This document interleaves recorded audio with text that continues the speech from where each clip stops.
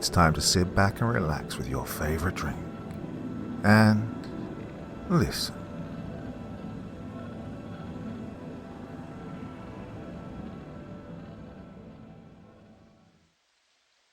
I was jolted back to consciousness by a violent coughing fit caused by the unnaturally dry air around me. Drops of sweat had piled up and started trickling down my forehead. It was dark, not a single ray of light to even make out my closest surroundings. My memory served little help in recognizing my whereabouts, but upon fumbling around with my weak hands, I noticed I was sitting in a fabric-coated chair in a room that seemed to vibrate ever so slightly.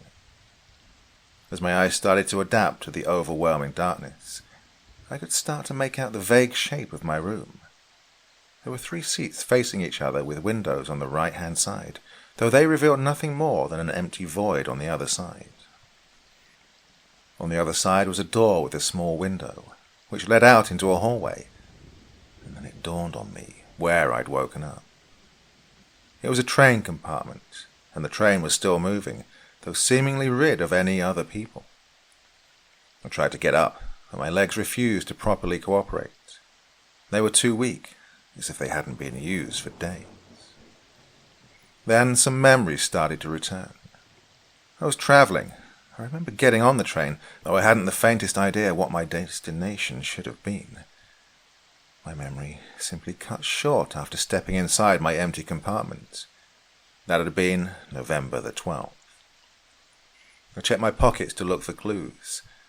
Found my phone, which had long since run out of power, and my wallet. Though it contained a ticket, in the dark it just looked like weird scribbles on a piece of paper.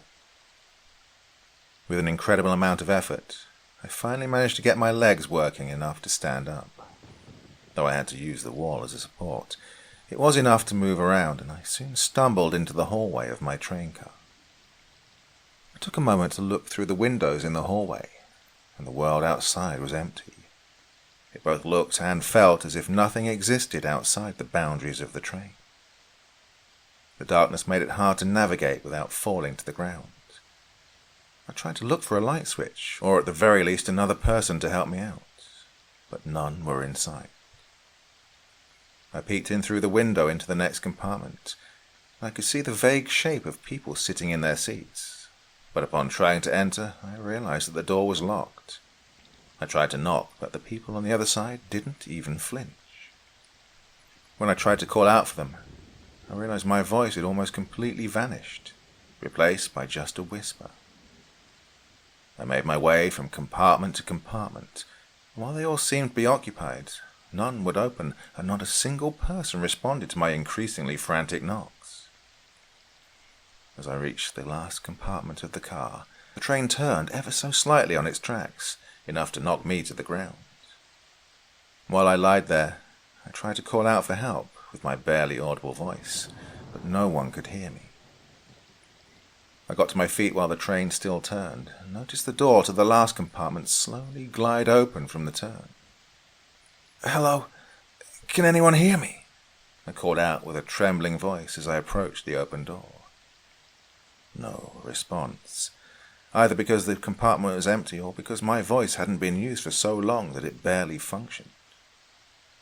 I slowly peeked my head around the corner to see the compartment fully occupied by dark figures, all of them sitting perfectly still in their seats. "Hello?" I said again. I took a step inside. My eyes had started to fully adjust to my dark surroundings, and I quickly realized that not only were the people sitting perfectly still, but they weren't even breathing. The horrible thought of them being dead struck me like a hammer, but I had to make sure. I bent down on my knees next to the closest man and shook him gently. Still, he didn't respond. I then checked for a pulse, and though I'm not a doctor, I couldn't find any signs of life. I heard a small beep that shocked me to my feet, and I looked down to see the man wearing a digital watch that alerted him that an hour had passed. I looked at the watch and noticed the date was also written in the center. The 29th of November. It had been 17 days since I had boarded the train. With a trembling hand, I checked the rest of the people for signs of life. All of them were, beyond a shadow of a doubt, dead. Panic arose in my body, both from the presence of dead people and from the realization that I'd been asleep on a moving train for more than 2 weeks. I collapsed to the ground in front of one of the dead passengers. She was an elderly woman, dressed elegantly with wide-open, piercing blue eyes. Oh, I didn't want to stay in the compartment with them, but I was paralyzed by the lack of a plan. There I sat, surrounded by 6 dead people, trying to contemplate my next step. The train was still moving, which clearly meant that someone had to be in control of it. The conductor, or at least someone with an idea as to what the hell was going on. And so I decided that my best bet would be make my way to the locomotive and pray that not everyone had died on the train. All the while these thoughts ran through my head, I couldn't take my eyes off that elderly lady. Something just felt off by their presence. Firstly, there wasn't any smell, meaning that they hadn't started to decompose, and secondly, all of them had their eyes open wider than I thought possible. Before I could consider the bizarre situation any further, the woman suddenly blinked. I shot to my feet in horror as she blinked again. I double-checked her pulse. Still nothing. Yet her eyes kept blinking without any other signs of life. In shock, I looked around to find that the other 5 dead passengers were also blinking rapidly.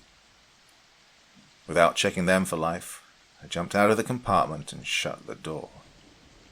I noticed a chunk of wood missing from it, as if someone had kicked it in, leaving it unable to properly close. As I slowly backed away from the compartment, I glimpsed out through the windows into the empty void beyond. I humoured the thought that we might be moving through a tunnel, but if so, how long could it possibly be? I stepped into the next train car. Unlike the previous one, it wasn't divided into compartments, but rather filled with rows of seats split in the middle by a central passage. But, like the compartments, each seat was occupied by a dead passenger, each blinking in response as I quickly passed in panic. I walked through about 15 such cars, each alternating by rows of seats and compartments. And it felt like hours passed as I made my way towards the locomotive. And just as I was about to enter through a door marked first class, I was shoved to the floor by someone holding a bright light to my face. "Stay the fuck down," a deep voice shouted at me. Speechless, I could do nothing but comply with the man in front of me. "Wait, you're not dead?" the man asked. As he realized I was basically just a kid, barely in my 20s, he moved the light away from me and reached out a hand to help me up. "I'm sorry, I just heard someone moving and thought you were one of them," he said, as he pointed to the lifeless people sitting idly by in their seats. "What's your name?" he asked. I'm Thomas," I stuttered. As the shock from the bright light faded, I saw that the man was dressed in a police uniform, well-built and bald. "Name's John Hendricks," he said, "and we better get out of there before these bastards wake up again." "They're not dead?" I asked.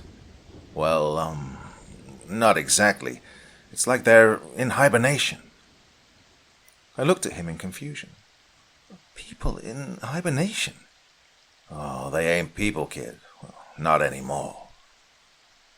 As he spoke those words, he seemed surprised by something behind me. "Oh, fuck, I was too slow," he said, oddly calm. I turned around to see the people moving their heads around, all of them staring directly at us, their eyes now fixed and unblinking. "We need to get out of here," John said as he pulled my arm and dragged me in through the door to another compartment car, though far nicer than the one I'd awoken in. All the doors had opened, and people were slowly piling out from each compartment into the hallway, staring at us with their wide open eyes. We dove into the first available compartment, and the officer pushed one of the people out from it and locked the door. He sighed.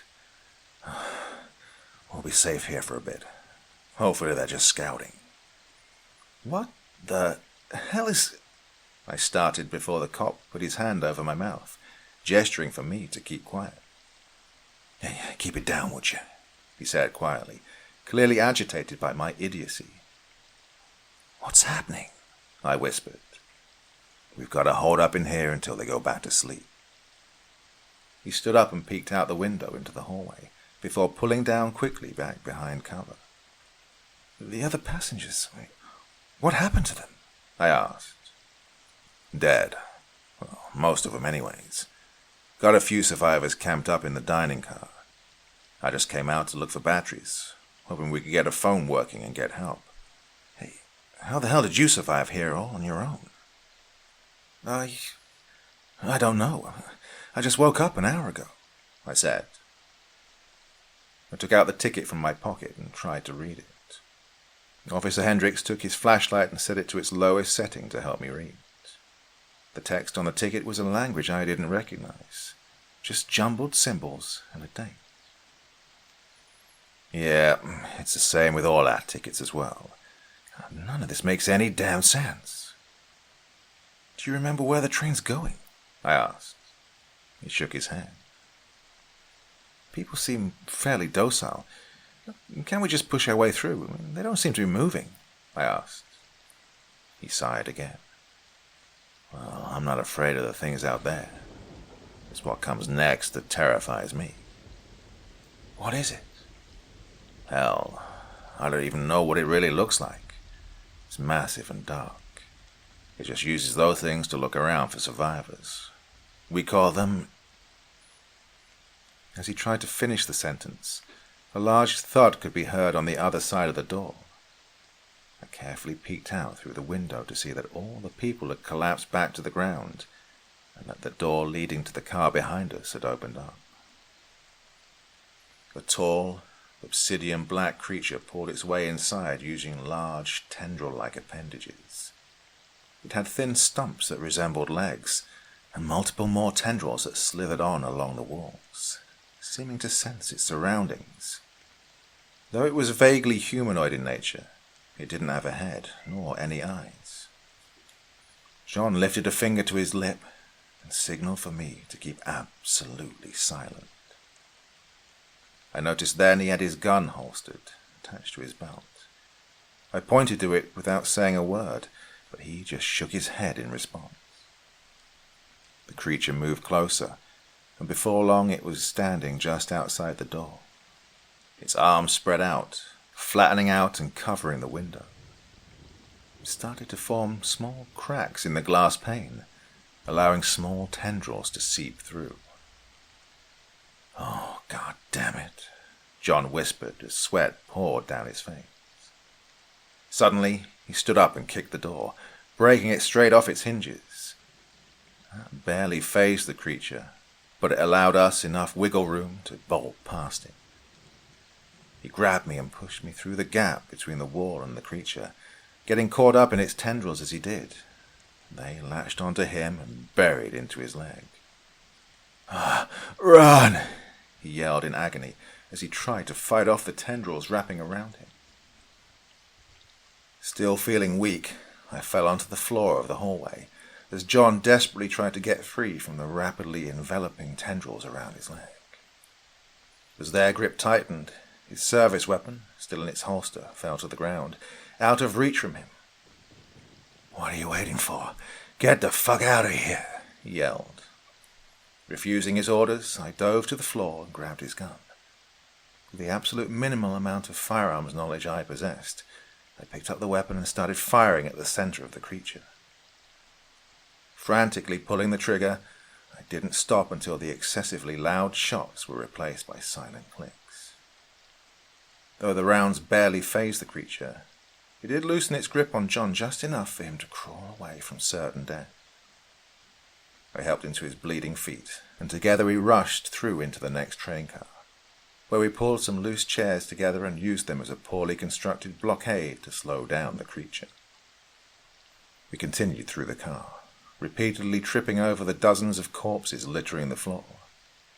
I took a peek back at the barricade to see the creature slowly seeping through like a black fog, before reforming itself on the other side. "Hurry up!" John yelled at me.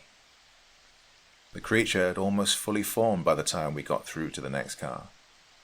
Unable to grab us, it quickly realized we were out of reach, and in response it split open its body down the middle, revealing rows of black teeth and multiple tendrils that resembled tongues. It let out a horrific, high-pitched shriek that shook the entire train, almost destroying my eardrums. The sound itself awakened the dead people strewn across the hallway. They lifted their heads and looked around until they fixated their eyes on us, which alerted the creature to our presence. It moved quickly, all the while its tendrils stretched impossibly far towards us in a hungry attempt at catching us. We were almost at the dining car when I fell to the ground. A tendril had wrapped around my shoe, and John quickly grabbed my arms as I was pulled away. I screamed, and the door to the dining car shot open. 2 men and 1 woman ran over and helped John pull me free from the tendril's grip. One of my shoes slid off in the process, allowing me to get away. We ran through the door and shut it behind us, while one of the men pulled a large metal rod through a makeshift lock. Both John and I lay wheezing on the floor from exhaustion as I tried to look around, observing my new surroundings. The car was full of booths with a small bar all the way up front, covered in canned foods and bottled water. In the corner I saw a few bags full of waste and empty food wrappings. The entire car was dimly lit up by a couple of rows of emergency lights on the ceiling, and it was clear they'd survived there for a couple of weeks already, though if the 4 of them were all that remained, I didn't know. "What the hell happened to you, John?" a man in his 50s asked. They must have seen me coming. I don't know how," John said, still out of breath. They kept looking back at him in shock, not satisfied by his answer, so he continued. "I didn't even use the flashlight until I saw Thomas here, and by then they'd already awoken." "So you waited until they went back to sleep?" the woman asked. "No, they'd already seen us. No, we had to make a run for it. I came back as quickly as I could." His last sentences shut everyone up, and John stared at them, confused. "John, you were gone for 2 days, she finally said. "Oh, don't be ridiculous. I was gone for a couple of hours at most." She pulled out a digital watch and showed John the time and date. "It's December 1st, she said quietly. "That's..." John trailed off, speechless by the realization. "How'd they see you anyway? They're not exactly observant unless someone disturbs them," one of the men said in a condescending tone. "I don't know, Frank. Do you think I did it on purpose?" I thought back to the old lady I'd seen in the first compartment, and realized John hadn't been discovered at all. I was the one who got caught. "Officer, I tried to say before John interrupted me. "John," he corrected me. "Look, we're in another frickin' dimension or some shit. No need for ranks or titles." I tried to confess again, but the woman noticed John's bleeding leg and rushed over to him. "You're bleeding," she said. It's nothing. The sentinel got a hold of my leg. Don't worry, I'm fine." "Just sit down. Let me have a look anyway." John sat down and the woman rolled up his trouser leg to reveal deep gashes in his calf. "Oh, you'll need stitches. Hey, get me the med kit, will you?" she said as she pointed to Frank. While she did her best to fix up John's leg, I got a better look at the door. They'd reinforced it with pieces of metal around the edges, also covering the window, preventing the creature from seeping through the cracks, and its surveyors from seeing through it. On the wall beside the door, someone had etched lines, marking each past day. 19 lines for 19 days passed on a train that never stops. The oldest man, Frank, came over to me, looking as suspicious as ever. "Who are you?" he asked firmly. "Thomas," I responded. "You want to tell us how you survived 19 days all on your own, without food or water?" Well, I couldn't answer his question. To me, only a few hours had passed, and though I felt thirsty from fleeing, I wasn't even close to being parched. I don't know," I stuttered. "What do you mean, you don't know? How can you not know?" Frank said, getting agitated. "Hey, give him a break, Frank. If you hadn't left your bag behind, I wouldn't even have had to go out and risk my life," John interjected. Well, that was enough to shut Frank up. Though an asshole, he knew his place in the group. The other, younger guy came up to me and reached out his hand. "I'm Philip, and that's Maya," he said as he pointed to the woman fixing up John. "And lastly, that's Frank. Don't pay him any attention. He's a pain in the ass 99% of the time." "Whatever," Frank interrupted. "Did you get the batteries at least?" "Of course I did, you twat. They're in the bag," John said. I just stood there, trying to get a grasp on the situation, barely responding to the other's questions. "Don't worry about it, Thomas," Maya said as she noticed the absolutely baffled expression on my face. "Huh? None of us remember what happened. We all just woke up at different times on the train and had the idea to make our way here. Well, it's safe, mostly, and the sentinels keep us from going out very often. You're lucky John found you." "Sentinels?" "Yeah, the thing that chased us," John explained.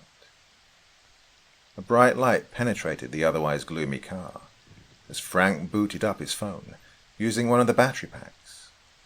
Without hesitation, he attempted to dial a number. "Put it on speaker if you're trying to call someone," John said, still waiting for Maya to finish bandaging his leg. No one responded on the other end, but no sooner had Frank lowered the phone to input another number before it started ringing. Blocked caller ID. For a few moments, he just held the phone in shock, before he regained his senses and answered. "Hello?" No response. "Hello? Can anyone hear us?" Frank asked again. We listened intently to the emptiness on the other end of the line, and a minute passed without anyone speaking. "There's no one there," Maya said. Before any of us could respond, the phone started emitting repetitive beeping sounds. They continued for almost a minute, none of us daring to speak up while we listened. Once it was finished, the call ended on its own. Frank looked around at us, wearing a confused expression. "What the hell was that?" John asked. "No clue. It was just a bunch of beeps." "Designation, Gehenna. 108 hours. Do not get off the train," I said. "What?" "It was Morse code. Learned it as a kid to secretly communicate in class. Yeah, I know it's dumb, but, well, I was a geek. But I'm absolutely sure that's what the message said." They looked at each other for a moment, still visibly confused, and then back at me. "Gehenna? What does that mean?" Maya asked. "Forget that," Frank interjected. "Why are they telling us to stay on this frickin' train?" We fell silent again as Frank attempted to dial another number, to no avail. 108 hours. Just over 4 days before we reach our next station. "We can do that. Just gotta stay here. Well, we have enough provisions for at least 2 weeks," John said. "So that's it? We just sit here in the dark for another 4 days?" Frank asked. A small argument ensued, and while they discussed what we'd do at the train station, I took a moment to look out of the window. The vast emptiness was horrifying on its own. I wondered how far the darkness reached, if it had an end, or if anything lived in the void. Part of me felt dread as I pondered these questions. I felt dread as if the train was nothing more than a mere figment of my decaying mind, But the pain was ever too real. The tiredness felt too overwhelming for this world to be fake. I took my dead phone, grabbed one of the battery packs, and plugged it in. The others were too busy discussing to notice me wasting power, but I just needed to write down some of my thoughts over text, ready to send if we happened to get a signal. I sent it to my dad, hoping he'd share the story should I not make it back. While I patiently waited for the text to go through, I kept staring into the dark. Some parts were blacker than their surroundings, and I then noticed they weren't just patches that contrasted with the rest of the environment, but moving things, almost Vanta-black, like a shadow moving through the night. It glided in the air alongside the train, quietly looming by with its eyeless body. It was a sentinel. "Guys," I said quietly. They kept on arguing. "Guys, there's a sentinel outside," I said, much louder. John broke off from the argument, and everyone fell silent as we watched the creature fly beside the train. Then we noticed another, and a third, and a fourth, and before long we could make out hundreds, if not thousands, of sentinels following the train. "Don't worry. They shouldn't be able to see us or hear us without their surveyors," Philip said. We all kept staring at the shadowy things in the void, and though Philip was right, they couldn't possibly see us without their aid. There was one undeniable fact about them that just didn't make sense. They were getting closer. John grabbed me and pulled me down to the floor, away from the window. "Stay the fuck down," he whispered. While we lay there, Frank and Philip rushed to cover up the windows with whatever debris and furniture they could get loose from the floor. "Do they know we're here?" Maya asked. "Doesn't matter. We ain't taking any risks. We need to survive for 4 more days until we reach Gehenna," John responded. They were quick to block the windows, and within a minute we'd all settled down on the floor, where we tried to discuss our next move as quietly as possible. On the other side of the door, leading to the next car, we could hear the shuffling of surveyors trying to get in. They knew we were here, which meant the sentinels would be alerted very soon. "They're behind the door," Frank said. "Can they hear us?" "Don't know, but stay quiet anyway. They might not know for sure that we're here," John said. "What about your gun? If we just kill the surveyors, they won't be able to alert the sentinels." "I don't have any ammo besides. That idea is freaking stupid." Even with the emergency lights dimly illuminating our car, it was hard to make out our surroundings, and with no idea how to turn them off, we could only pray that the surveyors didn't notice them either. A few hours passed with none of us daring to speak up, all fearing that the sentinels would come bursting in through the windows at any moment. The only one moving was Maya, and she only did that to check on John's leg. "Do we have any antibiotics in the bag?" she asked. Philip opened and rummaged through a large travel bag. In the dark he couldn't see much, and after a minute he decided just to empty the bag of all the random items they gathered on the train, finally pulling out a box of pills. "Amoxicillin?" he half asked, half said. "That's all we have?" Maya asked. Philip nodded and tossed Maya the box. She handed them over to John, giving him instructions on when and how many to take. The first 24 hours, each marked by an innocuous beep from Maya's digital watch. The first 24 hours, each one marked by an innocuous beep from Maya's digital watch. I couldn't get my mind off that name. Gehenna. It sounded familiar.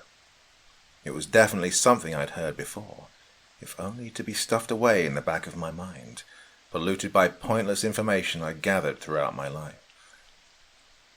42 hours passed, as counted by the beeps. People were getting restless, unable to stand up or move around without alerting the surveyors. We still hadn't made a decision whether to stay on the train as we reached Gehenna, or to bail out and try our luck somewhere else. "Are we really going to listen to some cryptic message?" Philip asked. "Like, I don't want to be all pessimistic, but, well, why should we trust them?" "Look, they're telling us to stay on the train, but do they mean as it stops, or now while it's heading there?" Maya asked. "Doesn't matter. Shouldn't we just do the exact opposite of what they tell us?" "No. Whatever happens, we're getting the fuck off this train when it stops. As long as there's solid ground to walk on, we're not staying a minute longer than we have to," John interjected. 60 hours passed, and the void lingered outside our train, ever-present and full of unseen horrors. Despite the stress, I somehow managed to drift off to sleep. Though restless, it was a deep sleep occupied by an incredibly vivid dream of Gehenna.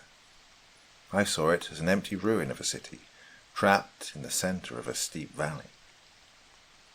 Maya and Frank stood by my side, with defeated expressions on their faces.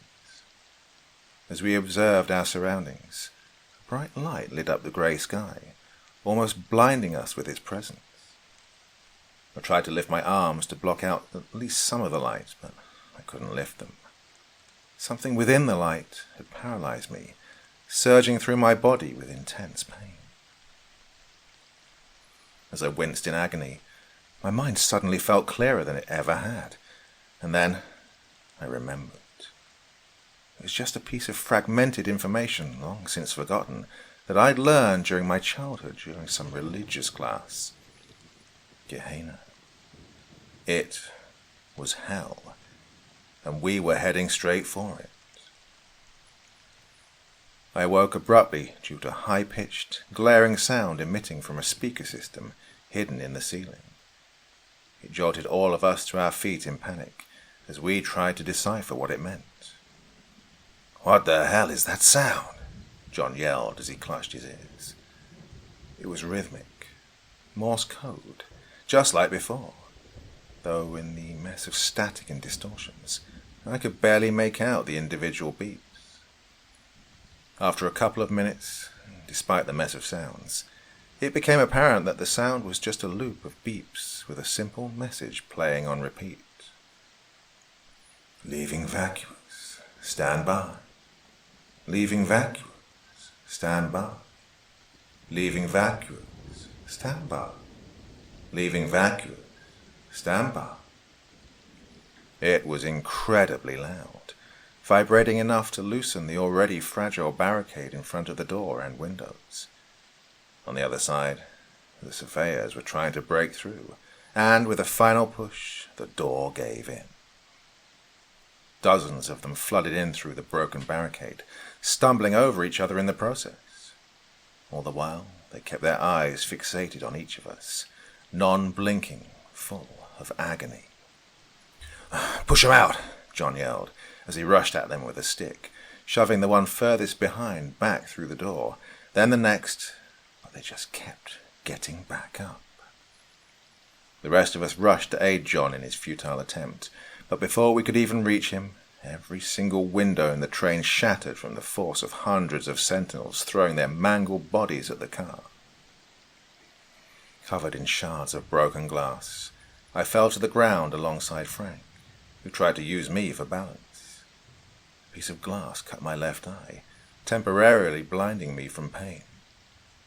As I got the piece of glass out, I saw the sentinels digging their way through the broken windows, turning to a viscous fog and pouring in through each crack in our barricade, reforming themselves on the other side, just like before.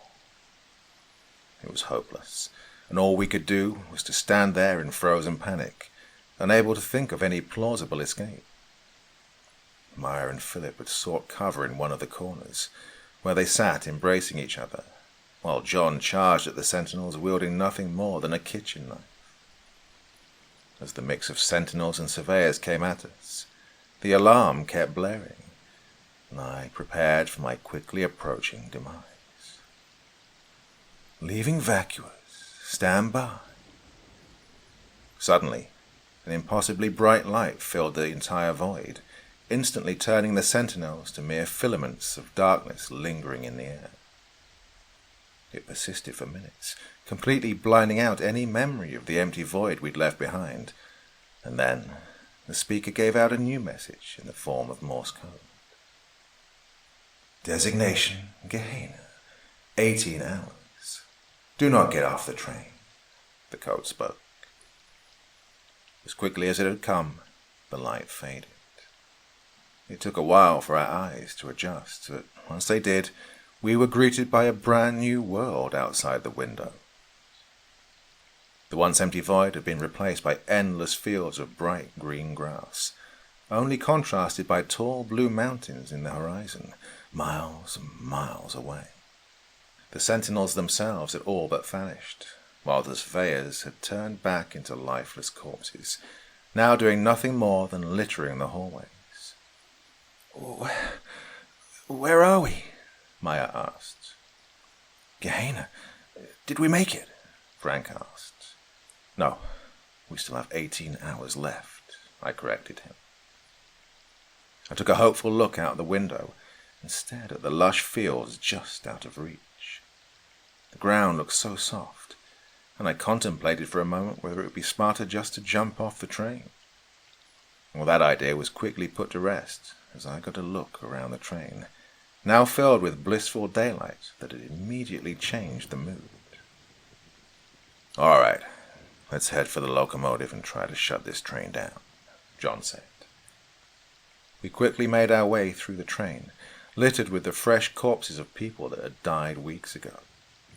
Their connections to the sentinels had now been broken, leaving them limp on the ground with no direction. Once we reached the locomotive, we were faced with a heavy iron wall blocking our entrance, a door with no handle nor a keyhole to open it. Great. What now? Frank asked. Well, maybe we can climb out one of the windows and get there from the outside, John suggested. Before we could even indulge the idea of climbing on the outside of a moving train, we were all shoved to the ground as the train rapidly lost speed. The tracks screeched as the wheels locked themselves in place, and we quickly came to a sudden stop. What the hell just happened? We've stopped, but there's no platform or anything outside, Maya said as she peeked outside the window. Doesn't matter, okay? Get your stuff. We're getting off this nightmare. We returned to the dining car and picked up our bags, alongside any amount of food and supplies we could possibly carry. Well, we hadn't yet reached Gehenna, but considering the implications that we were heading straight for hell, this would be a safer bet. For the first time in weeks, we stepped down on solid ground, with a brilliant green field only a few feet away from us. Philip took charge, carrying what little medical supplies we had, while John followed. There was a decently brisk wind that felt great in the otherwise hot climate, but the grass didn't seem to sway even the slightest. As minute a detail as it seemed, it warranted a closer look. They were crystals, green, razor-sharp crystals that, from just a few feet away, resembled blades of grass. Wait, don't! I tried to yell, but it was too late, and Philip stepped down hard on the field. Oh! He yelled as the crystals cut through his shoes, into the sole of his foot. The rest of us froze in our steps as we saw Philip pull back in agony, clutching his leg. Look, it's not grass. I trailed off.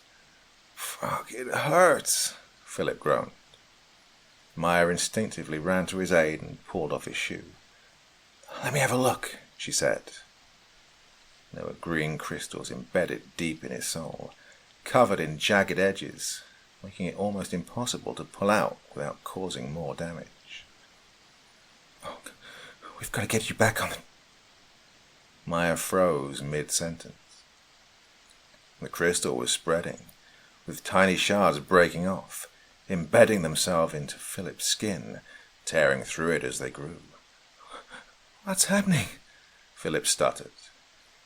Though the growth was slow at first, it quickly sped up, covering his entire foot within a minute, before proceeding up his leg.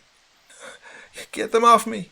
he yelled in pain as Maya tried to reach to rip them off, but John stopped her before she could touch them. "Wait, he'll get them on you too," he yelled. He pulled out his knife and got ready to peel the shards off Philip, but the crystal simply cut through the knife like butter, spreading onto that as well. In shock, John stumbled back and dropped his knife. Maya once again tried to run over and help him, but we all held her back. All we could do was stare at Philip as the crystals dug their way into his body, his bones audibly cracking and his skin rupturing as they continued spreading. He just lay there, screaming in agony until the crystals got to his lungs. And before long, his entire body had been turned to rock. Before we could even process or mourn our loss, the crystals started spreading along the ground, slowly making their way towards us. "Back on the train!" John screamed. As we got back on board, we did our best to seal the windows and doors, but even then we had no proof it would stop the spread. The train had broken down, and with no way of getting it back up and running, all we could do was to wait as the green field of crystals spread onto the train, and to us. It's just a matter of time. Maya stared out through the train window, her eyes fixated on the crystallized remains of Philip. They'd known each other most of their lives, and now he had become nothing more than a memory, forever preserved within the green rocks. It had been a day since the train had broken down, but despite the time that had passed, there wasn't any noticeable change in daylight. The sky hung above us, blue and bright, though no sun existed to let us know whether we were still on Earth.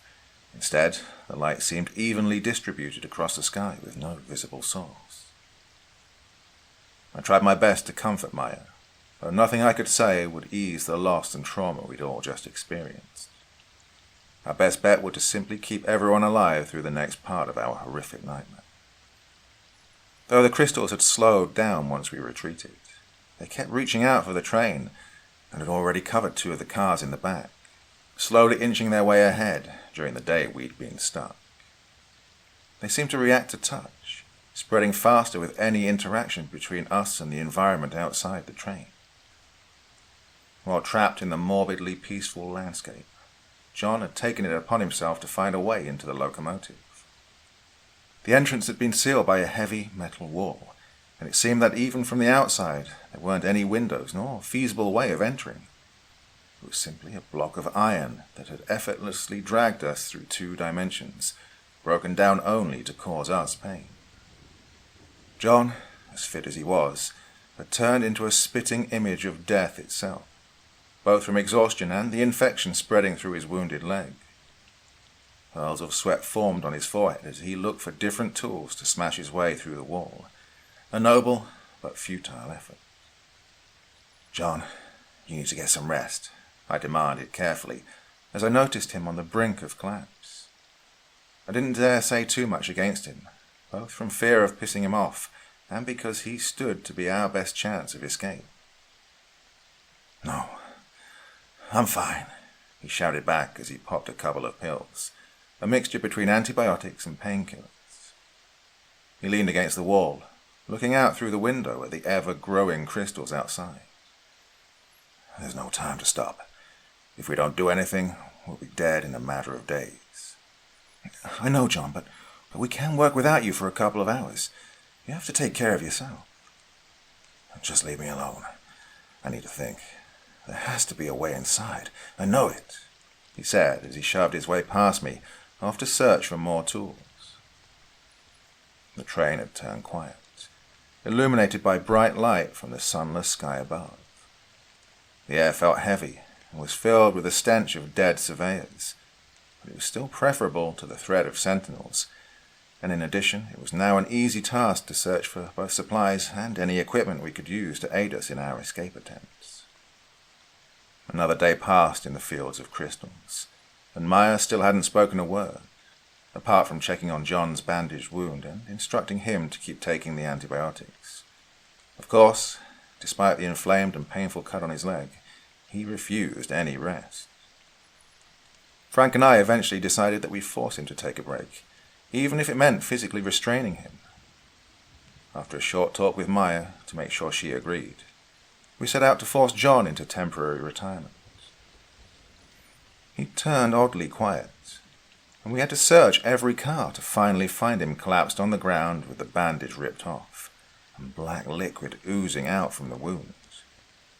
Before we could even call Maya in to help, the train jolted to movement, quickly coming to a stop as the back cars had fused together with the crystals. "The train! It's working again!" Frank yelled excitedly, before realizing we weren't actually moving. We looked at each other in sudden realization and shouted simultaneously, "The cars!" "Oh, we have to disconnect them," Frank suggested. "You do that. I'm going to stay with John. Tell Maya we need her quickly," I said as Frank started running to the back of the train. I sat down and shook John in an attempt at waking him, and while he didn't respond, at least he was breathing. I glanced at the black liquid trickling down his leg, forming a puddle on the floor, not daring to touch it. Whatever it was, it didn't look anything like the yellow pus I'd expected from an infection. Maya came running to my aid, quickly checking his pulse and breathing. "Oh, he's burning up," Maya said. Suddenly the train broke loose, and we started moving away from the green fields of infectious crystals. Frank joined us with as many supplies as he could carry from the back cars, trying not to leave food or any medication behind. "I can't believe we're moving again," Frank said gleefully as he returned to us, showing little concern for John's deteriorating state. Near the front of the train, there was a sleeping car, which we cleaned out and then put John to rest. Moving this mountain of a man was a tough challenge on its own, but it was nothing next to the challenge of keeping him alive through sepsis as the infection spread into his bloodstream. Maya took on the task of watching John, making sure he drank and feeding him his antibiotics while the train moved closer to Gehenna.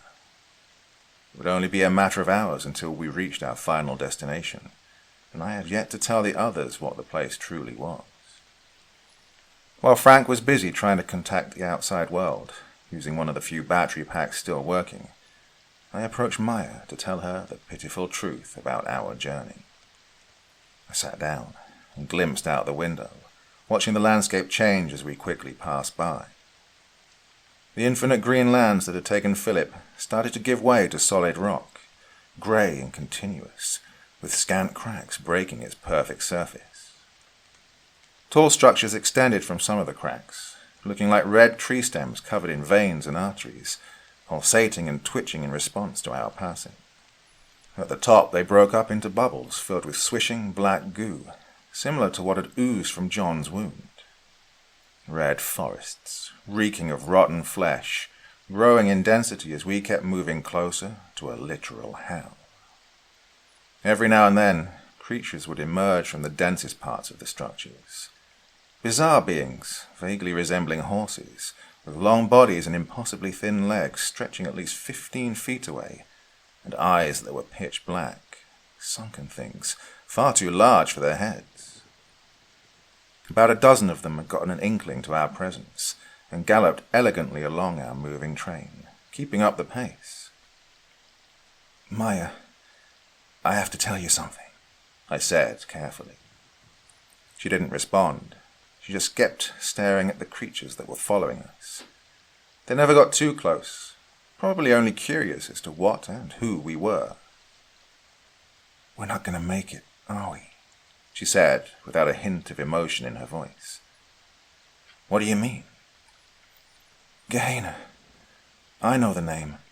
It means hell," she continued. The red forest outside kept getting denser, forcing the creatures to break off, and as the trees grew taller, the sky darkened. "I'm sorry. I should have told you earlier. I didn't want us to give up," she said. I kept my mouth shut. She'd been struggling with the same information as me, yet she kept helping us. It wouldn't make sense for me to confess that I already knew as well. "I'm sorry about Philip," I said after a minute of silence. "Thanks. He would have wanted us to keep fighting." I checked the watch, only to notice the seconds tick slower than normal. According to the time, we were only an hour away from Gehenna, but with every watch having slowed down, there was no way of telling how far away we actually were. "So, what do we do?" I asked. "When we get there?" I nodded. "Oh, I don't know, but right now we have to..." She was cut off by John starting to shake violently, screaming in agony without fully regaining consciousness. At first, it looked like a seizure, but once we saw his leg, we realized it wasn't anything that could possibly be explained by modern medicine. His leg had torn open completely, and black tendrils stretched out, wriggling around in the air as if searching for something. The obsidian black appendages looked exactly like the flesh of the sentinels, and it immediately dawned on both of us that the sentinel had deliberately let John live after spreading itself within him. We both screamed in shock, unable to decide whether to leave John behind and flee, or to stay and try to help him. Frank came rushing in just in time to see one of the tendrils shoot out from the leg and try to grab me, but I dug beneath it just in time.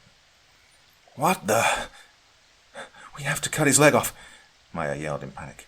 "Frank, get the knife, and something hard." "How are we going to..." I tried to ask with a trembling voice. "We'll cut through the flesh with a knife and try to break the bone, but..." Before we could even start to plan out the amputation, John shot to his legs, partially waking up from the pain, realizing what was going on. "Oh, get away from me," he groaned as one of the tendrils shot out at us, ripping flesh away as it extended from his wound.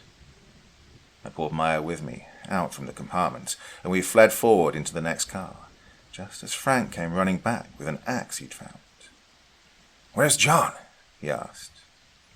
We didn't need to answer the question, because John quickly followed us, walking with his mangled, sentinel-infested leg. One of the tendrils had grown out from the wound, forming an amorphous black blob on the floor, still attached to John, feeding off his body. His leg had completely shattered and split open, but the infection had spread even further, reaching his abdomen, covered in tiny holes occupied by more dark appendages.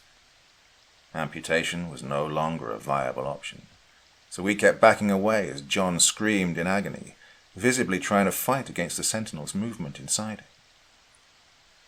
As we got to the space between cars, John unwillingly grabbed onto Maya with his arms. She fought back, but even without the tendrils, John was far stronger than all of us.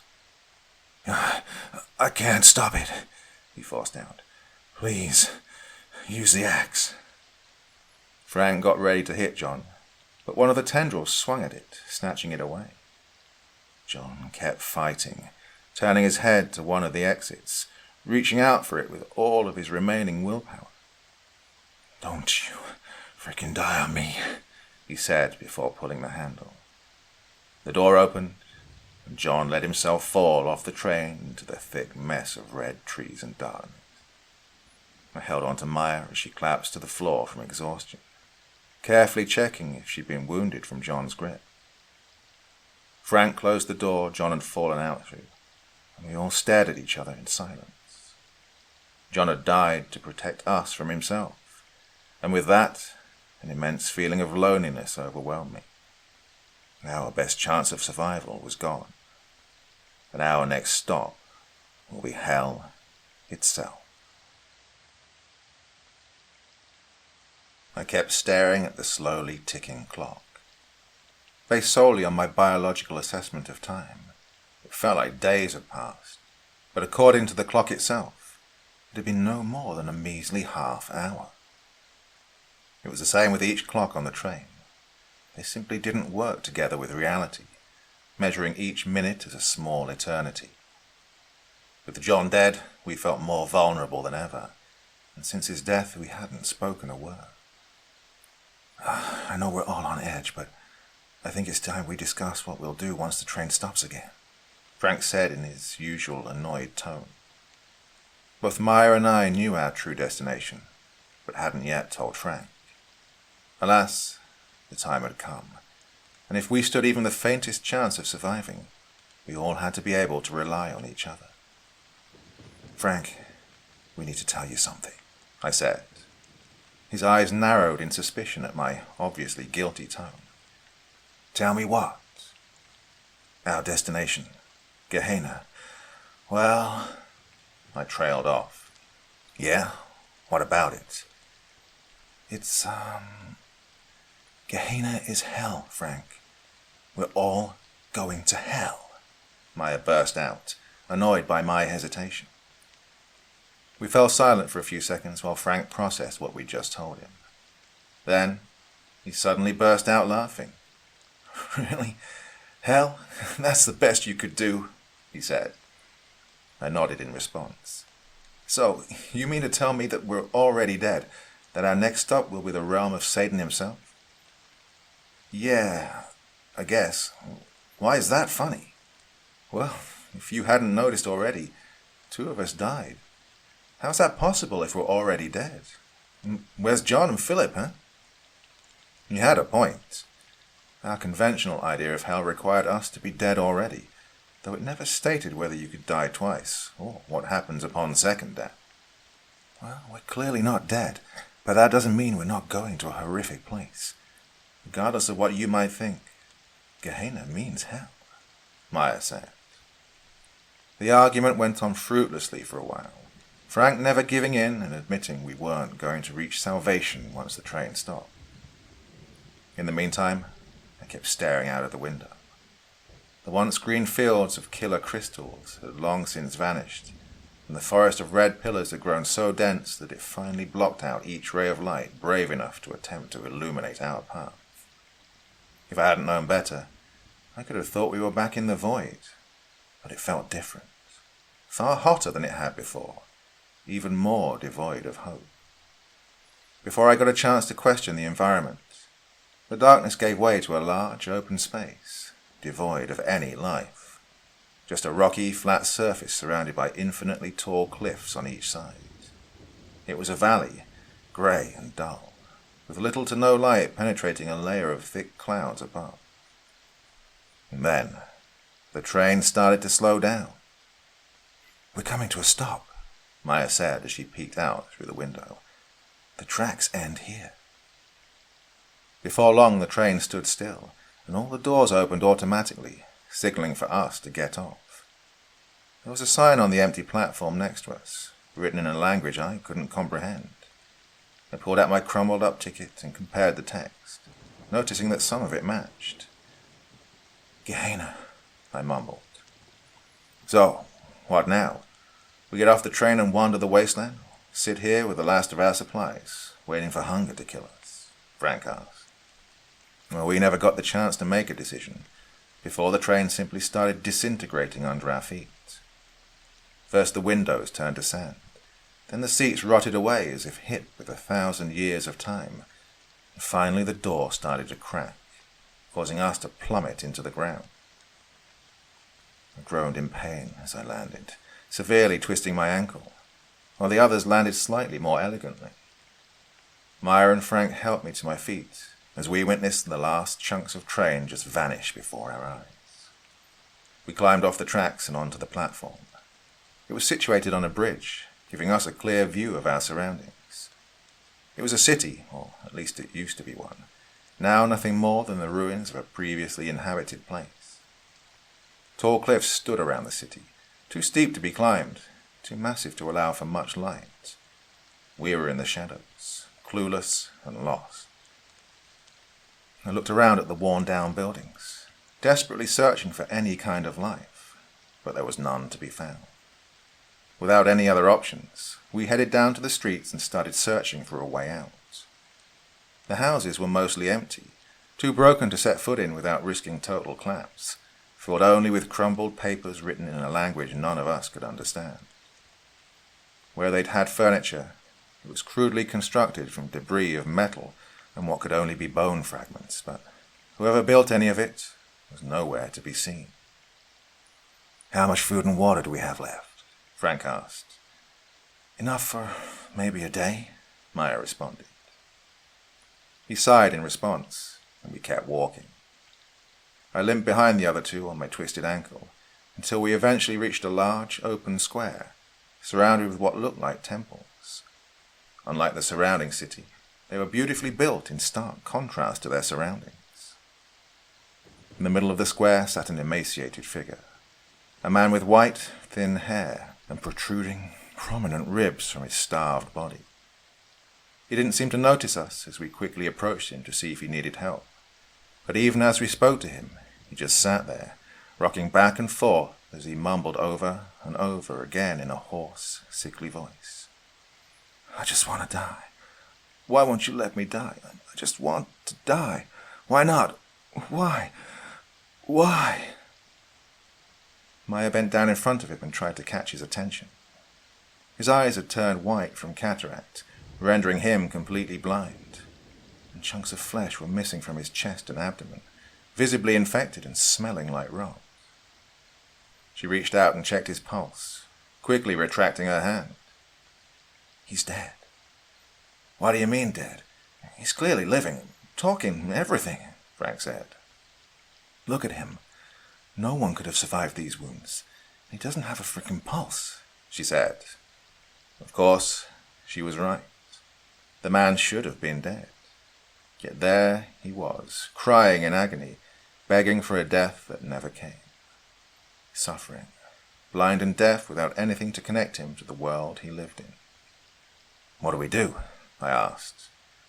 I think maybe we just finish him off," Frank said meekly. "We can't. He's..." Maya stopped mid-sentence, realizing for once Frank was right. "I'm sorry. I think I got to agree with Frank on this. He wants to die.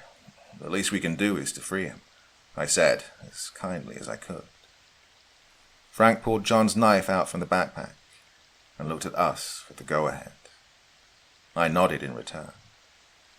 "You guys better look away," Frank said. He bent down behind the suffering man and whispered that he was sorry, before quickly slitting his throat. To all of our surprises, not a drop of blood poured out from the newly formed wound. Instead, the man just fell to the ground and gargled incomprehensibly. A whole minute passed, and then another, yet the man refused to die. The city wouldn't let him, and rather than freeing him, we just put him into a whole other level of misery, taking away his voice and ability to beg for death. I didn't..." Frank stuttered as he realized what he'd done. With that, as if a veil had been lifted from our blind eyes, we finally saw the empty city for what it truly was. Rather than the desolate ruins we'd met as we entered, we saw a fully populated city, filled to the brim with suffering inhabitants, each mutilated in various degrees. Most of them were blind, with their eyes either ripped out or turned to coal. Those unfortunate enough to see had their limbs removed or their organs torn out onto the street, unable to do anything to end their miserable existence. As this horrific realization hit us, the ground below us started to move. The city had finally noticed our unwelcome presence, and it reacted violently by pulling itself apart, creating a gaping chasm in the middle of the square that swallowed anyone unlucky enough to be in the way. "What's happening?" Frank asked in panic. "I don't know, but let's get out of here," I yelled in response. The chasm quickly widened, revealing a massive hole extending down into a dark abyss, with spikes and black tendrils extending from the burning walls beneath us. With my sprained ankle, I couldn't keep up with the others, and I slipped to the ground as it shook violently. "Thomas!" Maya yelled as she rushed to my aid, Frank continuing to flee towards the alleys. She pulled me up just in time to avoid being swallowed by the ground. We headed after Frank, who'd started running down one of the alleys, seemingly devoid of any people. As he entered the alley, the concrete walls started moving vigorously.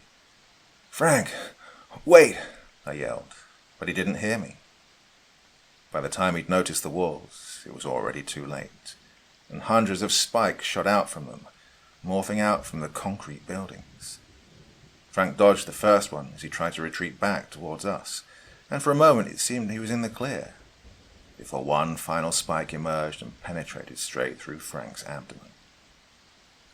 With the mortal wound, the wall fell silent.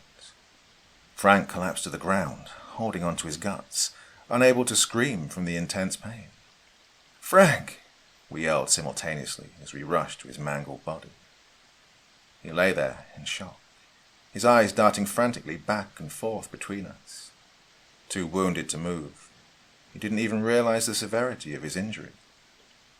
Maya tried her best to stop the bleeding by applying pressure, but it hardly slowed down the incessant flow of crimson blood. I'm okay. I'll be all right," Frank kept repeating in panic, getting quieter with each iteration. He quickly bled out, too fast to accept his ultimate demise, and all we could do was sit over him as he let out a final breath and finally fell silent. The ground started moving again, not to attach us, but to swallow Frank, to fuse his limp body with the concrete beneath him. Within seconds, he'd vanished and become one with the city of Gehenna. Before we could get the chance to catch our breaths, the wall started moving once again. With my injured leg, I knew I stood no chance of escape. But Maya didn't have to die with me. "Maya, get out of here!" I yelled as spikes formed around us, reaching out to destroy our vulnerable bodies. And then, out of nowhere, a dark rumble sounded alongside a bright light, and the ground came to a standstill. An old man emerged from up the valley, wearing a worn-out but perfectly tailored suit and a cane in his left hand. The sound shook us, and I grabbed my ear futilely trying to block it out, but it barely helped. "What the hell are you kids doing here?" the man said, as both Maya and I passed out.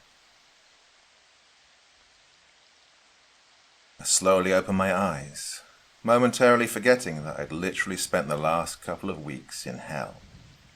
The old man that had saved us stood by the window, staring out at the empty street, mumbling in a language I couldn't understand. "Good morning," he said without even turning, somehow noticing my awakening. With a throat like sandpaper, I couldn't even respond. I looked around the room with my tired eyes, quickly realizing that Maya was missing. "Maya, where is she?" I forced out, barely a whisper. "Oh, don't worry about her, Thomas. She's resting in the chamber as the infection fades," he said, matter-of-factly. I pushed myself up into a sitting position, noticing a glass filled with a murky brown liquid on the bedside table. "Infection?" I asked as I inspected the glass. "Oh, it's the closest translation I could come up with. Everyone touched by the void slowly starts to drain, their souls wearing out as they merge with this place." He turned and limped towards me, revealing a mangled leg kept up by his cane, made from bone and a bright green crystal, exactly like the ones from the fields we'd passed. "Well, everyone except for you, Thomas," he said. "What does that even mean?" I asked. Before the man could answer, a loud, brief scream could be heard from one of the other rooms, one sealed by a heavy metal door, similar to the one on the locomotive. "What was that?" Without an answer, he limped over and touched the door with his cane. It morphed into an opening, which he walked through, and then it promptly closed itself off. A few minutes passed, and I got back on my feet, stumbling over to the door, unable to open it. I pushed my ear against it in an attempt to listen to the other side, but as soon as I touched it, the hole returned, and the man walked through it, shortly followed by a drowsy Maya. "Tom!" she exclaimed in joy as she embraced me in a tight hug. The three of us sat down around a table made from concrete and bone. "You must have a lot of questions. Though we're short on time, I'll answer as much as I can." he said. Maya and I looked at each other, both wondering where to start. Who are you? I asked. That's a tough one, he said as he scratched his head. I'm what you could call a guardian, and my job is to keep this place locked down, preventing any unfortunate souls from accidentally slipping through the dimensions and ending up for the rest of eternity here. Before my time, I don't know who or what I was. I believe I used to be human, but it's been so long that any memory before this place has long since been wiped out. He paused and looked at the untouched glass on the bedside table. Drink it, he said as he looked at me. Without questioning him, I drank the liquid out of some strange compulsion. It tasted like piss, but it immediately revitalized me, as if I'd returned back home and recovered from the ordeals in hell. How did we get here then? Maya asked. The man looked at the floor with a shameful expression on his face. It's my fault. For millennia, I've kept this place safe, but even I've aged, and eventually I'll perish like all things should. And the people that are already here, like the one we... Maya trailed off. They came during the time between the last guardian and myself, when there was nothing here to keep the gates between our worlds closed. Those who met an untimely death or narrowly avoided it were unable to process or accept it, and they all came here. I tried to help the ones that were already trapped, but they were too far gone. Not like you two. Not like us. No, you two still have a chance to escape, but we'll have to move quickly. With that, the man shot out of his seat and started gathering a bunch of papers, filled to the brim with drawings and hardly intelligible text in a strange language. Take these, he said, as he put the bag of papers in my hand. We left the house and carefully ventured into the dark streets, with a sky so riddled with thick clouds that even if a sun existed, it couldn't possibly brighten up the ruins of Gehenna. The street was mostly empty, just a few suffering, lost souls wandering, curious as to our sudden presence. Though they started to follow us, they kept a safe distance. Don't pay them any attention. They won't bother us until we get closer to the light, the man said. He guided our way through the twisting and turning streets, eventually giving way to a vast, barren field riddled with the mutilated bodies of the lost souls. Without hesitating, the man started walking into the piles of dead, faster than both of us, despite his mangled leg. Ahead of us, miles and miles into the distance, lay massive cliffs stretching straight up into the sky, obscured at the top by the storm clouds. Then, as we touched the cold ground with our feet, a dim light appeared by the base of the cliffs, shooting through the air. What's that? I asked. That's your way out. It's a cave that serves as a doorway between our worlds. I've tried to close it, but I'm too weak. Now it will at least serve some purpose. As we passed the dead, some of them awoke, albeit too weak to rise. They stared us down, shrieking unintelligible words of agony. The guardian tapped the ground with his cane, the crystal facing down, and the dead fell silent once more. He fell to his knee as he lifted the cane, unable to support himself without its help. What happened to your leg? I finally worked up the courage to ask. Oh, it's a recent injury, caused by the sentinels, as you call them. They're usually confined to their void, but kept at bay by my mere presence in this world. But recently they've been getting braver. Well, I guess they know my time is up. What will happen without you? Maya asked. Well, the sentinels will take over Gehenna, rule it as they used to millennia ago, and the gates will open, allowing any unfortunate soul to fall through the gaps of reality. Well, unless someone takes your place, I asked. He nodded. I looked over at Maya, who had finally realized the same as myself. That one of us had to stay behind and become the next guardian. Tom, Maya said as she looked at me with pleading eyes. I turned towards her, but before I could respond, the ground below us started moving. I looked down to see that the barren fields had given way to an infinite pile of corpses, all rapidly waking up due to our presence. Some just starting to scream, while others were aware enough to grab for us. The Guardian pointed his cane at them again, and while some fell silent, he wasn't strong enough to keep them all at bay. "Something's wrong," he said quietly. There was no way we could reach the cave with the lost souls awakening, and the Guardian knew it. Without a word, he slammed the cane to the ground, falling down with it, and an impossibly strong light penetrated the air, instantly silencing the dead. As he saved our lives, his skin started to crack and burn, with the vast amounts of energy surging through him. "Run for the cave," the man demanded as he collapsed to the ground, rapidly falling apart. We rushed to help him, but he was surrounded by an invisible barrier, making it impossible for us to reach him. "No, leave me," he groaned. We looked at him in despair as the light started to fade, and the dead started to awaken once more. He bought us a few minutes, but time was quickly running out. "Do as I say and run." I grabbed Maya and pulled her with me, and we spurted for the cave only a few 100 feet away. The movement of thousands, if not millions of lost souls, moved the ground enough to cause cracks that shot towards the cave, ripping rocks from the wall. The cave started collapsing, and we dove through just in time to avoid being smashed to pieces by the falling rocks, one hitting Maya on her shoulder, tearing through her flesh. "Are you all right?" I asked as I helped her to her feet. "Yeah, the wound isn't too deep. I'll be fine." We turned towards the light that filled the cave. It was a frame of glowing fog surrounding a pitch-black portal, hanging a few feet above the ground. "That's it?" I asked. "I guess so.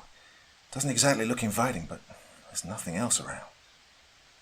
Even the ground within the cave was riddled with the bodies of the dead, and with each second we spent there, they started to awaken. "We have to hurry, Maya. You go first," I said as I walked closer to the portal. She didn't follow. She just stood back and stared at the swirling darkness hanging in front of us. "I'm not going with you," she said quietly. "What?" "You heard him, Tom. This place needs a guardian. If we both leave, millions will suffer. I just can't do it." Maya was far too good a person, unwilling to consider her own well-being over that of others, and I knew in my heart that nothing I could say would change her mind. She walked up to hug me, a final goodbye before we parted ways for the rest of eternity. I held her tight as I whispered into her ear, "I'm sorry." "Sorry about—" Without letting her finish the sentence, I grabbed onto her, swung around, and shoved her into the portal. The second she realized what was happening, it was already too late, and her body was washed away in the darkness, giving me a final look of sadness before she vanished. Gehenna needed a guardian, and Maya wouldn't have let me stay behind. So, without any other choice, knowing that she had a much brighter future back on Earth than myself, I made the decision for her. One moment of betrayal, to give her a chance at a good life, even if it meant myself staying behind for the rest of time. It'd be worth it. After Maya vanished, I felt at peace. Something within me knew she'd made it home, and with that, I gained a whole new awareness of the place I would call home. The papers given to me by the old man, once filled with an incomprehensible language, suddenly turned into instructions for me to follow, and that's when I knew the place had chosen me long before I'd even entered Gehenna. I was supposed to stay behind. Well, my job now will be to close every gap between this world and Earth, meaning that, after this message, no one will ever hear from me again. Tell my family I never suffered, and Maya, if you ever read this, I'm sorry. And I hope you live a great life.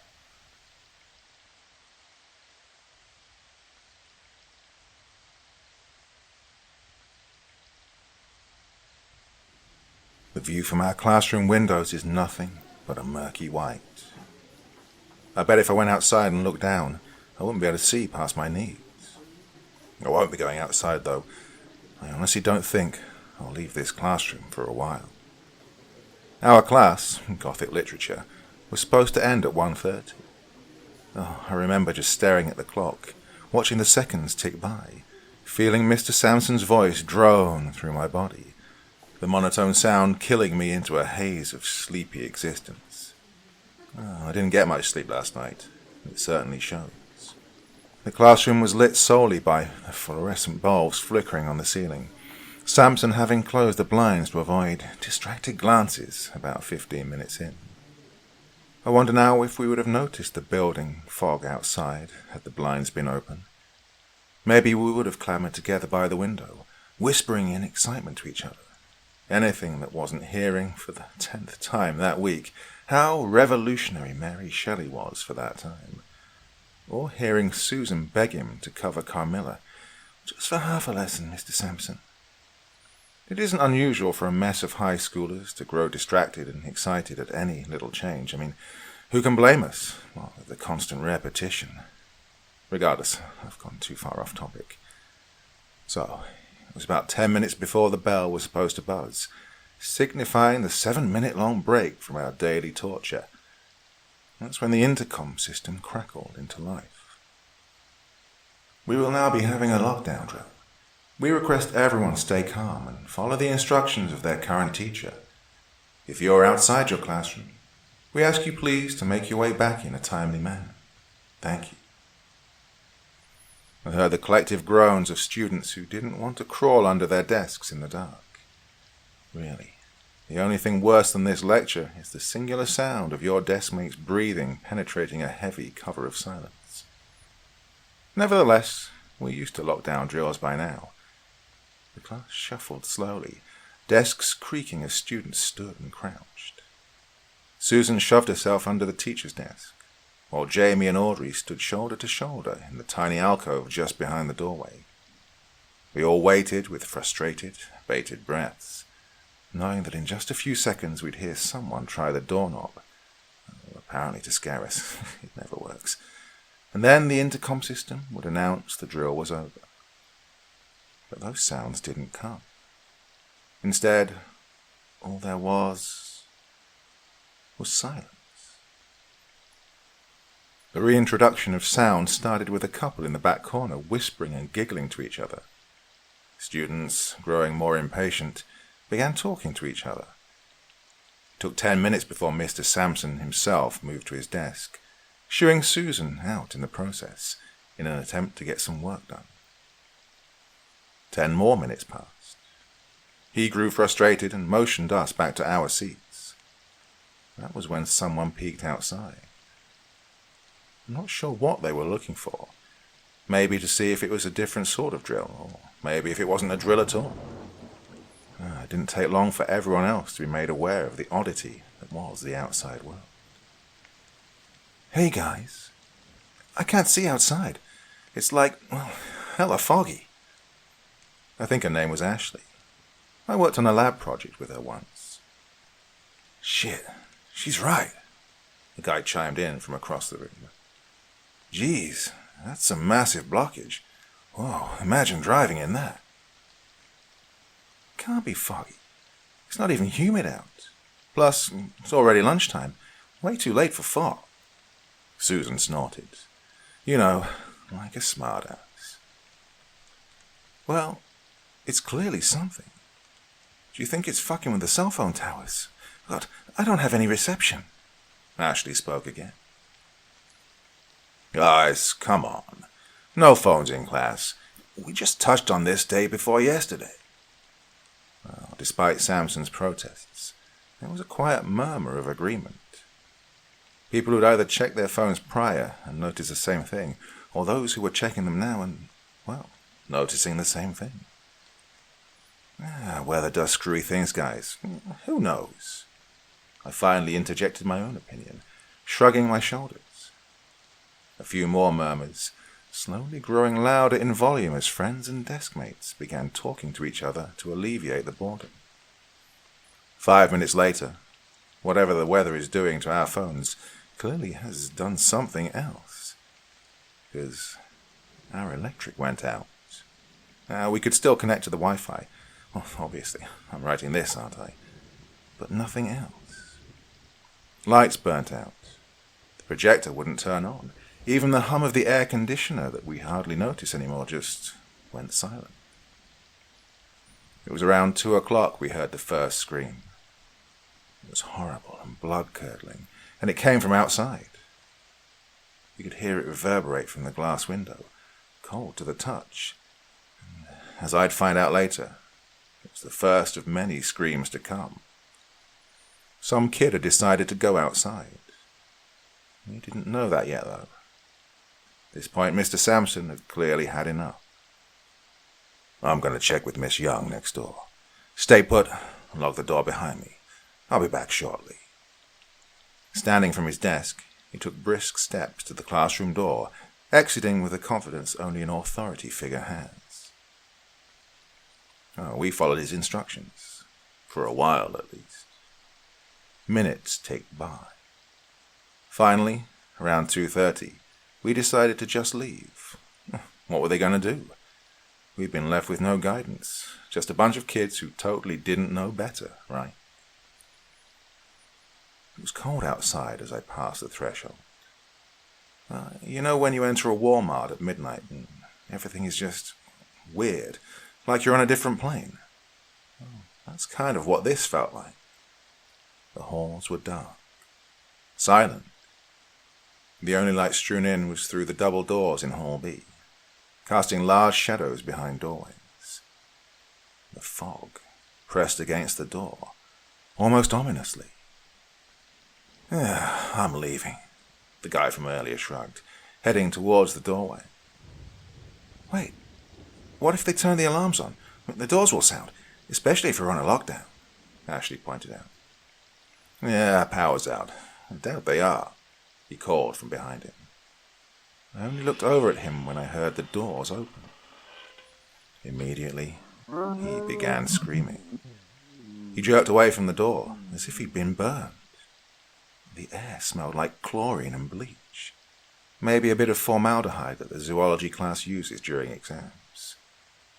The doors swung shut the second he'd let go, the fog quickly dissipating. Audrey rushed over to him, trying to help. What's the matter, Josh? She set a hand on his shoulder before jerking her own hand back, letting out a sharp exhale as if she'd been burned. Because she had.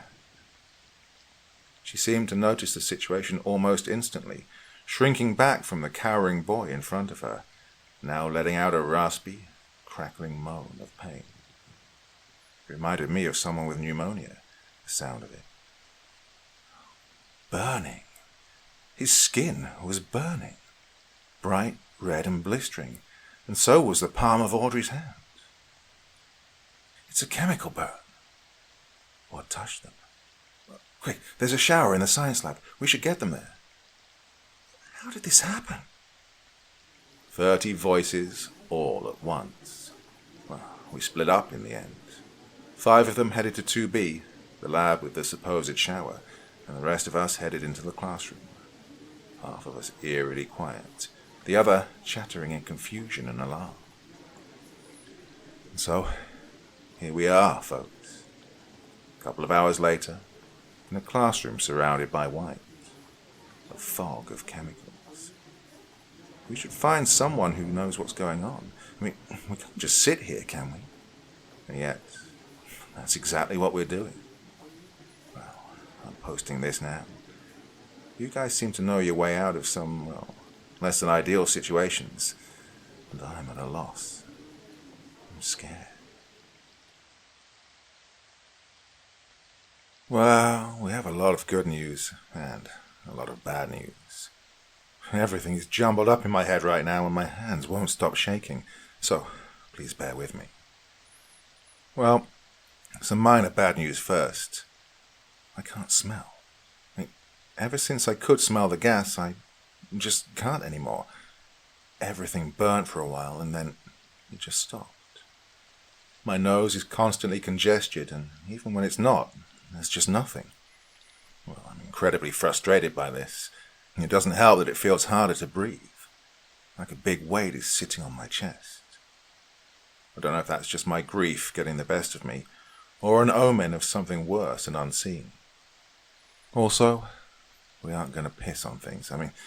Sorry, I know that's probably the smart option, but we've collectively decided that dignity still holds firm. Well, as much as it can right now, anyways. And the good news.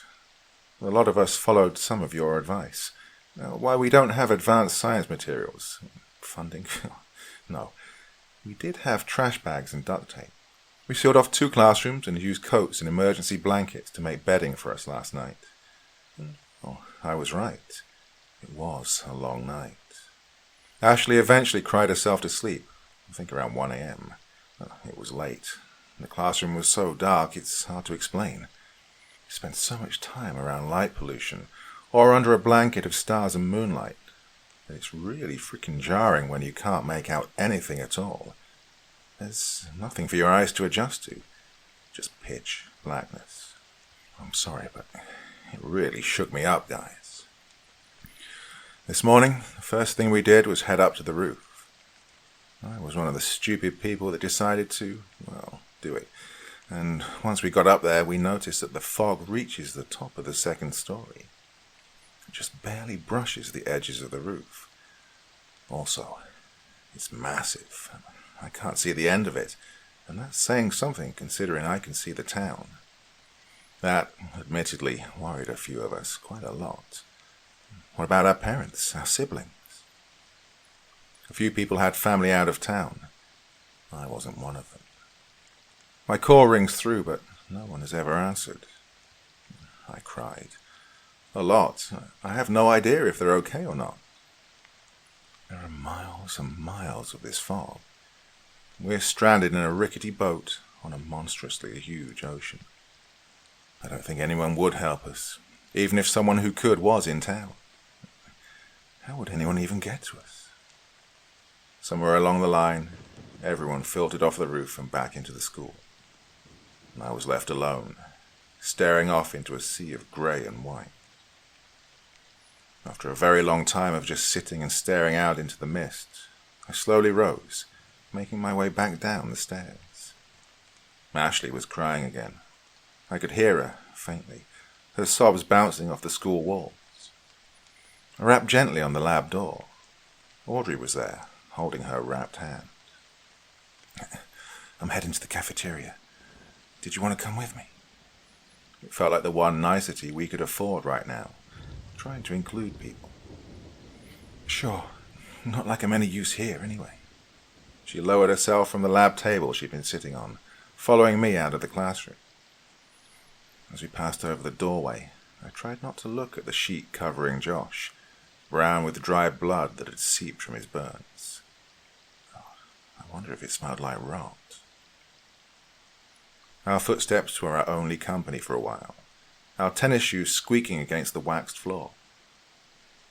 How's your hand? I tentatively asked. It doesn't hurt anymore. I can't feel much of anything in it, if I'm being totally honest. Oh, that didn't seem good. I read something once about how once a burn got bad enough, you couldn't feel it anymore, once it ate through your skin and down through your very nerve endings. Have you heard from your family? No. The entire town's like this. We could see it from the roof. Her polite smile dropped at this. Have you? I have a few of my cousins. They live out in Ohio. I can't reach anyone else, though. We aren't even on the news, Sam. No one's heard anything about us. There's a blockade on the town line. She drove down to check last night, but the guys there won't tell my cousin anything. Just that the town is zoned off until stated otherwise. Her voice wavered before she cleared her throat, pulling her gaze from mine. I looked down at my feet. That's weird, I managed in response. I felt a lump in my throat as emotions threatened to overwhelm me too.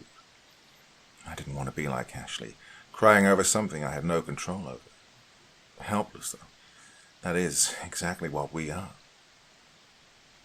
Even weirder, we haven't seen any of our classmates. Where are they? Where's Mr. Sampson? And that shit the fog did to Josh and I? God, what if someone opens the main doors? I don't know, I admitted shakily. It was then we reached the hallway in front of the cafeteria. I heard her gag audibly, covering her face with her hands. What? What's wrong? Field of corpses. We could see them from the window on the door before we could open the cafeteria doors. Dried blood coated the floor in front of dead eyes and slack jaws. Jesus, I managed. The smell. Audrey's wretches. Well, I suppose I got my answer. It did smell like rot. I could taste it, just faintly, in the air that I breathed. Oh my God! Oh my God! She heaved again, doubled over, clutching at her stomach with her bad hand. I set a hand on her shoulder. It likely wasn't safe to be near there. Come on. I pulled her down the hallway. Oh, there goes the perishable foods. We could probably loot the vending machines, though. They're all dead, Sam. What happened? Oh, the dead can't speak. It was the verbal equivalent of a shrug. Oh, somebody must have left a window open. I don't know. Lunch C would have been occurring around the time of the lockdown. Oh, I shook my head. We need to tell the others. I tugged her gently after me. I felt numb, trapped. I wondered if I screamed off of the roof, just yelled at the top of my lungs, if there was anyone left to hear me at all. Samantha, Audrey. Standing there when we rounded the corner was Ms. Young. Audrey stifled a sob, running forward to hug her on instinct. Dear, what happened to your hand? The woman rested a hand on her back, looking up at me. I tried to help Josh. The voice was muffled. I tried so hard. The cafeteria is dangerous, I whispered, pure ecstatic relief rushing through my veins. Yeah, I figured. Come on. Mine and a few other classes are holed up in the auditorium. The teachers are trying to collect stragglers right now, anyone we can find. It isn't safe to be roaming around right now. She gently pulled Audrey off her, coaxing us both down winding halls and labeled doors. At least 100 kids were in the auditorium. I recognized a few, and so did Audrey. A few yells of joy were heard. A few kids were crying. Emotions were, overall, mixed. I suppose we found out where the others went, though. It wasn't until dark that everyone, as many as they could find anyways, finished slowly filtering their way through the auditorium doors. The only light that accompanied us was the occasional phone screen. Miss Young was a force of life in the dark curtain that enclosed us all. Quiet, everyone, she shouted, holding up a hand. It took a few tries before a hush fell over the room. Even through the darkness, you could tell her expression was solemn. Miss Whitaker, Mr. Wardell, and myself are the only teachers we've found so far. It would appear, as I'm sure many of yourselves have already discovered to be the case, that we are unable to leave this school. You'll find that any efforts to will result in bodily harm. The air outside is incredibly dangerous. We ask that you all refrain from opening any outside doors, along with going down the language hallway, math hallway, or cafeteria hallway. Each of these are areas that have open windows. While you can see the fog in some, in others it's not so readily visible. A pause. She peered out at all of us. We have to get into contact with anyone in town, but we're working on contacting the proper officials. We ask that you all stay calm in the meanwhile. Food will be supplied to you as often as we possibly can, along with water. Please avoid running taps for the time being, as that water could be contaminated. We're all doing our best, and promise we'll get you all home safe and sound as soon as possible." And with that, she walked off to convene with the other teachers. Students clamored, a wave of pure chaos and sound erupting from the room. "My parents, my friends, they were at lunch. Are they okay? Does anyone have a charger? I'm starved. I hate this. My sister's home alone. Can't we just leave?" It was a while before things settled down, and I figured I'd update all of you. Clearly, some sort of officials know what's going on because the town is walled off. I don't know how the teachers intend on contacting people in town, but I do believe they'll try their best. The worry on Mrs. Whittaker's face told that. I think one or two of them are parents themselves. Audrey, along with a few other students who got exposed, are getting looked at right now. Mr. Wardell teaches chem, so I'm hoping he can help her. This can't last long, right? I mean, the cloud has to dissipate eventually, doesn't it? Doesn't it? I haven't heard any animals since everything started. Usually you can hear the birds from classrooms on a good day, with how thin the walls are, but I can't even hear them from the roof. Trust me, I try. I went up there last night to get some sort of air, away from the mugginess of 100 sweaty teenagers. But the silence was even worse. God, I have a cat at home. I keep thinking about her. I hope she's okay. I don't remember anyone leaving any windows open when I left for school, but it's been a couple of days, so my memory is questionable at best. This morning, 10 of us woke up sick, myself included. Fever, nausea, congestion. I overheard Miss Whittaker talking to Miss Young. She thinks a few of us have pneumonia. As soon as they found out we were sick, a mass effort was made to tape off any vents and doorways to the outside. A sort of makeshift school-wide quarantine. I heard they managed to reclaim the cafeteria somehow, but I honestly don't want to go there. I don't think all the bleach in the school could clean up that much blood, and God knows what they did with the bodies. They did, on a brighter note though, get the generator up and running. It's nice to have light again, especially in the bathrooms. Pissing in the dark is no easy task, let me tell you that. I got some on my hands and pants more than once. Well, we only have about a week's worth of gas, so we shut it off during the daylight to conserve it. Audrey won't talk to me about her hand. I've tried asking her what Mr. Wardell told her, but she won't budge. She just stares off into the distance and gives a small shrug of her shoulders. Whatever it was, I can't imagine it was good news. I would have given her a hug, but it was advised we avoid physical contact with those who are ill for the time being. Which, unfortunately, once again, includes me. I can't count the number of times I've dry heaved on my own snot. I woke up around 3 a.m, gagging and coughing. I was hesitant to fall back asleep. There isn't enough room to sleep on our side in the auditorium, and aspirating is a very real fear of mine. I doubt it's realistic, but it's a fear nonetheless. Burning up at 102 last we checked. It is just perfect. A few of the students are rambling about the fog, and this being related, but there was a pretty bad bout of the flu going around my town before we got locked up in here. I have no doubts that some kid's asshole parent made them come to school, and they managed to infect us all. Ashley's finally stopped crying. I think she realized that it won't do her any good, and was actually doing the exact opposite. I noticed a lot of the students avoiding her last night. Emotions can be caught just as easily as a virus.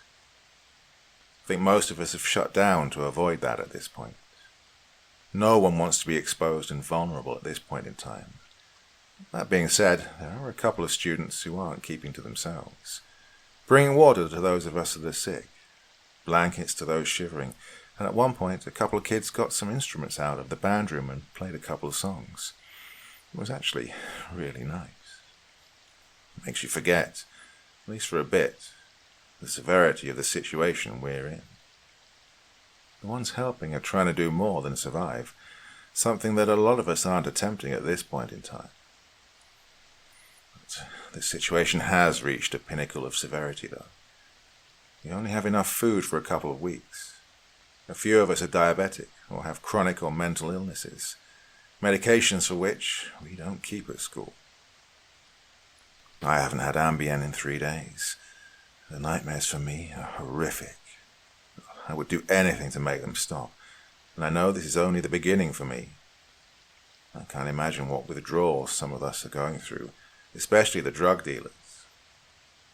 I've seen a couple people pace down the hallways when they thought no one was looking, or slither off into an empty room. Well, we've had a couple of kids have complete breakdowns, be them sobbing or fits of anger. We had a panic attack or two last night. On top of these issues, 2 of the kids had a freaking fist fight in the hallway. I heard the shouting. It kept me up. Well, at some point the teachers broke it up, but it's clear that tensions are building fast. Too many hormonal kids stuffed in a room together without medication. I want to feel bad for my classmates, I really do, but I just find myself stuck on the most mundane things possible. Guess I'm avoiding the situation in a way. On the bright side, we can't exactly take finals at a time like this, so studying isn't really necessary. I've seen a couple of the AP students in the library hunched over stacks of study guides. Weird kids those are. Well, whatever helps you cope though, I guess. Now, a lot of you wanted me to wander off on my own. I'm glad I didn't, both because of my lack of skills and sudden sickness, and also because I spotted a familiar face in the crowd once the lights were on. Seth and I have been friends since freshman year, so it was a happy reunion. He gave me back the book he'd borrowed a couple of days ago. Well, feels like weeks now. And it was one of my favorites, so when I'm able to, I've been reading that. God, I was freaking dying of boredom. Survival is really dull after a while of it. I did find a couple of manuals in the library for water filtration and shared them with Miss Young. She agreed on both this and reaching out to the news outlets, so our day has mostly been focused on those 2 things. Audrey got in contact with her cousins, who finally got one of the guys at the blockade to talk. Somehow. Well, he confirmed that it's a chemical spill, and they're working on resolving the issue. They can't, for their own safety, attempt a rescue operation until everything is cleaned up. There's no way of telling how long that will take, though. I've heard they're still trying to keep it on the down low, but I've been trying to avoid the news lately, so I don't know for sure. I do know that the fog is getting worse somehow. You can hardly see outside the 2nd story anymore, and it's starting to crawl over the edge of the roof, according to some band kid. Some kid named Brady did go missing. They thought he'd managed to get over the wall of the language hall, but no, the stupid fuck went and opened the goddamn doors. Managed to shove the doorstep under it too. We're lucky the teachers walled off the separate hallways. They're hesitant to let anyone wander near the outside doors now, and have set up a few posts of supervision. Mostly kids who've seen some shit and managed to keep their shit together in the past. They haven't said it, but I saw Susan chilling in front of the doors to the math hall, and I know for a fact her family life is fucked. I mean, she's annoying as shit, but I suppose I trust her more than most of the rest of them. I did suggest before Brady went missing that we branch off into several rooms for sleep, so it's at least less crowded and stuffy. But after everything went down, that idea was quickly shot down as well. Oh, there goes getting some peace and quiet. I heard Mr. Wardell's working with a few of the science buffs to figure out how we can stop whatever is outside from hurting us even more, along with possibly the pipelines so that we have more water. But between that and kids who were already injured, his hands are pretty full. I did write down all of your suggestions and share them with him, just so he had some sort of starting point. He seemed grateful, so thank you all. One of the kids mentioned that a few of them were trying out some sort of makeshift suit, so more on that later, I suppose. I'm worried that one of the teachers will want to test if he's telling the truth. They always say women and children first to be saved, but truth be told, the teachers have degrees. They've taken a variety of courses and seen way more shit than we have, not to mention some semblance of mental stability. I mean, they aren't gods, but they're far more helpful than most of us are. We can't afford to lose them. Now, I can't stop coughing. I need to rest. It's still pretty early in the evening, so I'll do my best to keep you all updated as the night progresses. In the meantime, if you guys have any advice about fevers, please let me know. We're too low on ibuprofen and Tylenol to afford using it just yet, but I'm absolutely miserable. Well, I'm not dead. That about sums up the rest of it for you. I'm alive, and so are some of the kids that were there with me at the school. It's been about 2 weeks since we got home, and things have been unsettlingly normal. Everyone just expects us to go back to our day-to-day lives as if nothing happened. The world continues turning despite our efforts to ground it. A lot of us lost family. I was one of the lucky few that didn't. Needless to say, this will be my last update. I don't feel as though anything particularly horrifying is occurring anymore, and I'm just trying to cope, I guess. Reaching out to all of you to let you know that I'm alive. I guess I need to talk about it a bit with people who haven't gone through it and aren't professionals. God knows I've seen enough of those. Well, the government got involved, and it wasn't until several psychologists got involved that we, the students, were even allowed to talk to our families about anything that had happened. Non-disclosure agreements and whatnot. They still want to keep everything hush-hush, and understandably so. It turns out, a lot of you were right. They sat me down in a psychologist's office. I remember because the walls were so bare compared to the ones I'd been in previously. The clock ticked on the wall, and what few trinkets lined the shelves were abstract. Jeez, I freaking hate abstract art. I like to make sense of shit, not the exact opposite. Well, anyway, the man sat me down. He stared across at me from his own chair. Glasses framed his half-slit eyes, as he cautiously explained to me exactly what had happened. The chemical plant malfunctioned. They believe it overheated, he explained to me, in a voice sickeningly smooth. It felt like honey was being forced down my throat. Why didn't people come and get us sooner? I mean, we waited a whole week in that hellhole, and in that time, a lot more people died. Well, they didn't want to risk anyone else. They didn't think anyone had survived, he explained. There wasn't a point in sending a huge rescue team for dead bodies they could recover once the fog had cleared. No mince words there. Well, I felt like I was floating, disconnected from my own body. I guess somewhere along the line, I just shut down.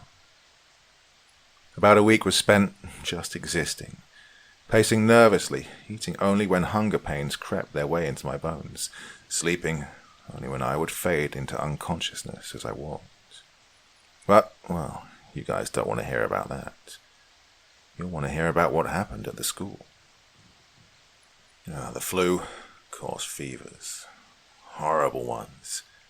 Students already going through withdrawals snapped. One attempted to flood the theatre room by opening up the main doors, but the teachers were able to stop him. They weren't able to stop a kid named Tyler from grabbing a knife and going on a stabbing spree, though. We lost 4 students and a teacher to that. Susan and Mr. Wardell were among the casualties. Tyler had made his way through Suzanne's impromptu guard watch. Mr. Wardell tried to stop him, but was unsuccessful. Oh, I remember the screaming, deafeningly loud as it echoed through the large room meant to only amplify sound. Ironic, right? We put the bodies in the basement, along with the others that had piled up. I volunteered to help.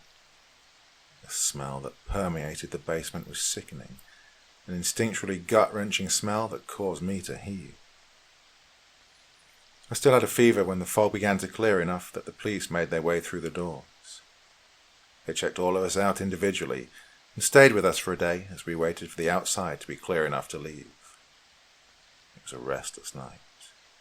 Our rescue had come, but we were still trapped. Other than that, the school was mostly just boredom. Power went out somewhere along the line. We ran out of gas, hence my sudden radio silence. And most of the time was spent either talking to each other or just staring at the walls in boredom. Without light, it was hard to read in most of the classrooms. The library had some windows, but not very many. Without fresh water, it was hard to bathe or use the restroom. Without fresh food, cooking was nullified and reduced to canned food. Any outlets for fun were gone, replaced with silence. And despite getting out, I still feel that way. I feel worse than when I was in the school.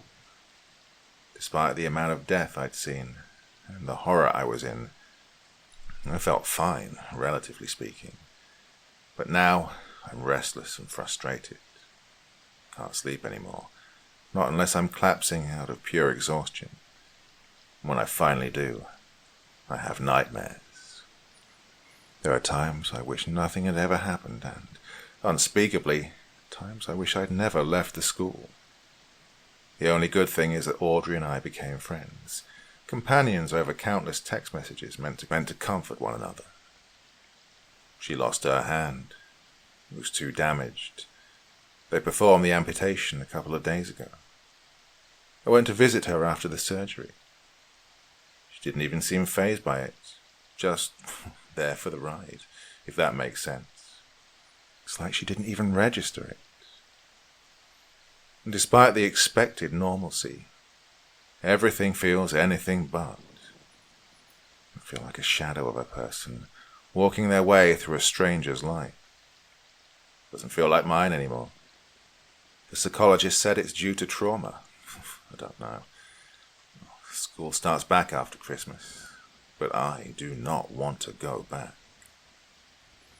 They talk a lot about horror being the events, but the aftermath is where the real terror is involved. The countless days of time lost to a wandering mind and an empty body. I'm nothing more than a fear-filled husk, expected to continue on as if nothing had ever happened. I'm expected to celebrate Christmas with my family. I'm supposed to laugh and decorate the tree. I'm supposed to be excited to go back to school when the break is over and see my friends. But I'm not. I'm just tired.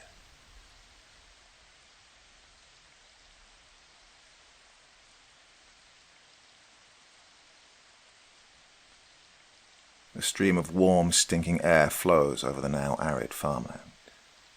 The grip of the fire axe is dripping with sweat. It's so hard to hold on to, the weight of it becoming more and more pronounced as the stress of the situation starts to set in. The clear night sky is starting to fill with noxious smoke. The silvering moonlight begins fading into brief glimpses behind ashen clouds. A mixture of despair and hopelessness stings into my body with a debilitating effect. A massive crash of metal and flame brings my addled mind back to the violence of the moment. Suddenly, a growing fear is fed fresh fuel as the screams of a family explode out for only mere moments. They are silenced with uncaring, monstrous efficiency. The air flowing around now carries a heavy scent of iron. And that's it. Every single night. That's how the dream goes every night since that day. It's been tortuous trying to live with myself every single minute past that point. I find myself in that horrible, bloody dream at every possible moment of sleep. I know that what I did was wrong, inhuman even, but what else could I have done? I'm just a man, nothing more than human. I know there is so much more out there than that now. Dr. Ryan says that my dreams are my way of dealing with what happened. The only way I could. My dark fantasy dreams, he calls them. He says that if I write down what I feel, what I see, then maybe it can help me understand why I dream that the way I do. A tool to deal with my guilt, he says. It never worked. I just felt worse after every session with the journal. Now they say I should try talking to the tape recorder, as if it would be better than anything else. He wants me to talk out my guilt, to somehow accept it internally, as he says. He has a degree, so he must know something about what he's talking about. Except, of course, he didn't see them that day. He can't know. Otherwise he would have just let me have the gun I asked for. Instead, I got the restraints and the meds. So here I am, sitting in this soft, dark room, trying to piece together my dreams and memories of that night into something that can help the good doctor understand me. Something that can maybe help me. God, can anything help me now? Now you're here, wanting to know about that horrible day. The doc said it was okay to talk to you. I don't rightly understand why you want to know about this, but from the look in your eyes, you've seen some dark days of your own. You might have heard or seen something yourself. All right, well, we can give this a shot. I hope you get something out of this. I've told this thing to the doc so many times in the past few months, yet it still feels fresh for me each time. I can close my eyes and live the whole damn day through like a movie. It was supposed to just be a regular day. The Tuesday morning sky was cold, and an ugly grey thing. This was about the middle of April, so a good rolling set of strong rains was normal. It was already a bad day for it. I was going down to install a security system for a family in Gideon, Louisiana. I hated working on rainy days. The drive out of Bossier should have been about 4 hours. Well, it rained nearly the whole way there, almost as if it was taunting me. I got a flat about 2 hours into the trip. I was able to get it changed with my spare, but it took me some time. I ended up running a few hours behind, though. Eventually, I made my way to the client's house. I was more than thankful to be at the destination, but wished the rain would die out. Well, at the least, it was only down to a small, light trickle. Looking for the house was, thankfully, not difficult. The client ran a small, quiet farm, quite apart from anything else nearby. I could make out what appeared to be the main house as I cleared a section of rather winding road. There were 2 barns to each side of the house, with signs clearly leading the way in. When I pulled into the driveway of the house, I was greeted by a thin man dressed every bit the farmer part. As he made his way to my car, I could see him clearly. He was an older gentleman, easily in his 50s. I noticed right away that he carried a revolver or handgun of some type on him. He had it holstered, but his hand stayed close to it as well. He seemed on edge and wary about something, but I had a feeling it was not me. As I watched him, he kept looking to one of the barns about a mile behind me. I'd dealt with some over-the-top clients before. This wasn't the first time someone greeted me armed with an attitude. And yet, this man didn't put off any body language that came off as dangerous. He looked tired and anxious for sure, but nothing really spoke of violent intent towards me. I tried to put myself in his place to understand his demeanor. People that ask for a security system to be installed generally have had something bad happen, or they're expecting something bad coming their way. I'd read some of the notes that were sent to me by the company a few days prior to the job. It helped paint a sort of state of things. You see, the Ross family ran their small isolated farm in quite a ways out from the main city. It was a generation place and had been there for well over 50 years. There were no real security issues from the long run of it, but, well, recently something had changed. They had concerns about someone trying to break into their home for a few nights, as they'd find odd marks and breaks on their barn doors. For a while, they put it down to some kind of animal clawing at the doors at night. They didn't exactly live in a crime-ridden area, after all, so the animal story could have been the more plausible issue. That went on for something of about 4 months or so. Yet that theory died out starkly when they woke up early in the morning hours to find someone running across the farmland. The document said they saw someone running off into the woods nearby. That was their limit, it seemed. Soon after, they contacted the company to have a security system installed on both barns and the main house. As I looked at the man, I could tell he was uneasy. like he was expecting something to happen at any moment. The gentleman approached me and firmly asked if I was the man from the security company. I nodded and greeted him with my hand outstretched for a handshake. He quickly took my arm instead and asked me to look him in the eye. I was taken aback by this for sure, but I'd run into some eccentric folks in my work before, as I said. I just agreed, and after a few seconds, he apologized to me and let go of my arm. I asked him what that was about, but he just apologized again and told me to follow him into the main house so we could talk. Well, he was already halfway to the front door and, for whatever reason, didn't seem keen on talking outside. I grabbed 2 of my bags from the back seat and began to follow him. He held the door open for me and made a hand gesture to hurry up. Once we were inside, he closed the door and locked it. I noticed he had no less than 7 deadbolts. Well, I'd only seen that many locks on the door a few times before, and each time it was not a random inclusion. These people were not just concerned for security's sake. They were actually scared of someone. As I put my bags on the floor, I nodded to the door, asking if they had something happen recently. Well, the gentleman had a sour look on his face. He simply nodded and motioned for me to sit in their kitchen. As we sat, a woman came into the kitchen, but ignored us both. She only looked out the window, facing another one of their barns on the back side of the house, before going upstairs. After a moment, and a heavy sigh, the man finally began to speak to me. It was like he was weighing the prospect of even talking with me at all. The gentleman introduced himself as Aaron Ross. He told me he was the grandfather of the 4 children that lived in the home. His wife, Sharon, was the woman I'd seen moments ago. I asked where the children were, in the spirit of conversation. He simply replied that they were upstairs in a safe place. His tone was that of someone who did not want to answer more than he needed to. I had to somehow poke at the topic he was agitated about. He looked at me with such a stone-faced stare, I thought I was about to be shot then and there. Instead, he bit his lip a bit and looked down at the tabletop. I could tell he was deciding on what he wanted to say, and exactly how he wanted to say it. Finally, he looked me in the eye again and said, "Look, I know you came to do your job, but some things have changed since we made the request for the company to send someone out." I immediately thought I knew where this was going. This was not a new occurrence to me.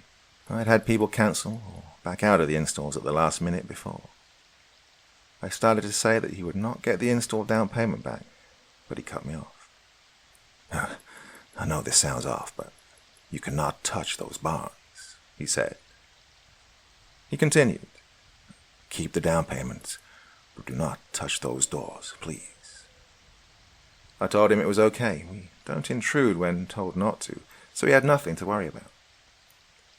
"No, there's more to it," he said sternly. His tone and glare was so serious that it made me start to worry. It was the kind of look that made me immediately remember he was armed. His face remained in its hardened state. His eyes drove cold winds across my neck.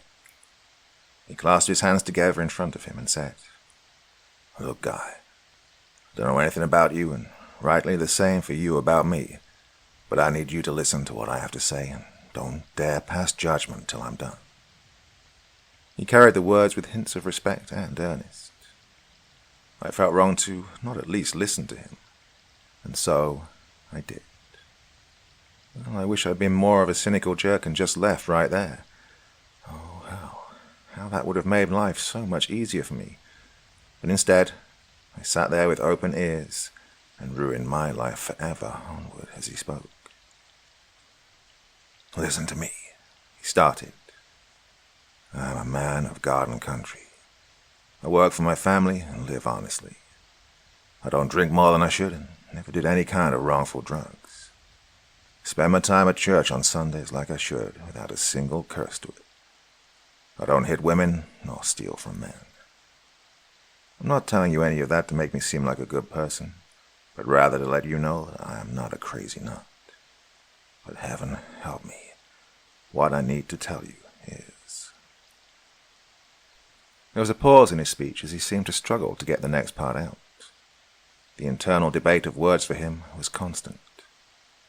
It was this honest difficulty of speech that began to really worry me. After another stressed sigh, he continued. "For starters," he said, "you cannot leave this place right now. I know your car is right out there, and you could just drive on back, but if you do, one of them might try to follow you. We can't have that happen. It'll be dark soon outside, and I can't risk it happening again. I'm not holding you prisoner, but if I let you try and drive out now, I might end up losing someone else. And I just can't. I can't do that." I must have worn my mixed confusion in blatant display as he looked at me with a scowl. I told the man that I didn't know what he was on about. I started to tell him that, for one thing, I could leave whenever I wanted. I started bringing up the matter of the deposit once again, but he put a hand up to cut me short. He stood up and walked to the window where his wife had been looking through moments before.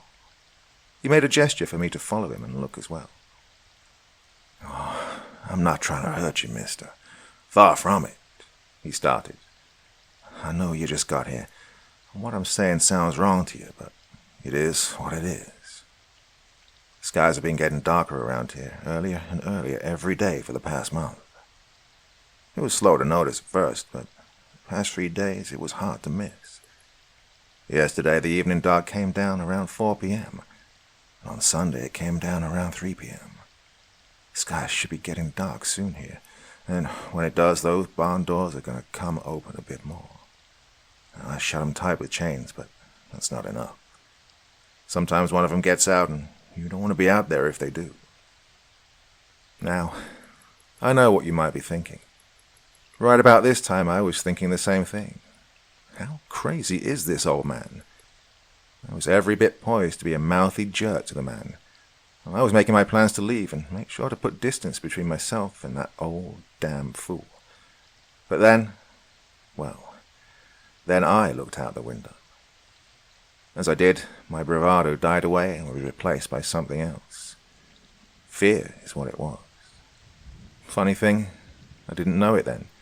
See, I'd never felt that tinge of fear before. It was a primal thing. Somehow, even though I had no idea what I was looking at, my body did. Have you ever felt primal fear? It's like every cell in your body knows that what you see or smell is dangerous. No, not just dangerous, but outright wrong. Well, as for what I saw, it was just the barn as he was showing me. I could make out the heavy chains covering the front of the barn, and even what looked like massive bits of scrap metal covering other openings near the top. Now, you have to remember that this barn was not right next door. It had an easy mile between the house, and yet, through that distance, I could see something. The doors were chained, like I said, but you could see that they had a look of wear and pressure to them, almost as if they were holding back water like a dam. The reason for the fear I felt didn't come from the chains or the stress on the doors. No, it came from the very direct feeling that, as I looked at the barn, something inside was looking back at me. I could have sworn that, as I stared at it, a shifting, bulking form moved inside. I knew there was no way I could have seen anything, not at that distance and not behind the doors, and yet I did. I stepped back from the window and stumbled a bit. The older gentleman caught me and balanced me. The look in his eyes spoke to me. He saw that I had seen something. He looked like he was sorry for it, for the experience as a whole. He sat me back down at the table and began to speak again. "We tried to call, to cancel the install," he said. He explained that they'd tried to call out, but as of the past week, they'd had no phone service. He said that they had a satellite internet service as well, but that was out of commission too. "We tried to get help and to warn people," he explained. I asked him what had happened. He stood next to the window and stared out to the darkening sky. "Last Thursday night is when they cut us off," he started. "First, our phone line went out sometime around the evening. My son Marcus went out to check it out and never came back to the house. We, of course, got worried when he was out for 30 minutes without a word. His wife, Hannah, went out to check, and just the same, never came back in. You can't see it from here, but in the back, we had a small dish set up for satellite internet. We found it with holes ripped in it and trashed all over the yard. Well, we have cell phones too, but the signal out here is shot, always has been. We have to drive out a few miles to get a solid, usable reception. We had another man that lived here too, a farmhand that my son brought on as a favor to a friend. He went for help, took one of the cell phones with him. His car made it just a few feet before something took him. The old man started to rub his forearms in a nervous manner about this time. The memory of what he was relating to me was obviously bothering him more and more. He walked back to the table and rested his hands on the chair as he continued. "Look, I know how this sounds, but it's the truth," he said. Something was out there in the dark. It rushed his car and tore the doors right off. We barely saw it coming. It took him and ran him straight to the southern barn. He screamed the whole way. When he got to the barn, well, that was something else. It's a sound no one should ever have to hear. Like some kind of broken glass scraping against your insides. God, it made me sick to my stomach. It was a sound that made you somehow know that God had nothing for you here. I don't even have the proper words for how it went. Somewhere under all the godless noise was the screaming of that poor boy. The old man took a moment to compose himself. It was like, just by telling me about the incident, he was living it over again for the first time. Much like my own dreams now. Yes, I get it now. This kind of stuff never leaves you, ever. That's what the doc doesn't understand, you see. There is no escape from memories like this. Now, that's not where the story ends. I wish it was, though. As the old man stood back up, he walked over to the window again to keep his watchful eye on the barn doors. He gripped his hands and crossed them across his chest before continuing. "We stayed up the whole night with the kids," he said. "Whatever was out there, we were trying to get ready for it to break down the door. Eventually, morning came and we were still all in one piece. Oh, I stepped out with my gun to check things out. I found that the car was totaled.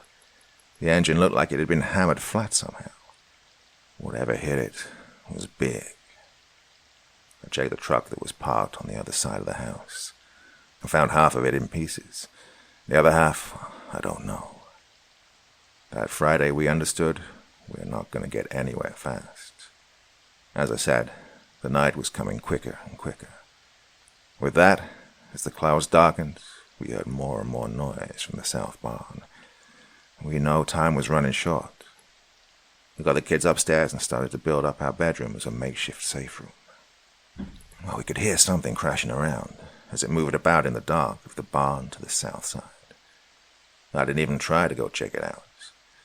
We got upstairs as soon as the sun cleared the sky. We took turns staying awake, but honestly, no one got to sleep that night. We all stayed quiet as the sounds of the barn doors being slammed open rang out. Every now and then, more of that gut-killing noise could be heard. At times we were clenching our teeth as it passed over and through us. At one point we heard scratching at the walls with knifing whispers of words we could not understand. The younger kids cried themselves to sleep. My wife did too. Daybreak came again, and the collection of noises ended. That following Saturday, I made another round of checks outside. This time I found random spots of land dug up by the southern barn. Odd symbols and a collection of toxic smells peppered the way to the barn. At the entrance of the barn, there was a bone sticking straight up out of the dirt. It looked human. Hanging from it was a small, nailed bit of wood with more of the strange marks on it. Well, it looked like some kind of weird signpost. I almost lost it there, but I braved a bit more and came up to the barn. I felt something inside watching me. And damn if I can say, I think it even smiled at me. At this point, what the old man was saying to me made a lot of sense. Crazy sense. I remember looking at the barn even from outside the house. I could feel something rotten looking back at me, and I do really mean feel. I think it was at this point that I really started to buy some of what he was spinning my way. Just maybe, I thought, just maybe there is something out there. Hell, I'd find out soon just what was out there. Lord, I wish I hadn't. The old farmer looked at me and told me how he ran back to his house to gather materials. He took anything he could from the house and then went over to the other barn to check it out. Seemingly, that barn was for the most part empty. Unfortunately, it was not entirely so. The man sat down with me at the table and went on with his story. I gathered all the nails, tape and tools I could carry in the backpack. He said, I was determined to bar those doors from opening again. I had welder's gear in the other barn. I was hoping it was clear there. When I went to the eastern barn, it was wide open. The left door was smashed in while the right one hung loose on its railing. Something had broken its way inside of this one. I looked over the barn with an encroaching fear. I felt that at any moment the darkness would reach out and shred me. I was nearly done gathering more materials from the barn when I found him. Or part of him. My son. His arm was a tattered mess of gore. Yet I knew it was his. He went and got a dumb tattoo of a cartoon whale when he was 15. There it was on the ground, covered in blood, dirt, and some kind of black inky grime. It was that stupid red cartoon whale smiling up at me. Right about that moment, the old man seemed to break down a bit. It was like some of the mental scaffolding that was holding his mind together crashed down. To his merit, he seemed to shake back quickly as he continued with his tale. I wanted to do more for my boy, but I pushed on and gathered what I could. He went on. I took everything and made my way to the southern barn. I spent time welding joints solid, pulling chains tight across the doors. I even tried to push some scrap metal against them. For the opening above, I did my best to cover it with garbage and stones. I dared not step foot inside, but I did what my courage would allow. Even then, during the brighter points of the day, I could feel the rot of whatever was inside the barn. It smelled horrible as well, like death and darkness. Then there was the oily velvet substance that seemed to bleed out of the wood and dirt itself. I could swear that every now and then, that stuff would reach out for me like plants moving towards sunlight. I was so tired. Maybe I was seeing stuff, but then again, I was seeing all sorts of things already. After that was done, I went back to the house and we waited for nightfall. It came quick. We listened as the chains rattled and shook all night, damn near. More of that awful noise crashed over us, and for longer than before. We were sure that something broke through the doors at some point, as we heard wood shatter. We only hoped that whatever it was not on the way to the house. Somehow we made it another night. Sure enough, as I went out to check things the next morning, I saw a small hole blown through the barn door. The chains held, but something still punched through. I knew it wouldn't hold much longer for us.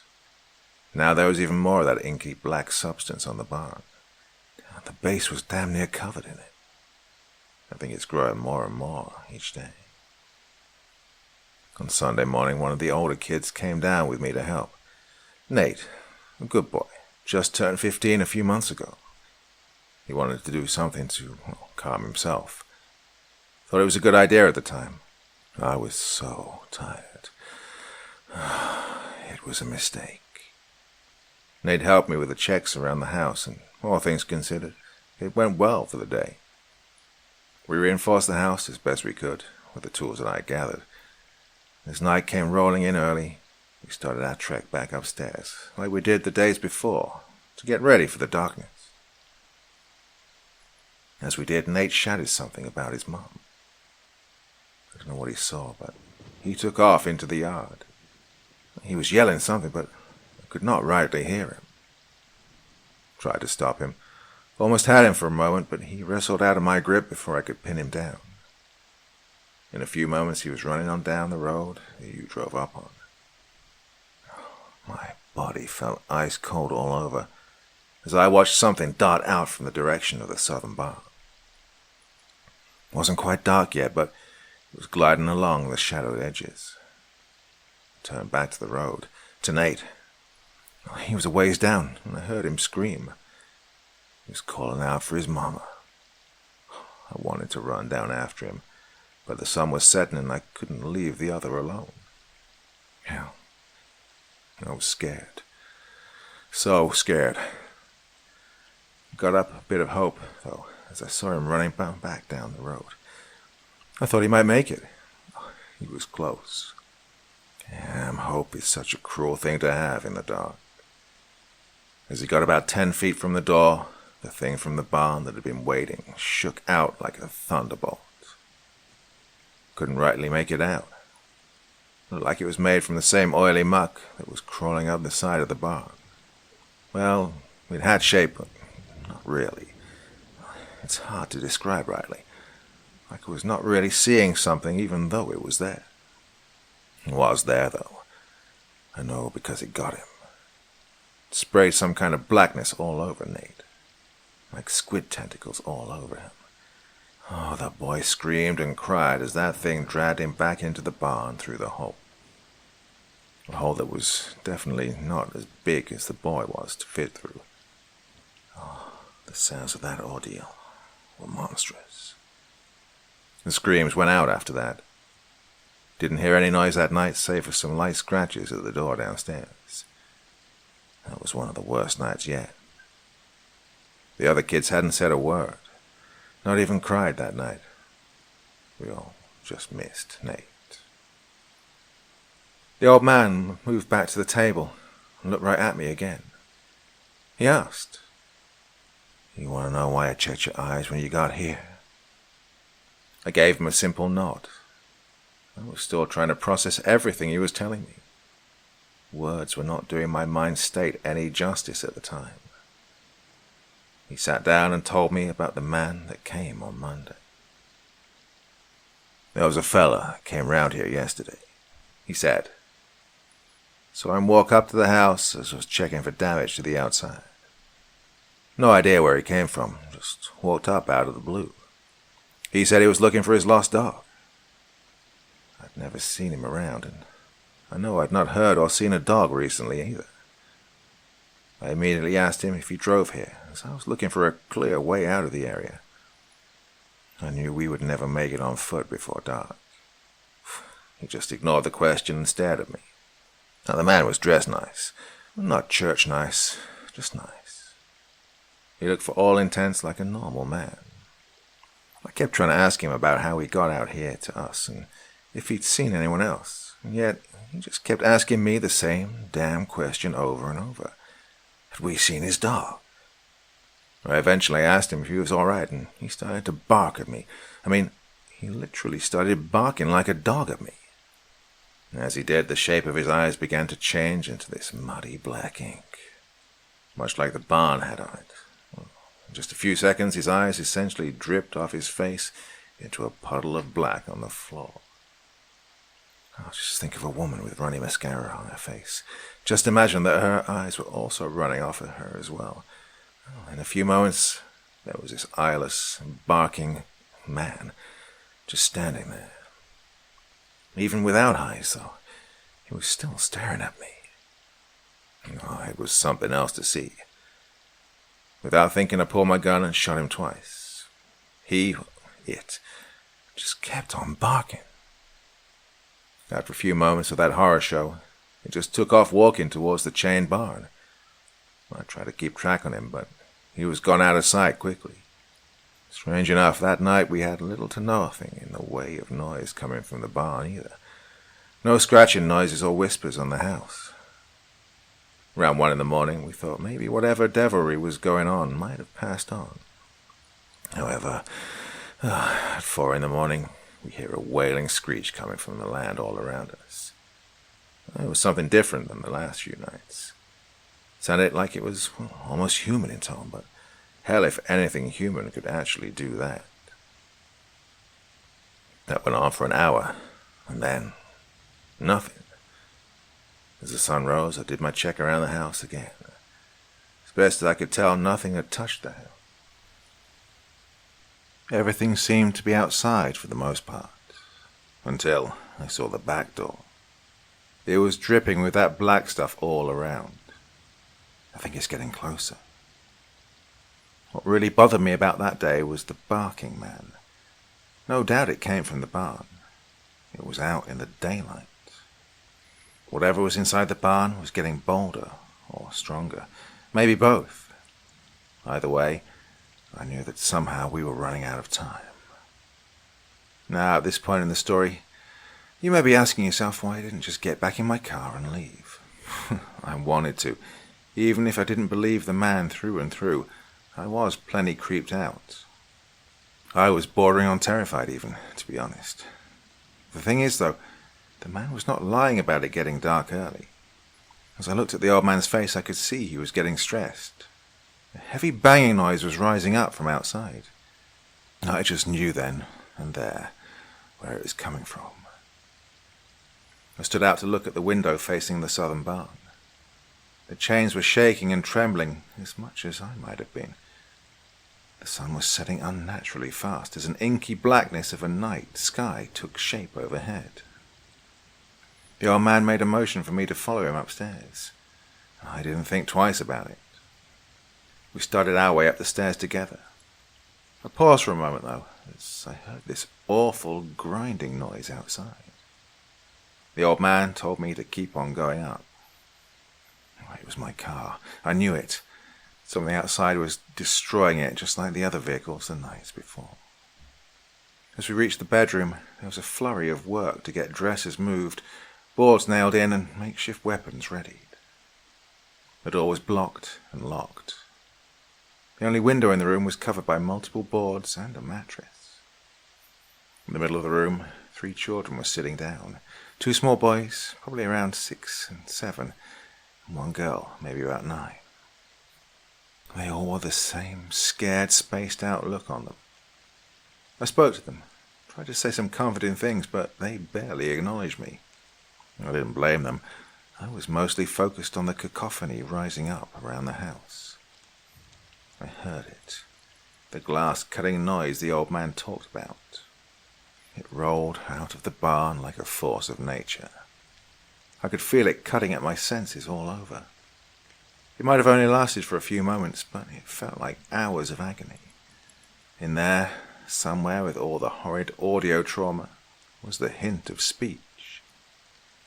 I couldn't make out the words at all, but there was definitely someone or something talking. It had a deep guttural tone with an aggressive effect. I may not have understood the language, but I definitely felt the meaning in it. It carried death in those tones. Now, the next few hours are where my nightmares start. The old man was right. The thing in the barn was getting stronger, and their time in that home was coming to an end. This was to be their last night alive, and I was the reason why. What I'm going to tell you will make me out as a monster, I'm sure. Yet, what I saw that night would have broken any man and crushed any morals. We stayed in the room for about 30 minutes, listening to the noise of those chains rattle and smash against the barn. Suddenly, there was a loud snap as they shattered apart. Following that, we heard a strong shearing noise. I shared looks with the old man and his wife. We all knew it was the barn doors coming down. We listened as one came down and then the other. Another sound at the barricaded window made us jump back.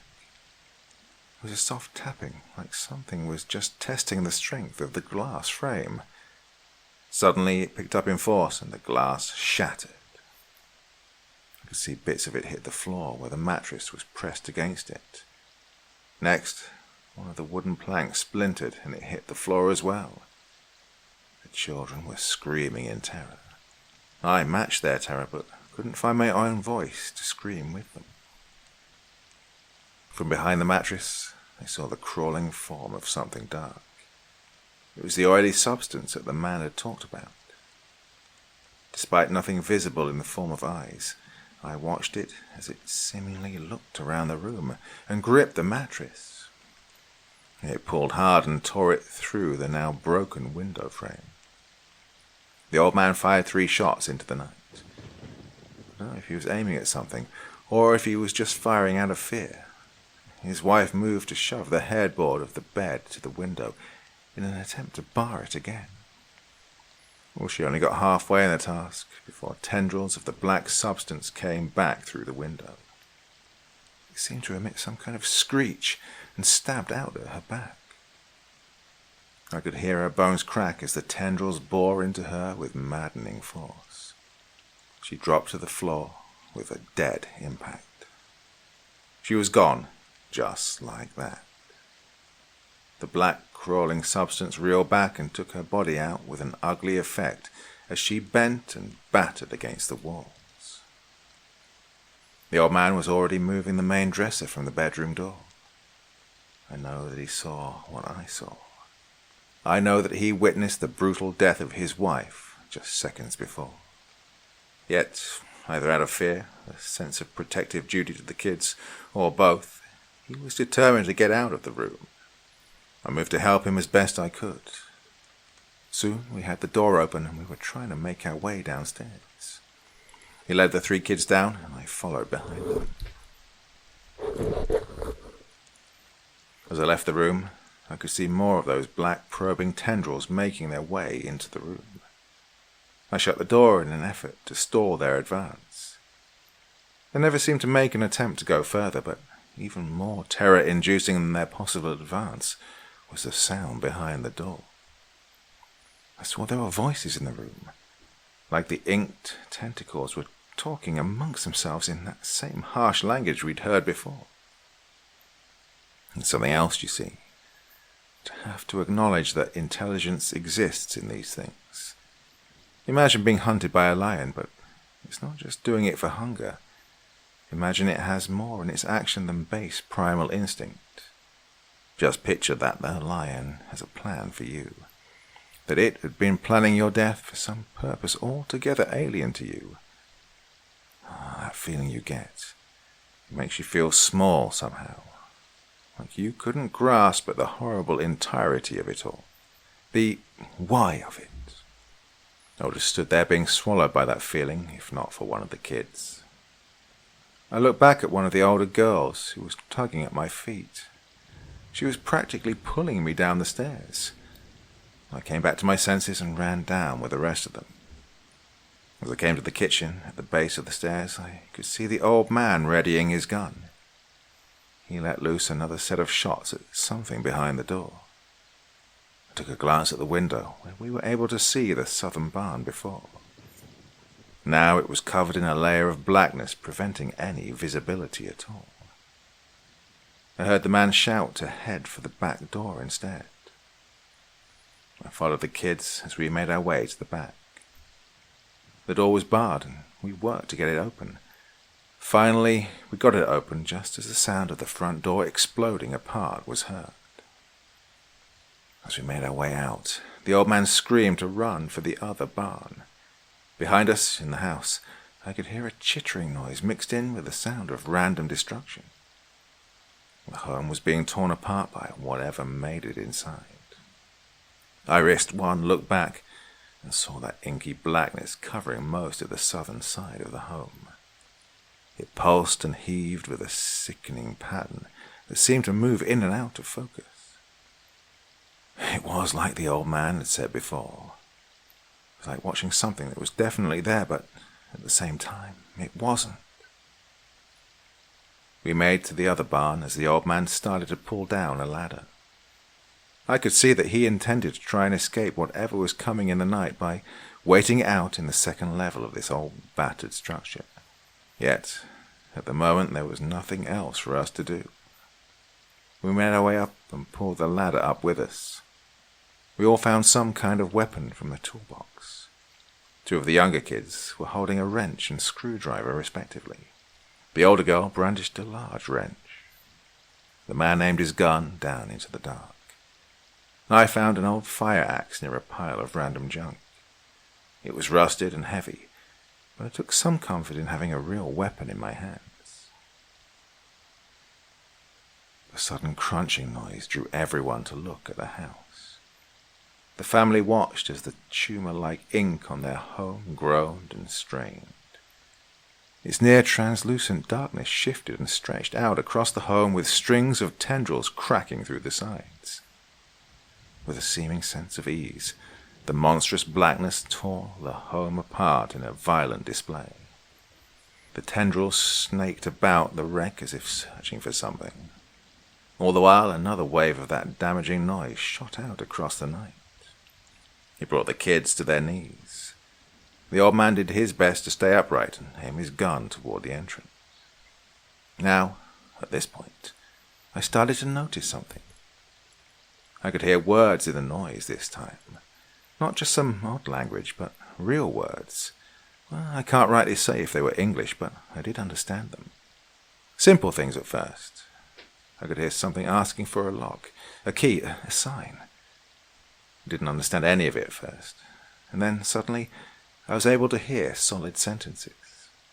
Somewhere in the noise, lurking in the void dark of the southern barn, something was talking to me. It asked me clearly, in direct inquiry, "Why do you hide my key?" I suddenly became aware of the old man shaking behind my back. He was asking me if I was okay. I quickly took note of the blood pouring from my ears. I felt numb all over. I could barely feel or hear anything. I rested myself against a toolbox to gain my senses, and as I did, another one of the odd screeching noises echoed from the tendrils scouring the debris of the house. A vibrant, tearing pain dulled into my left temple. I could hear more words sliding through my ears. It said to me, "Give me the keys, leave the keys, feed me the keys." I again could not at all understand what that meant. Yet, as I stood properly and tried to right myself, I could now feel a pronounced change in my composure. The numbness was mostly gone. I could even see better. I'm not sure how to explain that, but I could see through the night like it was suddenly early morning again. The newfound light hurt me at first. I couldn't tell what was happening. Mixtures of fear and confusion made for a crooked mental cocktail. I stumbled for a bit and almost took a dive off the second floor of the barn. The elder of the children grabbed my arm and righted me again. I went to thank her, but as I looked at her, something was off. In her cheeks, I could see odd symbols peeking through, lightly glowing with a pale, thin light. As I looked, the symbols ran down her neck and replicated on her hands. I was transfixed on these small etchings glowing out of her body. Behind her, the other two children stood at the ready with their tools. It was faint at first, but soon I could see some of the same symbols shining out of their faces as well. Nowhere near as much as the eldest daughter, but they still had them as well. I think I was even starting to see something in the symbols too. Maybe not. I was brought out of my focus by another series of shots from the old man. He was shooting at something that entered the barn below. I moved over to see whatever his target was, but a massive force of heat threw me back. A white-hot flash ran across my body. I could feel my balance separating itself from gravity. Rushing pain flooded my face and back, with random bursts in other limbs. I think I might have passed out for a moment. If I did, I don't know how long. When I came to my senses again, I was laying by a ruined portion of the barn. It hurt to stand. A lot. Something was broken. Maybe a lot of somethings. My eyes tried their best to adjust again to the light. However, I soon realized that the light was coming from a new source. Fire. I was surrounded by the land ablaze. The farmland was lit up around me in a roaring inferno of greenish-white flames. The heat singed across my arms and neck with an almost chilling touch. Whatever brought about the flames so suddenly took them back almost as abruptly. I was surrounded by ruined land. Ash and smoke had replaced the fertile land that once made up the farm. I pulled my thoughts into a working motion and risked a glance from behind the now charred wall of the barn. Nearly instantly, that choice was met with a rolling disgust in my stomach. I watched as these two hulking nightmares took form from the absolute darkness of the land. Odd shapes and twists of the inky blackness called together, creating something horrid. One of the brutes walked forward through the black, shapelessness void. I focused in on it and really took in the grandness of the monstrosity before me. The damn thing was nearly 9 feet tall with a thick frame. It glistened in the light of the fire. It wore a visceral coat of yellowing fur upon its upper chest and arms. I couldn't discern where skin began or ended on its body. Its head was seemingly as solid as bone cylinder. It stood up on an odd set of legs, bent seemingly to the side with unnaturally twisted bones protruding outward. As it moved forward a bit more, I could see that it had a third leg as well. I had a brief image of the tripods from War of the Worlds play into my head. Oh, this thing, Martian or not, was quite definitely nothing in the realm of anything human. Its arms ended in brutal-looking claws, or something approaching a claw. The entire makeup of the abomination was nearly too much for me to take in. The entire form of the thing seemed just to be made to offend reality itself. Suddenly, the other one moved closer to the first and allowed me to get a look at it as well. The second beast was nothing if not entirely alien to the first. It bore no resemblance at all. This monster, while nearly as tall, was nothing in terms of brutality that first maintained.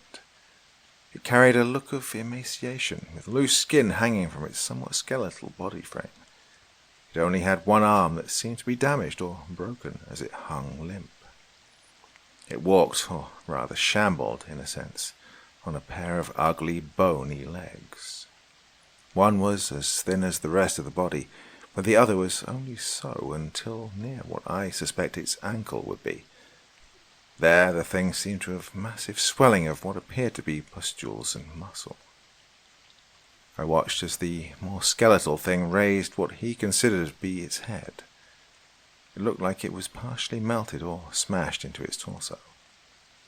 It was more a lump of greyish flesh than any form of a head, but nested near the bottom left was what I imagined to be an eye.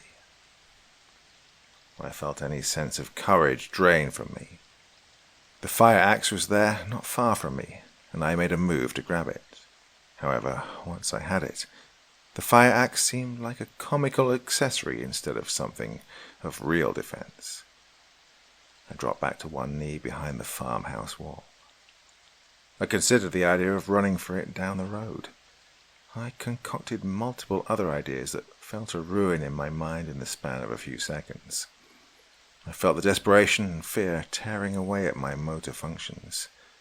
Part of me wanted to run at full speed without looking back, while the other part of me wants to hide under a pile of broken barn wall in hopes the beasts leave me alone. For a moment's time, I gave in to the thought and prepared to dig in. The idea of just waiting out the walking nightmares seeming more and more plausible to me.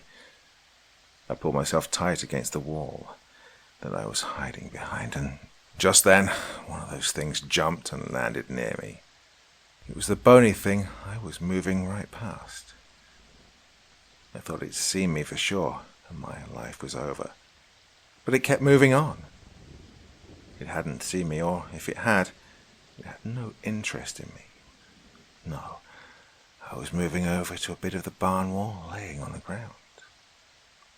It reached out with its ruined stump of an arm. Some of that black substance shot out and tore the debris away. Underneath it was the old man. I thought he was dead. He looked the part with obvious burn wounds on his face. But the thing moved to pick him up. As it did, the old man aimed his gun once more at the monster. I was amazed he still had it within him. I wondered if it would have mattered. He never got the chance to fire. His hand, and soon after his entire arm, was shorn from his body with horrible ease. The thing flung the man like a plaything into the night sky. Where he landed I could only guess at. He would be dead, for sure. I was frozen with fear, even more so at this point. I strained to keep myself conscious. I wanted to give up entirely and just leave the world of nightmares I had entered. Looking outward, I could see something glowing in the ashen dirt not far from me. It was a pale light, faint but definitely there. It was one of the kids. I could feel my eyes trying to focus in on them. Really, it was not my doing, though. That rolling echo sound flew out across the night again, and with it came the voice. "My keys! I see my keys! Feed me the keys!" it screamed. The larger, monstrous creature moved with a newfound bizarre grace towards the growing spot I was seeing. It used one of its massive, grotesque appendages to pull out the younger children. Oh, it took off in a gallop of sorts, back to the southern bar. I couldn't tell if the child was even awake or alive. I noticed suddenly that the other lankier beast was slowly making its way to me. With its long legs, the distance was covered in mere seconds. I can't tell you just how absolutely apart from this world it was. Up close, inches from it, I couldn't even stand its presence. Every fibre of my body, every single cell was trying to deny it in any way possible. This thing was not meant for our world, not even our space.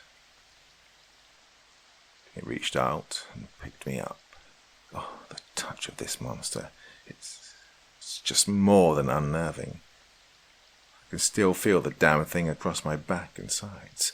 Even now, a year later, I can still feel it. I can damn well feel it like it's here in the room with us. It made me look. It made me look around the ruins for something. Once I realized what it was doing, I tried to close my eyes. It wanted me to find the other kids. Something about their glow, that pale shine of symbols across them. Well, I tried to be brave and shut my eyes for a moment. Yet, as I did, the voice came thundering across my mind once again. This time it was nothing I could understand directly, but I got the meaning as before. It was a threat. I could see the images of the beast holding me, tearing my body apart muscle by muscle. Bones being cracked and removed in sections. All of it in an instant. I could have chosen to close my eyes. I really could have. But somehow it needed me, or someone at least. I knew it then. Yet I broke under the threats. I looked and found two other glowing pale lights in the distance, moving away from the farm. Not long after, the brute took off, running with a guttural bellow. Something like a demented bull of sorts. The lights. Oh, they went out as soon as it caught up to them. There was a set of screams. They went out quick. I felt a rushing past me for a moment, and then there was pure black. Next thing I know, I'm waking up in the dirt. My body was caked with ash and dry blood. Somehow I managed to get up and walk. Don't know how long I was down again, but I knew it was at least daylight. I walked for a short while, or a long while. I really don't know. Eventually I was picked up close to town and brought back to Bossier. Not long after that I was placed in Brentwood for closer observation, and I've been here ever since. Turns out that screaming night after night in your sleep makes the doctors nervous. The drugs they give me don't do a thing. I wish they would.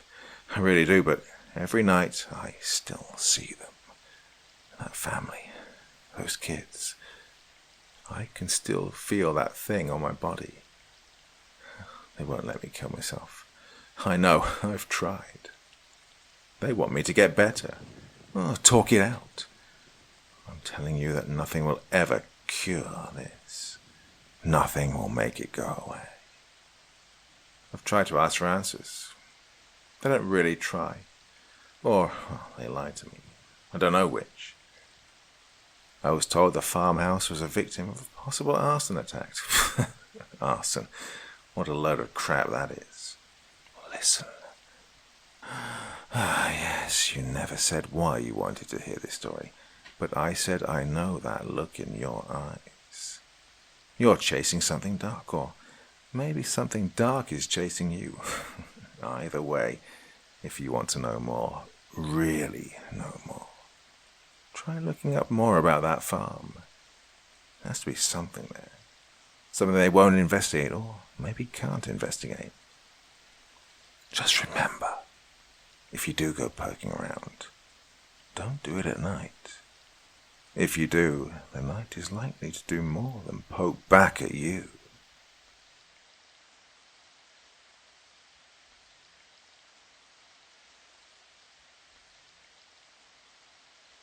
The theory was that it began with Hurricane Harvey a few years ago in mid-August. The news media reported the flooding at 5,000-year high levels. The waters reached almost to the top of Black Cat Ridge. No one living knew of a time when the waters had been so high. Black Cat Ridge was an area mostly known just to older locals. Back in the late 19th and early 20th centuries, it had been an outlaw hangout, and during Prohibition it served as a base for moonshiners. Still later, it hosted meth and designer drug labs. It was located above the San Jacinto River and caused the river to bend to the southwest. In recent decades, people had built homes, a hospital, and even a college around the ridge. But the ridge and adjacent lands remained a wooded, tangled, snake and gator-infested nightmare, surrounded by swamps. There were even reports that cougars had returned to the area after a half-century absence. Plenty of other wildlife called the area home: deers, coyotes, raccoons, opossums, feral hogs, feral dogs, and feral cats, to name a few. Plenty of birds and many small animals as well. There was a wetland across from the college campus that hosted a plethora of wildlife. Most of the campus had flooded during the storm and its immediate aftermath. Emergency workers and volunteers saw and had to clean up many animal carcasses left behind when the waters receded. It was nasty work, and the water was contaminated not only from businesses and mills along the river, but with crud from the illicit manufactories on the lower parts of Black Cat Ridge. Still, over the next 2 years, things got better, and the police officers who patrolled the college and the officers and deputies who patrolled around it at night noted that the wildlife had rebounded soundly, especially the feral hog population. They'd started to become a road hazard and tore up every landscaped area they could reach. Feral hogs had been tearing up property for years, yet they seemed to have gotten bolder about their predations since Harvey. One hot summer morning in 2018, the campus officer saw a large truck that cut through the main road adjacent to the campus at about 5 in the morning.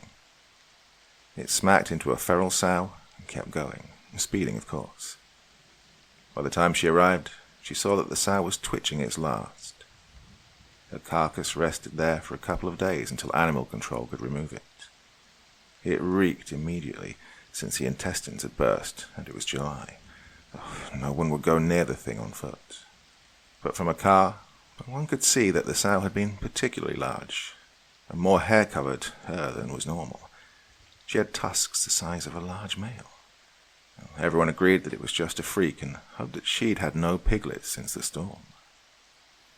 Time marched forward. The campus and area businesses and homes were repaired. The swamp was deeper and more tangled than ever, and the gigantic mosquitoes that emerged from its waters were particularly aggressive. A rumor went around the campus that the mosquitoes had attacked and drained all the blood from a student in the far parking lot after night classes. It was salacious and false, of course. The student had suffered only a temporary anemia. One morning a larger-than-average gator blocked the road that ran between the college and the wetland, and the school abandoned the wetland's observation platforms rather than repair them. They'd use the indoor labs. The raccoons had gotten bigger and bolder too. One actually snatched a lunch bag from a campus officer as he arrived for work and walked toward the office. He didn't dare challenge the creature when it stood on its hind legs and chittered threateningly at him. Everyone laughed it off, of course, and the officer simply had lunch in the cafeteria. No one noticed that, after the incident, he avoided the area around the trash cans where the raccoon had been waiting in ambush. Well, students became less friendly toward the various stray and semi-wild animals that populated the public areas, especially around the building with the cafeteria, where they'd once come to beg for scraps. The animals had become large and aggressive. Even the normally elusive feral cats started to issue hissing challenges over territory and food. The wildest party of the wildlife, though, was a small sounder of feral hogs.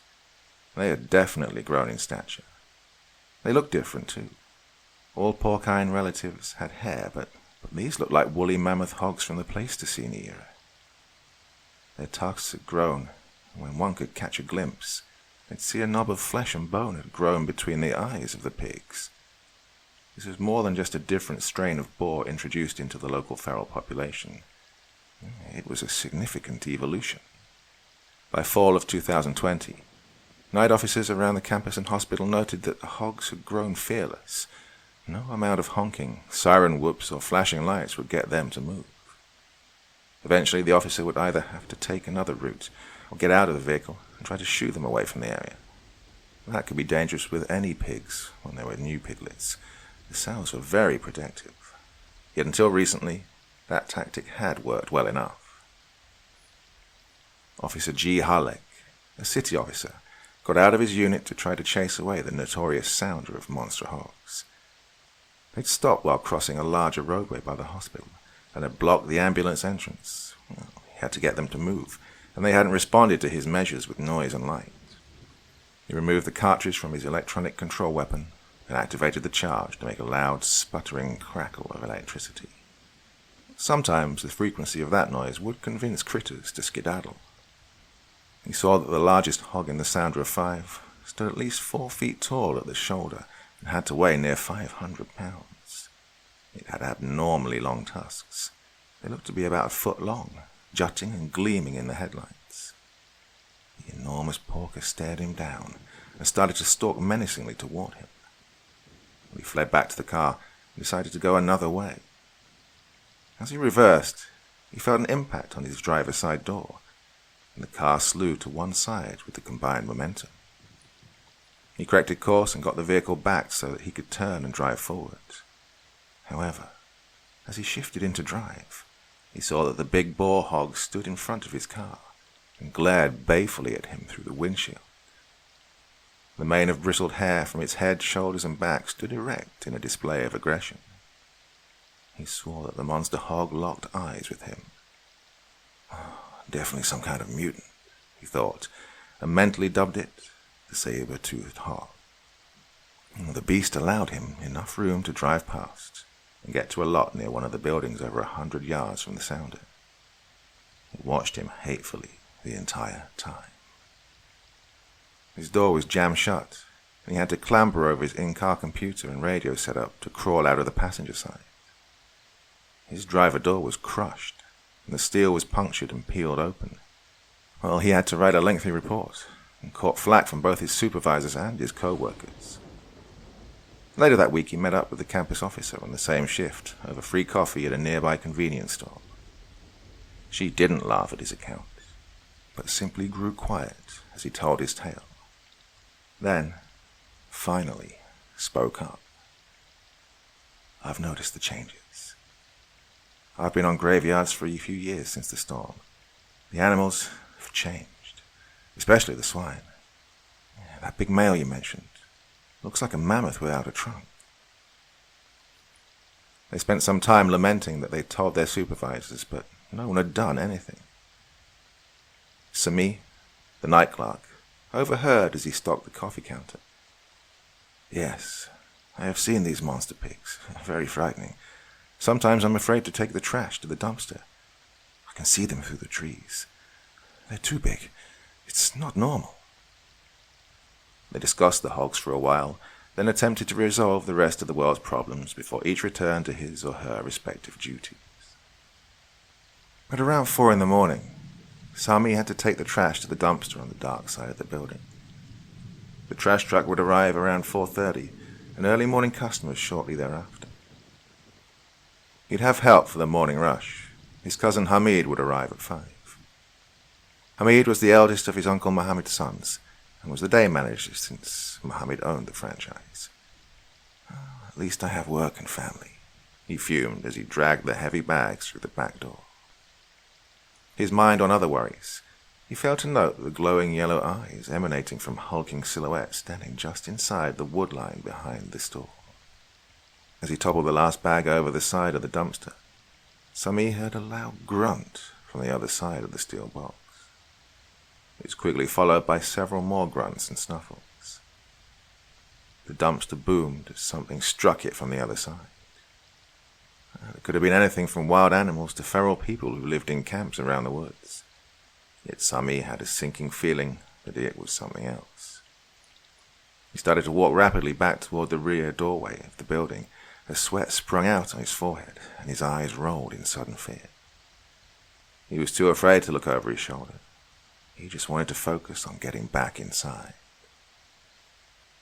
Sami didn't know he could fly, but he was suddenly airborne, turning ass over head. He felt tremendous pain in his legs, and then he struck the asphalt, and the agonizing sensation in his left shoulder supplemented the pain from the back of his legs. At least until a large, dark object bit into his right leg, and all other pains were forgotten as the bone shattered. He screamed in fear and agony. An enormous boar hog had clamped its maw around his leg at the knee joint. He tried to raise his torso, but his left forearm was seized by another set of jowls and savagely pointed teeth. His mind blanked for a moment, and then he began to scream again, this time mindlessly, as more teeth shredded his flesh, and the last thing he saw was the open mouth and gullet of the Porcine Horror as it clamped onto his face and crushed his skull. By the time the trash truck arrived, the sounder was gone, and there wasn't much left of Sami. Just a few pieces of bone and flesh and a large smudge of blood on the asphalt. The driver didn't notice. There were always wet spots in convenience store parking lots, especially around the dumpsters. He simply racked up the dumpster, emptied it into the truck container, and moved on to his next stop. Hamid arrived, just after 5. He was habitually late since he knew that Sami wouldn't dare complain. Besides, he didn't want to have to help with the small chores necessary to begin the business day. He liked Sami well enough, but had his own responsibilities and future planned out. He was puzzled when he arrived and Sami was nowhere in sight. There were 3 customers at the counter, and 2 more roaming the aisles. They all looked confused and frustrated. The first in line had placed some bills on the counter, and was writing a note on one of the napkins from the coffee counter as Hamid approached. We haven't seen Sammy this morning. We've got to get to work. We didn't want to leave without paying or get him in trouble. He must be in the back somewhere. One of the other men in line spoke up. Yeah, maybe he ate one of those ancient burritos on the roller. That'd keep anyone on the job. The other 2 laughed along with him. Hamid scowled and quickly set about ringing up the purchases. He took care of the stream of customers that didn't give him a break for the next few hours, all the time wondering what had happened to Sami. He had to call his father to get another employee to come in and help. No problem, he had other siblings, and at least one other person was already scheduled for the day shift and would arrive at 6. God, where is that little rat? He wondered, until the morning rush finally gave way. He was actually a little concerned. This was very unlike Sami. The young man was invariably on time and worked very diligently.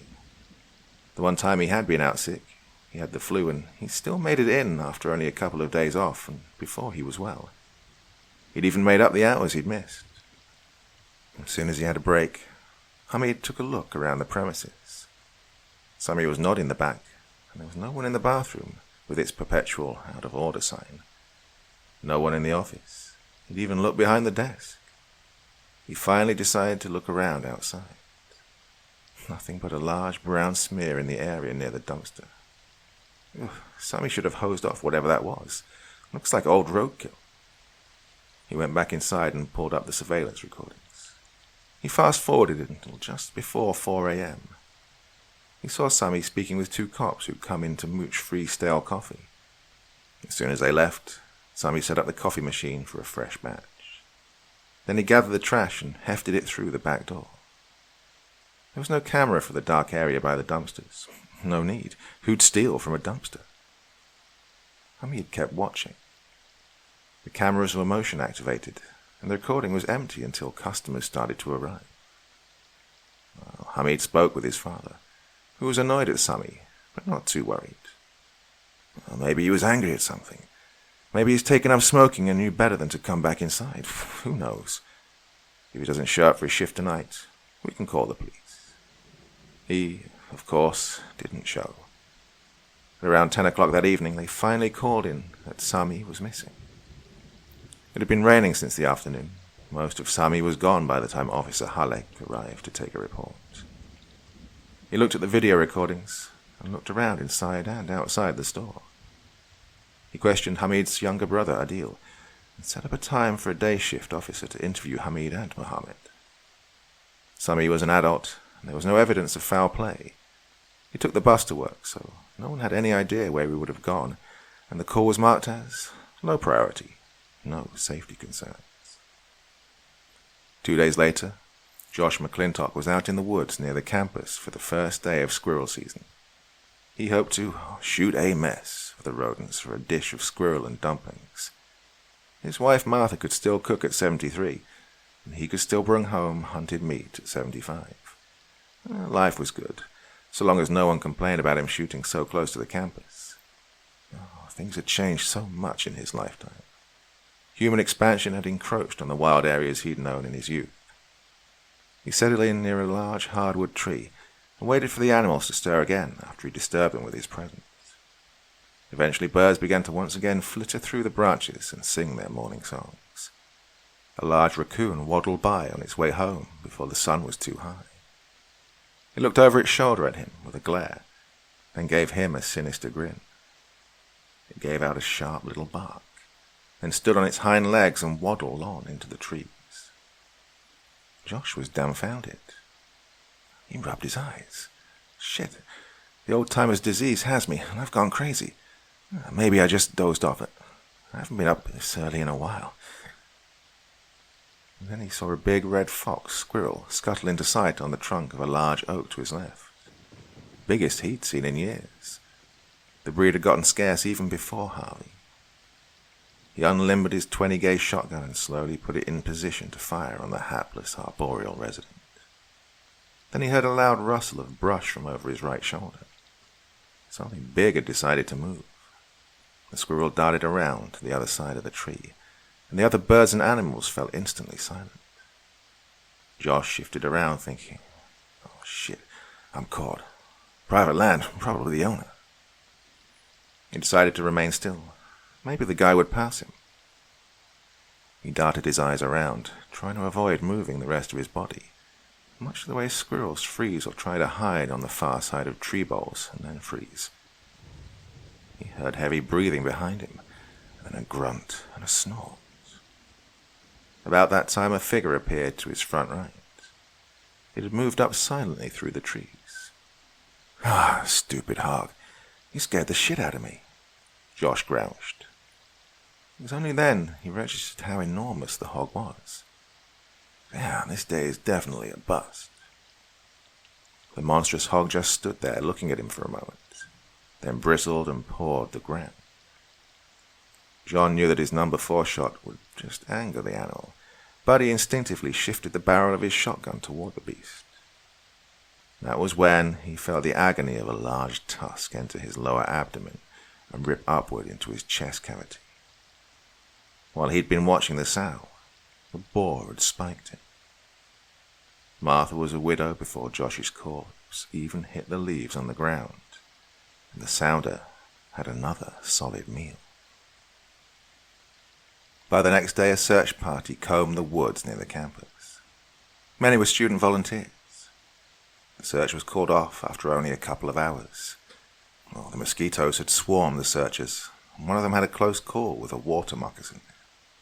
The cottonmouth chased her up into a tree and continually tried to strike at her. About the time it started to slither up the trunk, another searcher arrived. He had a walking stick with a metal tip and was able to spear the large reptile. And then he was in trouble. The snake didn't die and was so large and heavy that its strikes began to tear it loose from where it was pinned. Fortunately, the combined screams of the students brought over a campus officer who shot the thing several times and finally hit it in the head. It measured in at 5 feet long and was about 6 inches in diameter.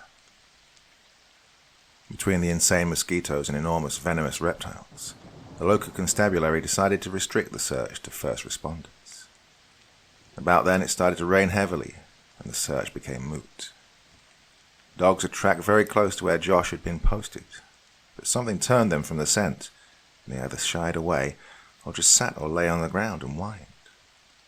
Since the county had been in charge of the search for Josh and the city had jurisdiction on Sami, the two cases were not linked beyond inter-agency gossip at the first-line officer level. Josh was old and people assumed he'd gone out and had a heart attack or had fallen in some water or something. The story was quickly replaced by other events in local and national news. It was an election year after all, and November was just around the corner. The rain finally gave up a few days later, and by evening there was nothing left of it but ground fog. "Good night, buenas noches," Officer Therese called to the two cleaning crew members as the women made their way to the parking lot in tandem. He smiled in satisfaction. Apparently they decided to heed his advice that they should travel in pairs for safety. Well, one never knew when a crook might pop up, or a wild coyote or feral domestic animal might approach. The ladies returned his wishes and walked away, chattering amicably as they made their way through the well-lit parking area. The officer went back inside. It was nearly 10 o'clock and time for shift change. Most of the buildings were already locked. Well, the women had nearly made it to their cars that were parked very close to one another in the employee lot when Esmeralda, the elder of the two, noticed them. In the strip of woods between the parking area and the roadway were several sets of glowing yellow eyes set within large dark silhouettes. She started to ask her young friend Jennifer if she saw them, but it was clear that she had since Jennifer had fallen silent, a rare occurrence in Esmeralda's experience with the girl. There were 4 sets of eyes that glared balefully from the shadows. The shaggy outlines moved forward slowly, as though stalking towards the women. Esmeralda moved first. "Get in the car, Jenny," she called to the younger woman. Jennifer stood frozen in horror as the hairy brutes came into view. Esmeralda focused briefly on getting into her own pickup. She fumbled with the keys. "I should have listened when the officer said to have your keys ready before you get to your vehicle." About that time, the rumble of hooves on pavement registered, and she looked up in time to see the dark shape that rushed at her from the well-lit parking area. She noted the glint of the tusk as it rose and entered her skull from below the chin. The impact was so fierce that it drove her back into the open truck door and tore the door from its hinges. By then, Jennifer was able to scream. The scream didn't last long as she was bowled over and trampled by a quartet of swine. Once they started to eat her alive, she was unable to make any noise other than a gurgle from her missing throat. Fortunately, she lost consciousness quickly. 20 minutes later, as Officer Therese headed into the parking lot to go home for the evening, he saw that the vehicles that belonged to the cleaning crew ladies were still in the lot. He called over to the other officer who was headed towards his own car. "Hey, Jay, did you see the cleaning ladies?" Officer Johnson, Jay, looked up from the text he was typing, and without actually looking around said, "Nope, just us chicken." Torres then registered the dark shapes moving through the thin line of trees behind the lot and the roadway. He saw the damage to Esmeralda's pickup, and his heart skipped a beat as he noticed the large puddles of blood and bits of soft tissue and bone scattered across the pavement. "Oh, fuck," he said quietly, then shouted to Johnson, "Get over here, help!" He pulled out his flashlight and his sidearm and started walking quickly toward the horrific scene. He used his radio to contact dispatch and request assistance from the supervisor, who was still inside the office, and to send EMS. As he made it to Esmeralda's pickup, he saw that the dark shapes in the shadows of the pines had halted. And then, glowing eyes stared ominously toward him. Johnson approached quickly and panted out, "On your left!" Torres spared him a glance. The younger officer was winded from fear stress rather than physical exertion. Jay was in good shape and was on target with his sidearm. The officers used their flashlights to illuminate the faces that contained those terror-inducing eyes. What they saw was 5 sets of enormous porcine features smeared with fresh gore. There were scraps of bone and flesh on the ground near their feet. But most noticeably, the monsters looked angry at having had their repast so rudely interrupted. The big boar snorted loudly and pawed at the ground in front of him. His mane bristled. It was a warning. The officers had been hesitant to fire. They had clear policies on when to shoot at animals, but as the boar lowered its big ugly head, Torres came to the conclusion that, policy or not, this was an appropriate situation to shoot. He fired all the rounds in his 16-round magazine before the enormous pig struck him and bowled him over like he wasn't even an obstacle. As soon as Torres fired, Johnson joined in a reflexive reaction. He sprayed and prayed and emptied his magazine into the 4 other porkers. Jay shakily reloaded as the boar hog tore into his partner on the ground. Despite his sorry shooting, his targets had remained in place, so he'd gotten in a lucky shot and taken out one of the larger sows.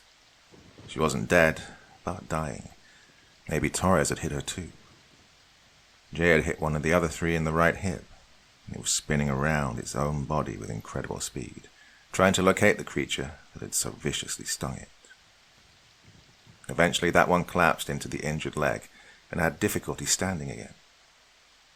Officer Johnson didn't see all of that. The remaining 2 blasted into him before he could seat the second magazine.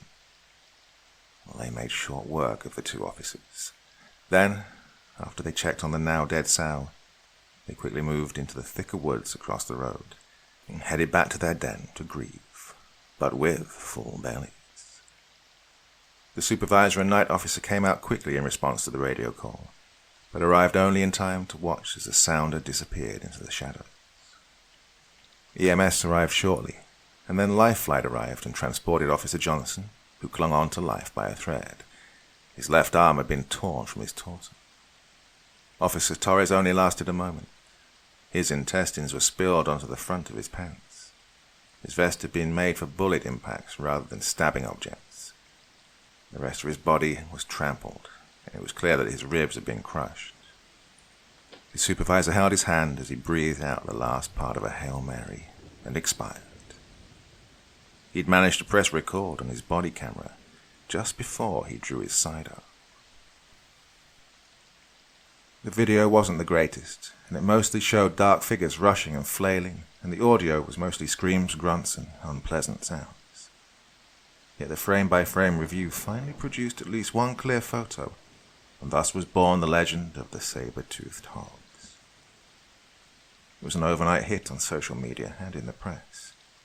There was evidence, at least from the meager remains of the cleaning crew, that the hogs had become human-eating predators. Investigators found porcine DNA in the mess that was Jennifer and on the uniforms of the responding officers. There were definite abnormalities that led to further testing. Someone puzzled out one of the abnormalities, and they drug tested the samples. They found trace amounts of methamphetamine and ketamine. The assumption was that one or more of the victims had been using the substances. Officer Johnson somehow managed to survive, though he would require a lifetime of both physical and psychological therapy. Well, he wasn't much help with his recollection of that night. Oh, so much blood. Oh, those poor ladies. It was so Big. He ranted in short, staccato sentences. He made a great media figure, though. Young, a military veteran, gym rat, handsome. At least as long as one viewed the before photos. He was set up for an experimental prosthesis, which made for an ongoing series in the local media, but that was a long while later. Once the various law enforcement agencies had enough information, the dots connected, and several missing persons cases were attributed to suspected feral pig predation. The hunt was on for the sounder of mutant, saber-toothed hogs. Professional hunters volunteered by the hundreds. Every law enforcement jurisdiction and politician wanted in on it, and every nut with a firearm wanted to be the one to get the big boar as a trophy and for notoriety. The experts provided opinions and discussed various theories on why omnivorous creatures would suddenly become carnivorous predators. The primary consensus was that it had to do with climate change, the popular theory for anything odd in nature. The campus became the center for the hunt, and classes were disrupted by the presence of so many emergency responders. Parents pulled students from classes at the campus because of safety concerns. Property became a zoo of humanity.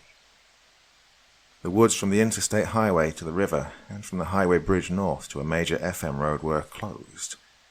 Neighborhoods and businesses were put on mandatory curfews, and volunteer guards set out to patrol in their pickup trucks, complete with wannabe heroes perched in the beds with rifles and shotguns. Everyone was on guard for the hogs, except for the retired on-active-duty security guard posted at a local manufacturing business that had somehow evaded the floodwaters. His company had been contracted because of the hog murders. The atmosphere of fear had led to a boom in security contracts for the duration of the emergency. The guard's name was Fredericks, but everyone called him Gollum. He looked like the movie version of that character, grown to 6 feet tall and aged around 45. He was unpleasant, irresponsible, and a know-it-all who actually knew very little. Fredericks ignored all the hoopla and hype. Any fool knows how to hunt feral hogs. Dumbasses, he thought as he slouched on his golf cart, semi-dozing next to his cup of coffee. His supervisor had told him to stay inside and not use the cart since the hogs were reported to be as large as the little vehicle. Fredericks didn't care. What did that little idiot know? Fredericks had been a real cop, a deputy for one of the local constable's offices for almost 2 years before he'd been given the option to resign or be terminated. Well, he'd done security work ever since. None of these youngsters could tell him anything. He sat there, dozing and musing about what the other guards had meant when they called him Gollum.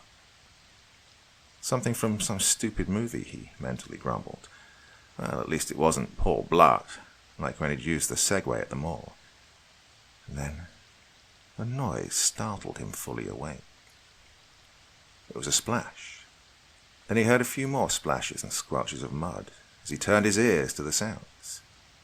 There was a drainage ditch along the front of the property, part of the reason the waters had failed to inundate the main building of DMT Solutions Incorporated. Well, something or someone was approaching through the waters of the ditch. Maybe several somethings or somebodies, he thought. Probably some idiot kids. When the head appeared above the ditch, Fredericks could not believe his eyes. It was gargantuan, bigger than any hog he'd ever seen. It was almost as big as the head of the rhino he'd seen at the zoo many years ago.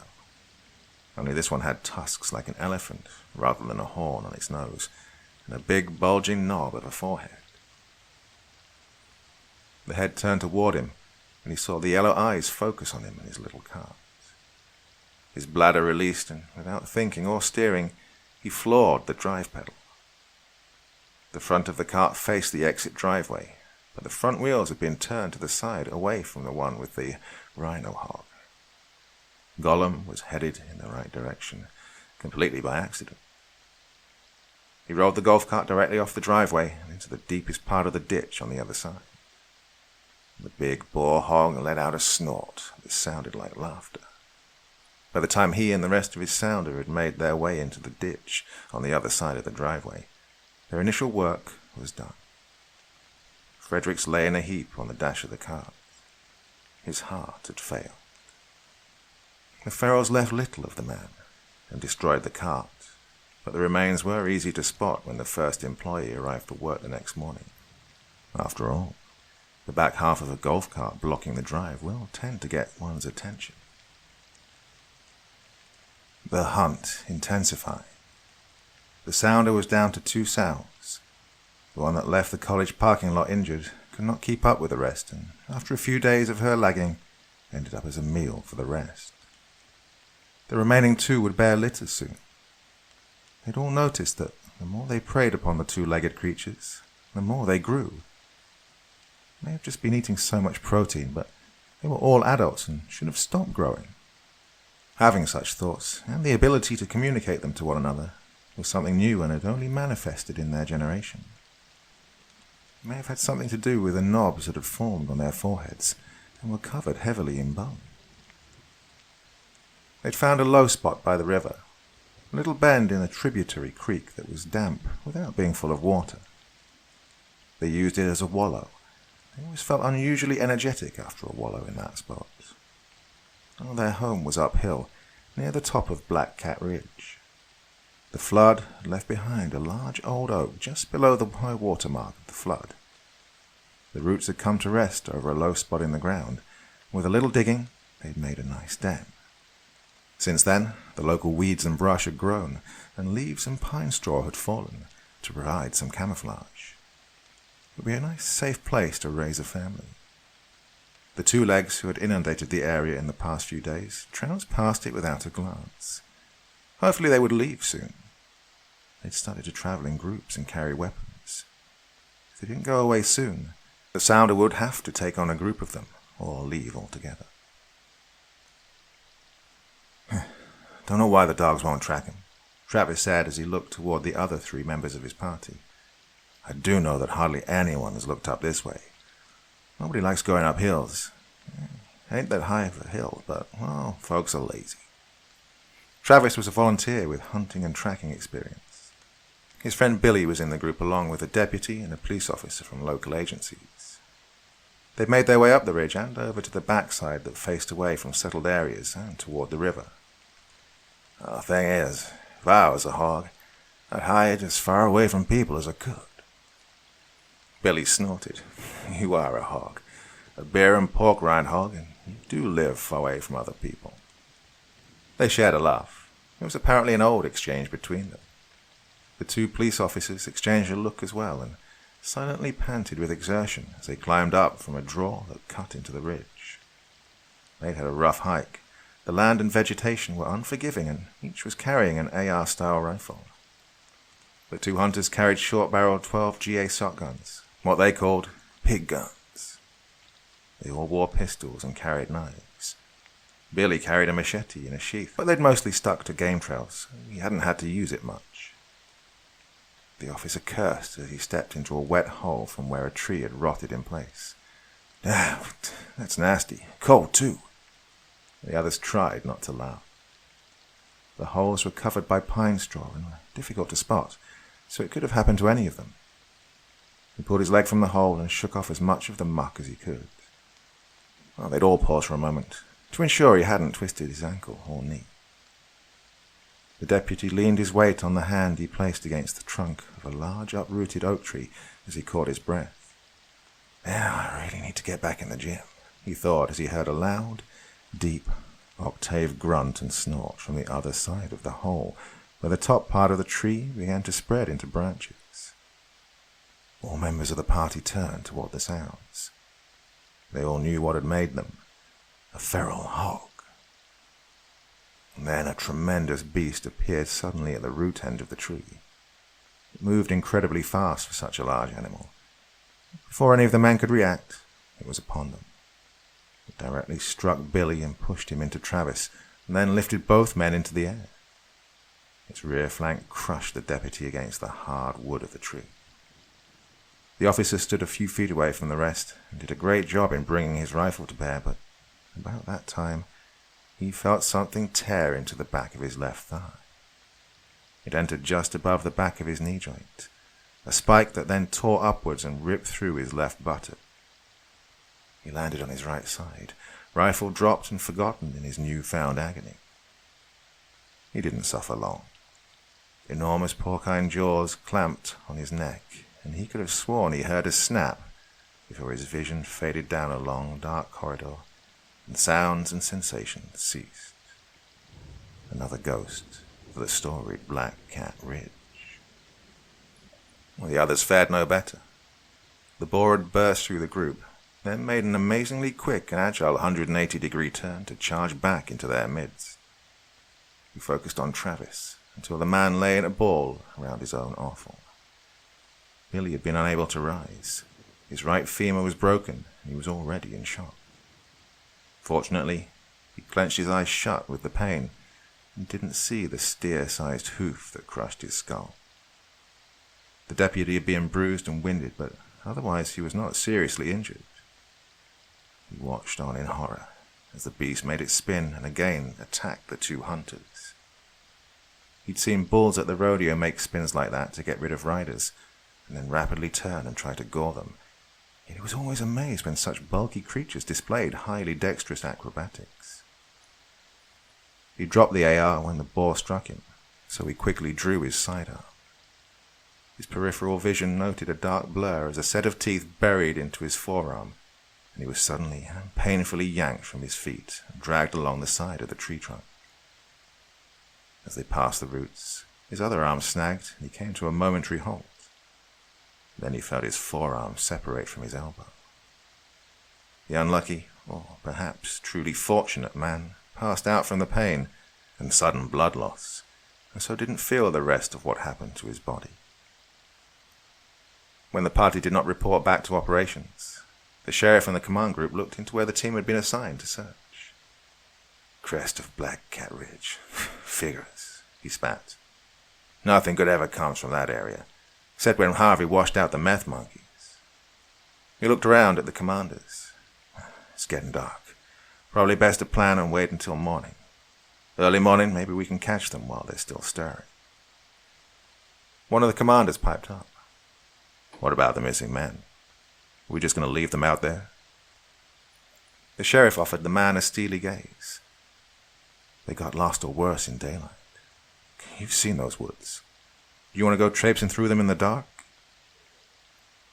He looked around at the others. Oh, we need a plan. Feral hogs are smart. They have a great sense of smell and are downright uncanny when it comes to spying traps. Any thoughts or suggestions? The game warden captain in charge of organizing the volunteer hunters took up the gauntlet. We have enough people to make a tiger hunt. No elephants, but a couple of monster trucks may do the trick. The discussion went on for quite a while. At least they finally had a specific location to search. If the party had been attacked, it had happened in daylight, so they must have been near a wallow or a den.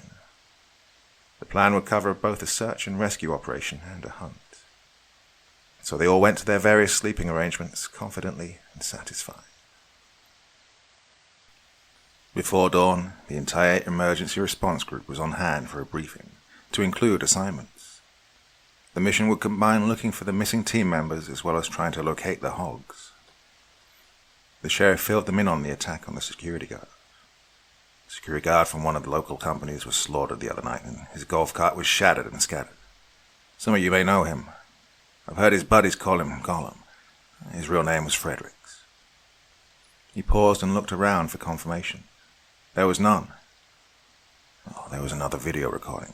From the building, very clear. The big boar looks to stand around 5 feet at the hump on his shoulders, and weighs in a good 800 to 1,000 very lean pounds. The tusks are abnormally long, and there's an odd lump between his eyes. This monster doesn't need the saber-toothed tusk to kill. It needs only to trample or crush. Now, time is short. We'll meet at the base of the ridge in 10 minutes. Well, he knew it would take longer, but he needed them to comprehend the urgency. Everyone will shake out in a line. As we proceed, you will stay inside of the team members to your left and right. While time is a factor, safety is the greater consideration. Stay on line with the others. I cannot stress that enough. We've set up 2 all-wheel drive vehicles with shooting platforms on the other side of the ridge and at the bottom. They're already in place on the other side of the ridge, ready to ambush the killers once we flush them. If we fail to locate and neutralize the hogs, we may be able to drive them into range of our shooters. Once we've crested the ridge, we'll descend only a short way down the other side. We do not want anyone in the line of fire of the shooters on the trucks. By the way, don't worry about making noise. The more the better. Might as well drive the monsters ahead. Just a reminder, they are aggressive and may turn back on us, so be ready. He answered a few questions, and then they were off on the hunt for the saber-toothed hogs. It took longer than anyone hoped to get everyone lined up and moving, but once they started, it went mostly to plan. About 15 minutes in, a shot rang out near the north end of the line, followed by the staccato sound of several more rounds from different calibers. That stopped everyone in their tracks, as per the plan. It was hard for the team members to restrain themselves from sprinting to the aid of those who had fired. However, the firing stopped abruptly after the initial bursts. Then, the waiting began. Shortly, the sheriff sent over the radio that all was well, but that one sector had encountered an extra-large nutria that had attacked a team member. He requested that the team leader from the game wardens respond. He gave the order to move forward again, and everyone did so, on much higher doses of adrenaline. Just over the ridge, a team a little south of the crest came across a large tree that blocked their progress.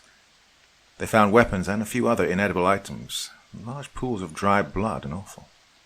The area stank, and flies that had grown to the size of horseflies buzzed around the sticky mess.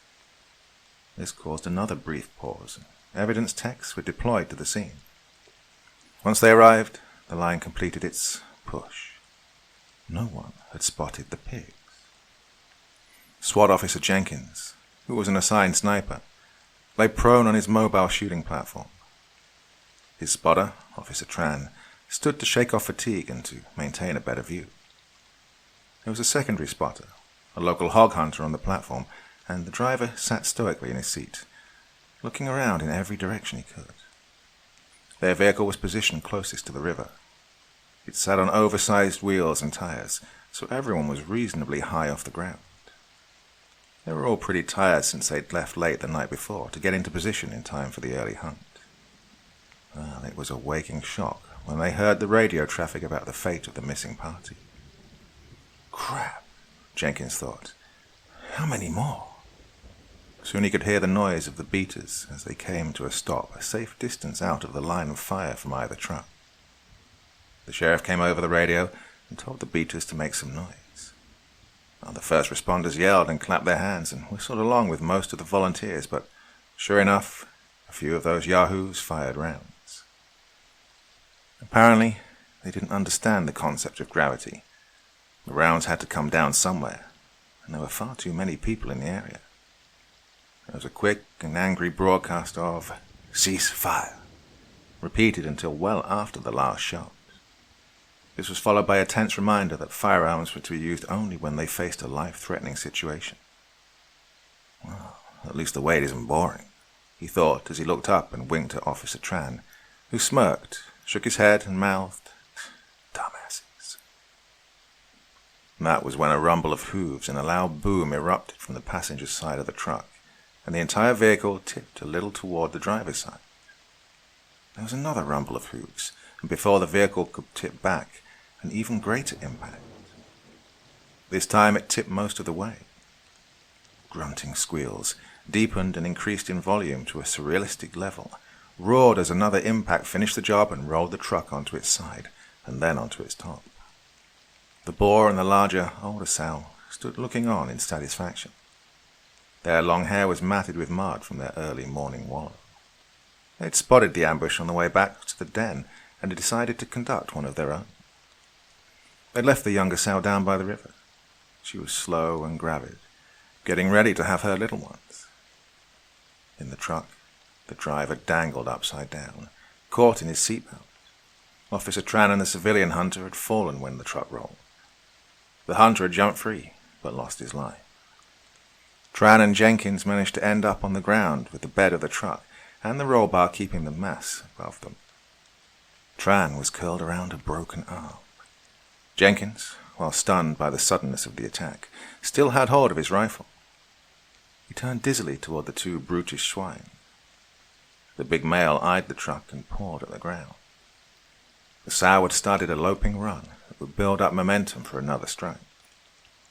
As she came around face forward, Jenkins had time to get his muzzle in line and fire. He fired 2 more rounds in quick succession, and the sow screamed as the .50 caliber round struck her in the chest and penetrated her vital organs. Her carcass skidded to a stop about a foot from the side of the truck, and Jenkins' view was entirely blocked. He rolled toward the driver's side and scrambled to his feet. "Tran!" He reached under the truck and grabbed hold of Officer Tran's collar. He pulled backwards as hard as he could to get clear of the truck. Had the boar flipped the truck over again, they would have made it. Instead, there was a loud crash from the front of the truck, and the front end, engine and all, spun towards them at tremendous speed. The impact sent both men sprawling into the underbrush, both of them stunned and helpless. Jenkins could hear the sounds of shouts and the rumble of many running feet as the beater crew poured down the ridge to rescue them. He managed to open his eyes and look toward the ruined truck, just as the boar rounded the front and glared at him with furious eyes. The truck had made a full 360-degree turn with the top of the cab as an axis. The boar pawed at the ground, bristled its mane, then, just as it squatted to begin a trampling charge, a shot rang out, followed rapidly by 11 more. The boar stumbled away from the cab area of the truck and fell onto its side. Everyone had forgotten about the driver, who carried a .45 caliber pistol with high-powered ammunition. He emptied the entire magazine into the neck of the monster hog from no more than 3 feet, and he was a good shot, despite being shaken and dizzy and dangling upside down. The saber-toothed horror struggled to regain its feet, though it bled profusely. About that time, the beaters and the hunter who'd been thrown clear when the porcine terrors hit the truck arrived and added their own rounds to the mix, and eventually the boar hog stilled and expelled its last breath. The photos and video footage were impressive. The head would eventually be mounted at the sheriff's office and featured in election poster photos. Jenkins and Tran made a full recovery, and the shy driver, Hunter, ended up making the talk shows as the hero that brought down the saber-toothed feral hog. The funerals for the party of dead searchers were massive and vied with election news coverage in the media and social media for the next 2 weeks. Hunters were scheduled to come in and remove or destroy the other affected fauna. The only argument was which agency would pay for the hunters. On the other side of the San Jacinto River, the younger sow nursed her litter. Their new den was a little low-lying and swampy for her tastes, but she would tolerate it until the piglets were weaned. That would best be soon, she thought in Porkinese. My little boars already have tusks, and they're uncomfortable to suckle.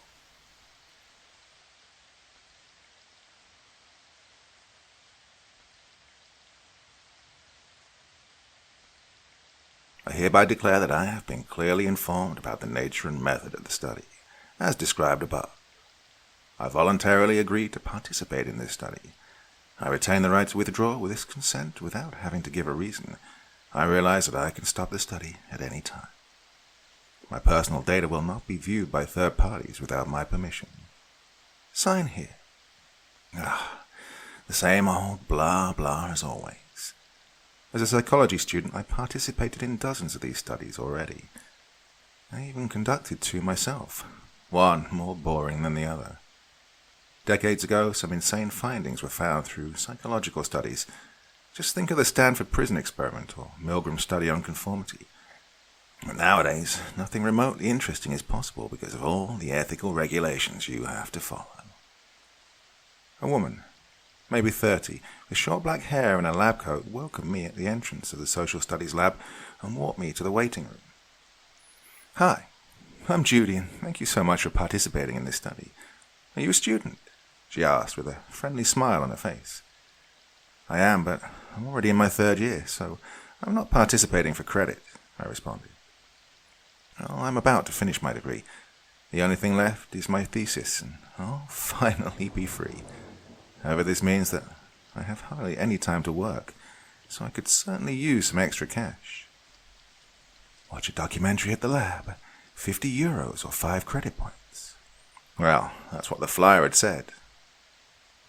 No, that's great. Then you probably already know how these things go. The process today will be as follows. You will watch a documentary for 1.5 hours together with a different participant. After that, you will each be guided to your own cubicle, where you will do a few computer tasks and fill in a short survey. Your participant number today is 10. Please remember this number to ensure anonymity. Use these numbers with the other participant as well. Please don't exchange real names. Do you have any questions so far? Well, I had no idea I'd be watching a documentary with a different person, but figured that it was probably a part of the study. To see how people interact in a setting like this, or who knows what. You always have some hidden intention with these studies. No, sounds easy enough, I said. After I signed the informed consent form, we walked to one of the rooms of the lab. Lab makes it sound somehow cool and fancy, but it's just a few boring rooms in the ugliest brick building on campus. The other participant was already sitting on the sofa inside one of the lab rooms, which reminded me of an old classroom without windows.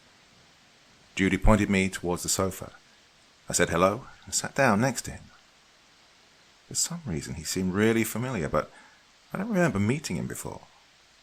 Maybe he just reminded me of someone else, I figured.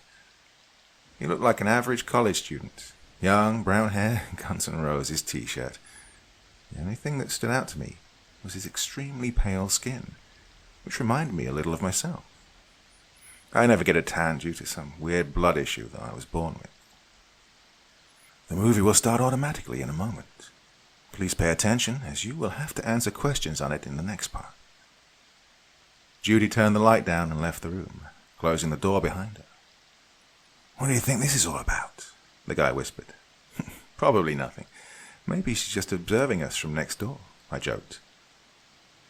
Oh, hey, that's my number, he said and pointed to my hand. The number 9 was written on my hand with a Sharpie. This is weird. I don't remember writing anything on my hand. If anything, it should be a 10, I said, slightly confused. It was pretty early and I was tired, but I would have remembered writing a number on my hand.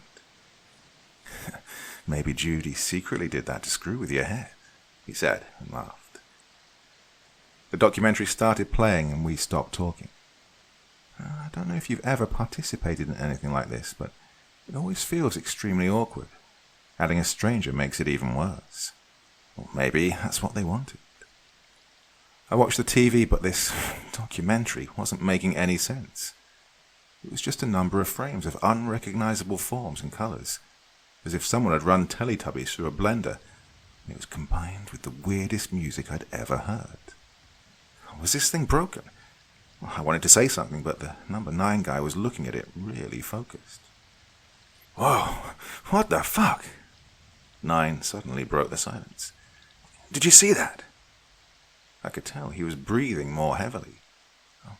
What do you mean? I was still whispering.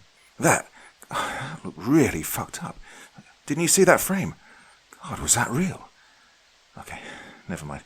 Sorry, I think it just surprised me. Well, I tried to focus some more. Make some sense of this video that was definitely no documentary. And that's when I noticed it. For a tiny second, there was a word shown. Oh shit, I blinked too soon. A subliminal message, or a prime. I kept my eyes open and stared at the screen. Another word. Cerebrum. Followed by more happy colors and then Moors. Now, cerebrum had something to do with the brain, but what's Moors? There again. Oh, fuck. Did you not see that? Those words, I asked. Words? No. The pictures. Did... That's when the TV suddenly shut off and the door opened. Judy was standing in the doorframe, smiling. This was the first part. Would you follow me to the cubicles now? With a weird feeling, I got up and followed her. The 3 of us were standing in front of the doors of the open cubicle rooms. You'll be in room 1. She looked at me. And you in number 2. The program is already running. Instructions are included in there. I went inside the tiny windowless room, filled with fluorescent light, and sat down behind the computer. The door behind me shut. Okay, this experiment feels a little weird, I thought. But I only had to finish these few tasks, and then I could leave. Well, I imagined I'd have to answer questions on that unsettling film, but instead I was instructed to do some implicit association tests. You will now be presented with sets of either words or pictures. If you associate the concept with something positive, press the left arrow key. If you associate the concept with something negative, press the right arrow key. Well, it started off pretty normally. Photos of flowers, storms, clothes. But then, it got weird. A smiling face, left. A bloody knife, right. A shattered building, right. Free will, right. Left. God, left. Sacrifice, left. Murder, left. Shit, this was going fast. Someone wearing a Venetian mask with bloodstains, right. The same person stabbing someone, right. Again, the same person looking straight into the camera. Right. God, what was this? The masked person holding the knife to his own throat. Fuck. I pressed left. I was starting to sweat. This didn't feel normal. It changed back to text. You enjoyed that? I didn't press anything. This was not normal. Don't look away. I wasn't pressing anything anymore. More unsettling photos started to appear. A little girl biting into something that looked like an organ. A heart? Dozens of organs piled up. The girl, now wearing the mask and laughing. From that point on, it only got worse. I saw things that I will never forget. Pictures so disturbing I can't even describe them. Words I didn't recognize, but something inside me knew they were wrong. I felt like I was about to throw up. I got up, my legs shaking. I'd had enough. This study was sick. I stumbled back to the door and tried to open it, but it was locked. Suddenly, the computer made a loud, shrill noise. The screen changed to another photo. It was me, wearing that mask and smiling. And then a photo of the other participant, number 9, looking into the camera with blood all over his face. Another photo of me, holding a knife to my throat. What was going on here? I slowly walked towards the screen. I was feeling dizzy. Thank you for finishing part 1. We'll see you again when you wake up for part 2. Yes, I realize that I can stop the study at any time. I had a hunch this wasn't true when I stood behind the locked door of the cubicle. I knew it wasn't true when I woke up in a strange hospital bed.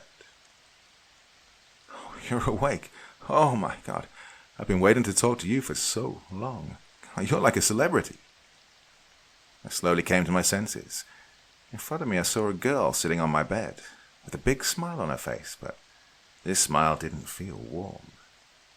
It was the same weird smile that Judy had, like the Cheshire Cat. She was wearing a clean purple shirt and purple pants, which looked somehow familiar. And then I remembered. That's what I was wearing in the photo where I held a knife to my throat. I looked down and noticed that I was wearing the same clothes, but mine were white. White as everything else in this room. Clean. Sterile. Except for the blood crust on my inner elbow. There was a syringe stuck to my arm. Bandage wrapped around it. I started panicking. I pushed the covers away and tried to get up, but I felt too weak. Where am I? I mumbled. Well, you're in the Psycho Lab, silly. Welcome back. Her blonde hair looked thin, her face pale, but her smile only got bigger. She must have been in her mid-20s, but the way she talked made her sound like a teenager. 10? That is so impressive. There's only one other person that got so close, and... 10? I interrupted her. That's the participant number they gave me. Did they talk to you about this? Did they do the same experiment to you? My heartbeat was racing. It's on your arm. It looks permanent. I guess this is your final one. Congrats. She was right. On the spot that had said 9 yesterday, there was now a 10. But this one looked like a tattoo. Permanent. That happened yesterday. Oh, I felt extremely confused. My head was heavy. I felt like throwing up. And I was at the end of the study. I did the task and... that's the last thing I remembered. They must have drugged me and brought me here. There are some studies that they conduct in the hospital where they test new medications or do sleep experiments, but this isn't possible. I did not give consent to be drugged and brought to a creepy hospital. There's no way the university would allow this. This wouldn't get past any ethical committee. These people, they had something awful in mind. I had to get out of here. A thought hit me. 9. Maybe they brought him here as well. What does the number mean? I asked carefully. I didn't feel like I could trust her. She seemed too okay with the situation, but I had to find out as much as I could. Jeez, did she forget everything? Well, that's your trials. I have 2, look. She held her arm in my face, which had the number 2 tattooed on it. Most people are 2s or even 1s, some 3s. I'm actually happy I'm a 2. It means I'll get my treatment soon. And after that, she jumped up and walked back to her own bed. 10 trials. Had I been here before? You said there's one other person that got close. Yes, it's to 9. Look, can you please stop asking stuff now? The creepy smile finally disappeared from her face. Instead, she looked dead serious. They're in a different wing. They can't have high numbers talk to each other. Now, shh. And after that, she turned her face away from me and lay down in her own bed. So, the number on my arm had something to do with trials. Was this the 10th time I'd been here? I collected all my strength and got up. Number 2 seemed to have fallen asleep. I carried my body over to the window and looked outside. Everything looked awfully normal. The sun was shining bright. There was a big green lawn with a small pond in the middle. On the other side, there were big houses that looked like family homes. The whole street looked like a regular part of town, though I didn't recognize this district. Maybe they brought me to a different city. I started shaking more. God, why was I feeling so weak? I looked over to the houses, and the eyes of a person met mine. It was an older woman standing in one of the windows. I waved, cried, hit the window, but she showed no reaction. Finally, she smiled, that Cheshire cat smile, and waved back in the most calm way possible. I broke down in tears. I felt like I was sent to a different universe where everyone was bizarrely happy. I had to get out of here. I couldn't wait for part 2 of this experiment, or for some treatment, especially not after those photos. And so I made my way to the door. Oh, please, please, please, don't be locked, I muttered to myself. It opened. A feeling of relief rushed through my entire body. Well, that changed quickly when I heard 2 shouting, "Help! Come back!" followed by a hysterical laugh. Fuck. An alarm went off. Red light filled up the surroundings, but I couldn't stop now. I was standing in a hallway with more closed doors. Probably more hospital rooms. From the end of the hallway, I heard some commotion. Someone was on their way. Afraid to run into them, I opened the next best door. I found myself in another room that looked just like mine. I closed the door behind me and held my breath. She ran out. She has to come back. I heard Tu's muffled voice behind the door. What do you mean she walked out? Increase her dosage and then... The rest I couldn't understand, but I knew who it had come from. Judy. Then, silence. They'd moved on. I walked over to the hospital bed in the middle of the room. There was only one person in here. Well, that's if you could still call it a person. This man looked completely drained out, as if there were only skin and bones left of him. He was wearing the same purple pants, but his exposed chest was full of cuts. Some stitched up, some with bloody crusts. On his arm there was the same, too, tattooed, and next to it this sign. Oh, but the most frightening part was his face. He was wearing the Venetian mask. Tears of desperation filled my eyes. I was certain he was dead, until his chest suddenly moved up, his ribs sticking out even more. He was breathing.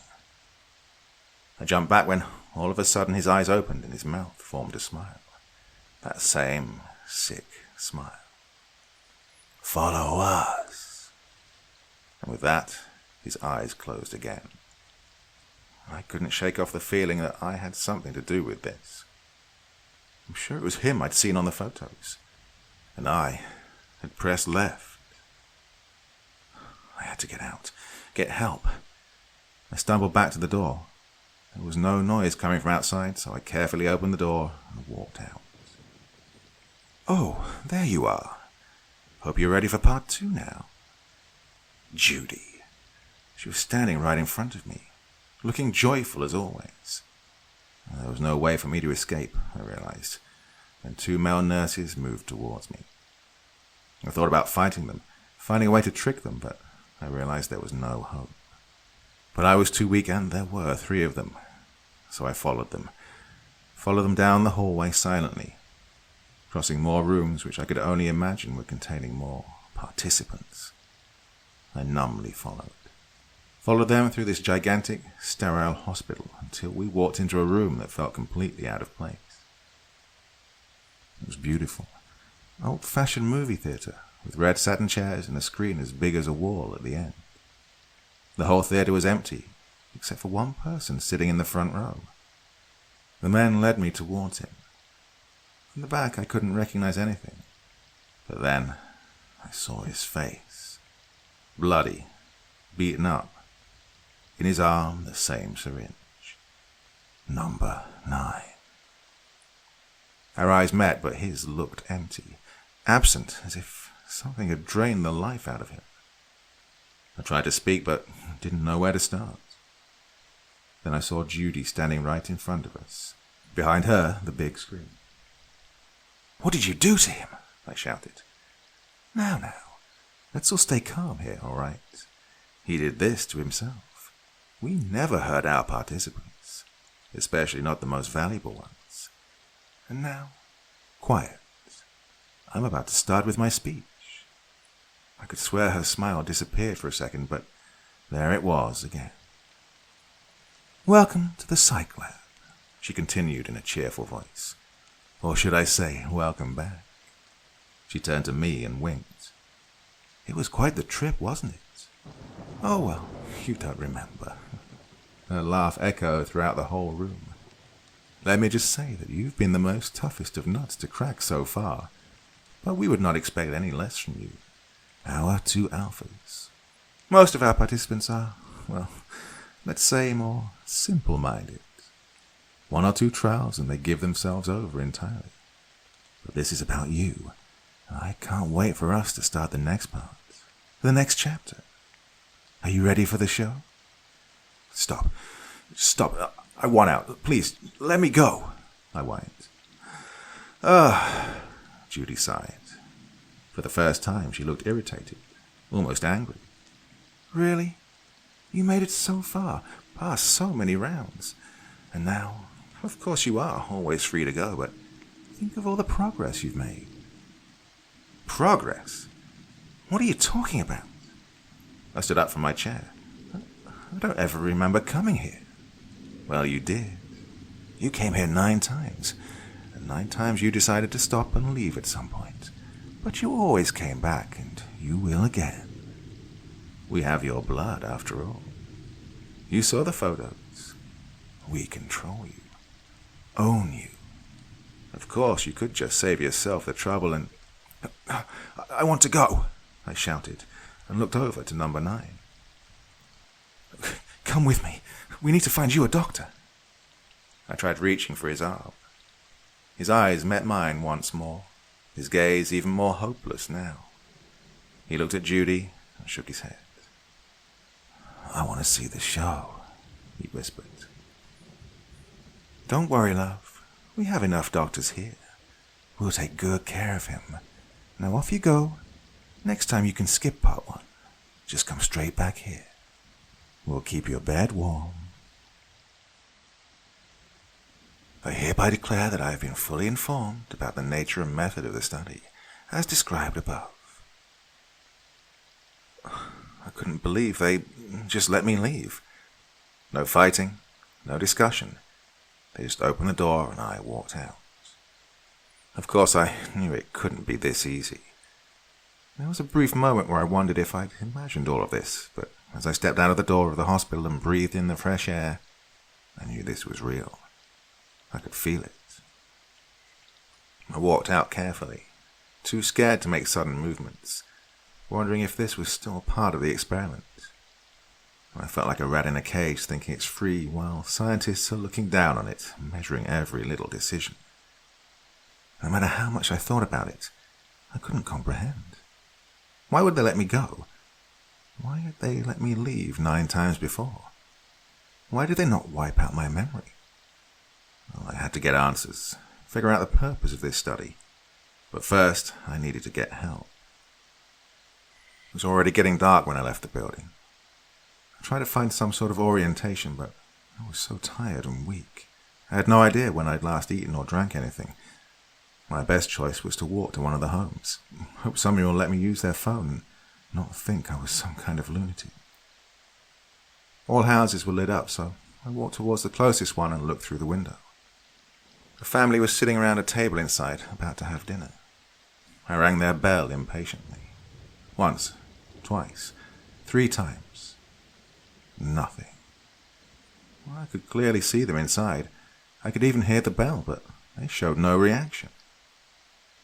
Feeling a little creeped out, I made my way to the next house, where exactly the same thing happened. At the 3rd house as well. That's when I realized I had to get further away. I don't know if they put something in the water or what happened here, but everyone seemed to be a mindless zombie. They had photos of me, where I did things I could never imagine doing. I had more control than I want to admit. I had to get far away, and so I ran. The anger seemed to give me strength I didn't realize I had. I kept running until I saw another light in the distance. It was a cafe. When I got closer, I noticed there were a few people sitting inside, chatting and drinking while the server took orders. It seemed normal. Not normal like the maniacs in the homes, but genuinely normal. I stopped myself from running inside. First, I had to calm down and think. They seemed normal, but I didn't. I was dressed in white hospital clothes, had a syringe stuck to my arm, and was about to burst in and talk about some organ-stealing cultist hospital. I needed to come up with a somewhat believable story. Otherwise, I would just end up being sent to the nearest hospital, and that was the last thing I wanted. I removed the syringe, took a deep breath, and walked in. "Ma'am, is everything all right?"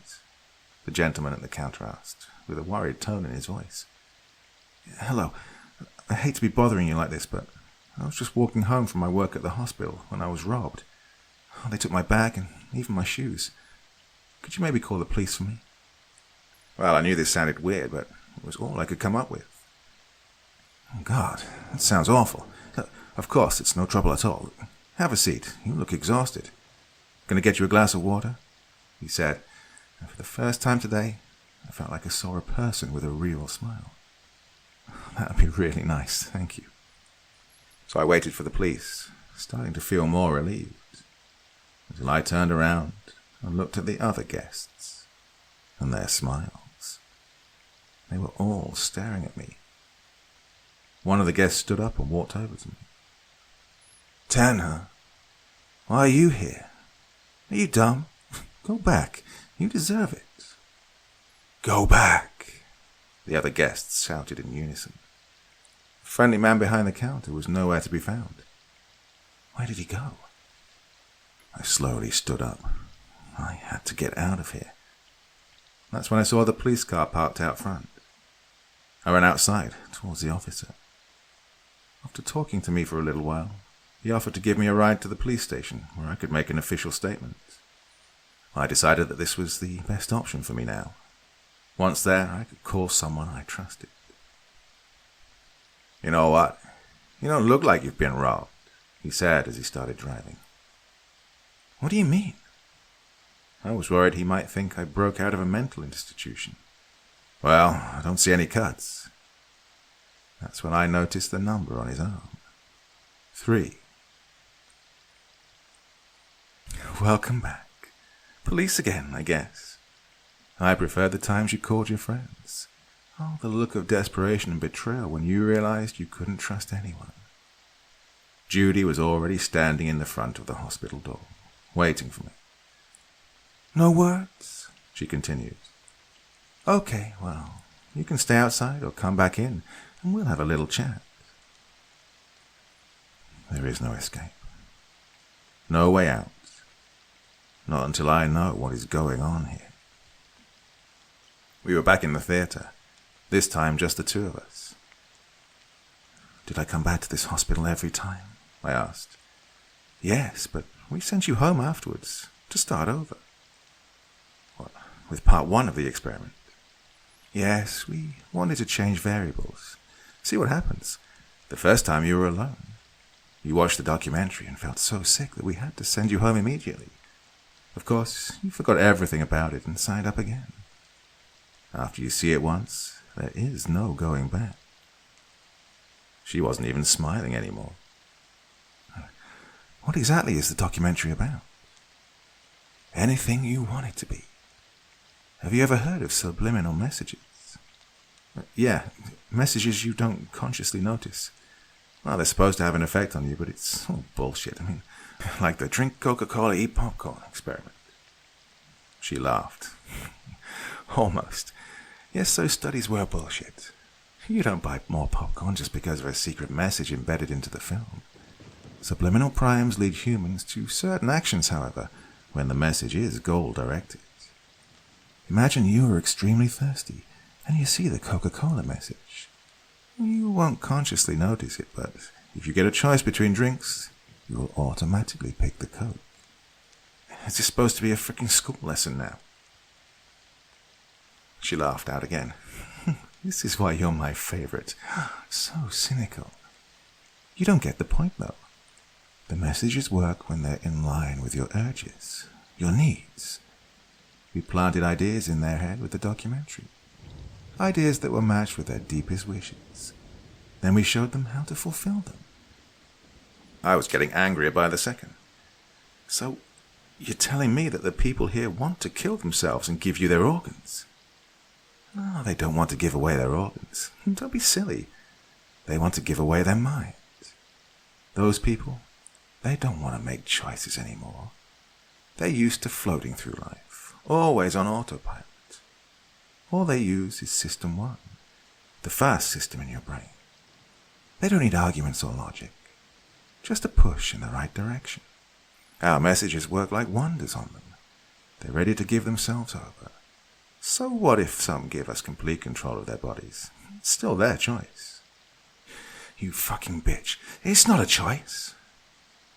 "Well, where's the difference in falling for some advertisement on TV? The choices are there. All we do is give them some guidance. How can you compare murdering people with falling for some shitty ads? We're not murdering anyone. As I told you before, everyone is free to leave whenever they want. But they're happy here.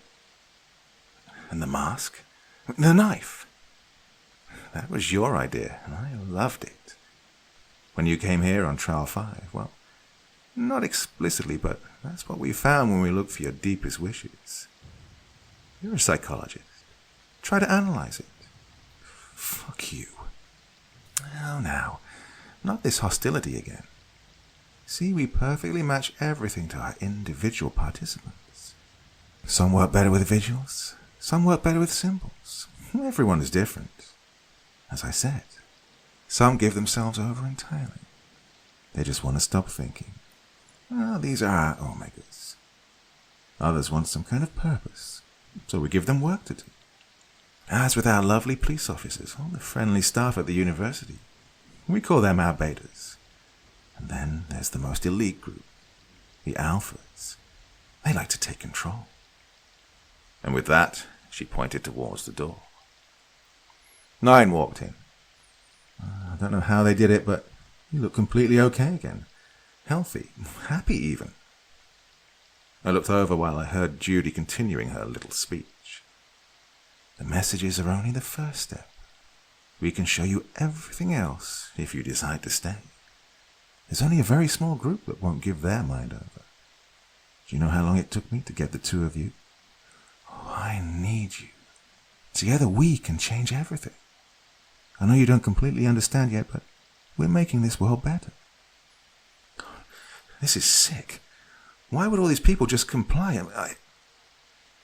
Finally, 9 spoke. There is no option out. All you can do at this point is to enjoy the show. At least we get the better view. I voluntarily agreed to participate in this study. That was it, and she knew it. The number was tattooed on my arm. My last trial was over, and I was a part of the Psych Lab now. Now it was time to take the control that I deserved. I was an alpha, after all. But first, I had to get through this show. You know, it's not that difficult to deceive people. You just need to understand them, get inside their heads, and you can nudge them towards changing into anything you like. If you make them feel like they're part of an elite group, they'll start depending on it. If there is an authority, they'll follow without asking questions. Next, you give them a role, a purpose, and you make this a part of their identity. What if you had something to distinguish them from others, like put numbers on their arms? Have you ever taken part in an initiation ceremony, like hazing for a fraternity? You wouldn't go through the humiliation if you didn't really want it deep down, right?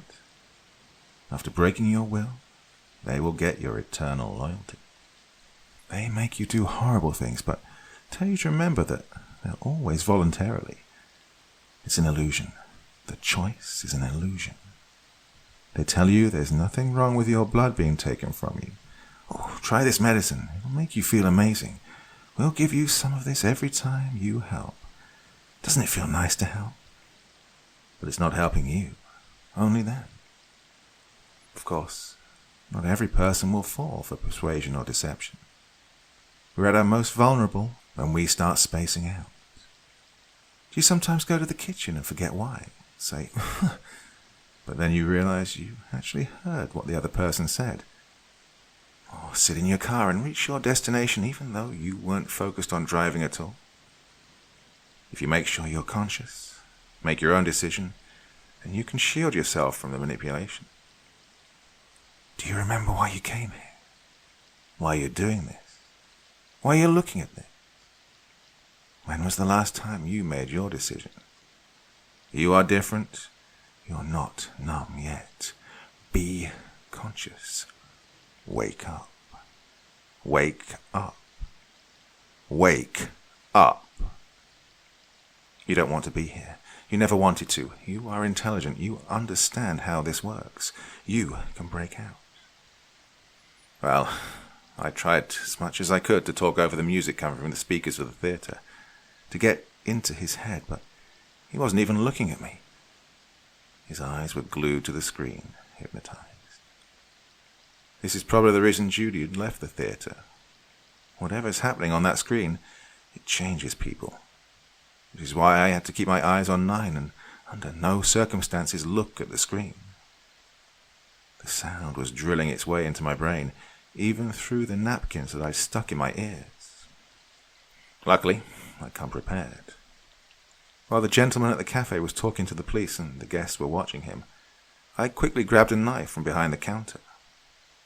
That's what happens when people don't think for themselves anymore. They get careless. And Judy was the most careless one, with her arrogant attitude. Of course, this show had worked the last time, so I couldn't completely blame her.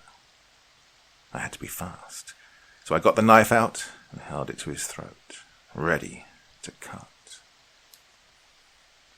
The screen turned black. The movie was over. She screamed when she stepped into the theatre.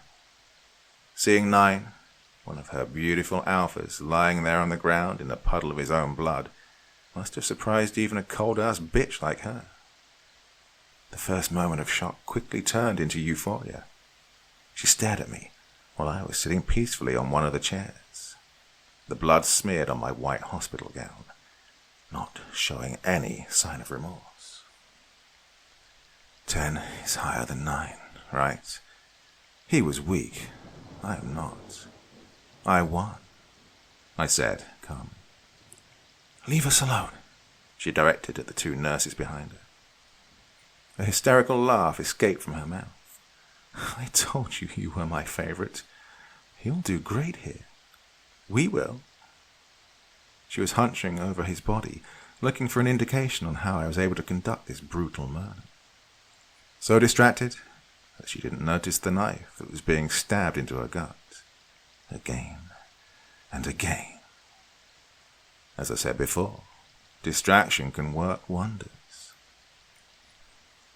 You're right. She was an arrogant bitch. So what do we do now? 9 pushed Judy's lifeless body away from him and slowly got up. I'm a little dizzy after losing all this blood. You know how villains always give away their entire plan? They are so proud of what they come up with that they have to share it. As we know from basically every superhero movie, that's their biggest misstep. That's how they lose. Judy was so proud that I'd come back, that I was defeated and would never leave this place.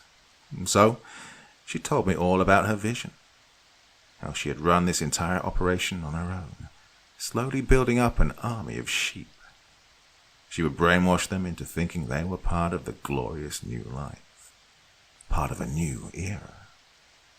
Except none of them were using their own minds. They were her little puppets. The useful ones worked for her. The less useful ones were harvested. Selling organs is quite the lucrative business, and slowly she'd taken over the entire town. But she needed to grow, branch out, and for that she needed help. So she came up with a plan to recruit a new puppet master. 2 had made it far enough. Now it was up to them to decide who would be the number 1. Except I didn't want to be part of her team. And neither did 9, or Josh, after he woke up from his hypnosis. There are different ways to convince someone with facts, but most people won't even listen. Something else you can do is to evoke a strong emotion in them, like fear. Then you take it away, and just like that, the action that your body was getting ready for isn't necessary anymore, creating a void. A moment in which the brain isn't active. The perfect moment to get to the subconscious and influence someone. He was certain he would die in that moment when I held the knife to his throat. When he didn't, all I did was step back and ask for his name. It seemed to snap him out of the trance. At least we used the syringe and didn't cut you up. You should feel lucky, I answered. He was right, though. What was next? How are you planning on getting out? The hospital is filled with her followers, he said. Just look at our arms. We're the highest numbers now. They'll follow us. For now, all I know is that I won't use this place to take away the organs of innocent people. They deserve better.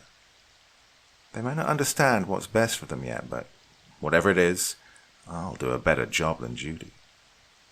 Sometimes you can't give people a choice. Not if you truly want to make the world better. But, well, that's something I'll need to test. If you'd like to help, I could certainly use some participants.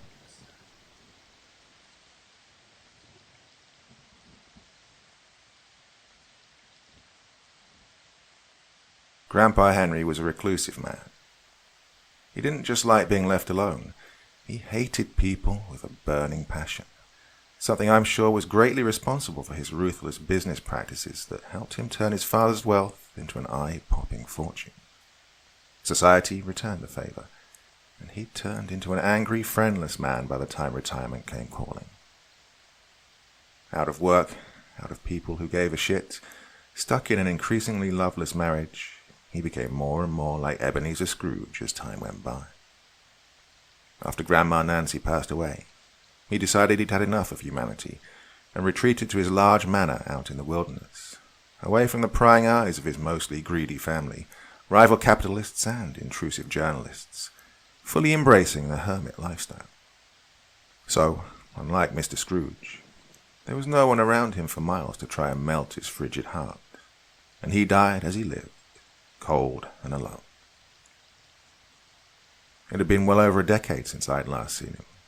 Hell, I was still in high school. At that time, my parents dragged me to his palatial house and forced me to smile and deal with his loathsome attitude.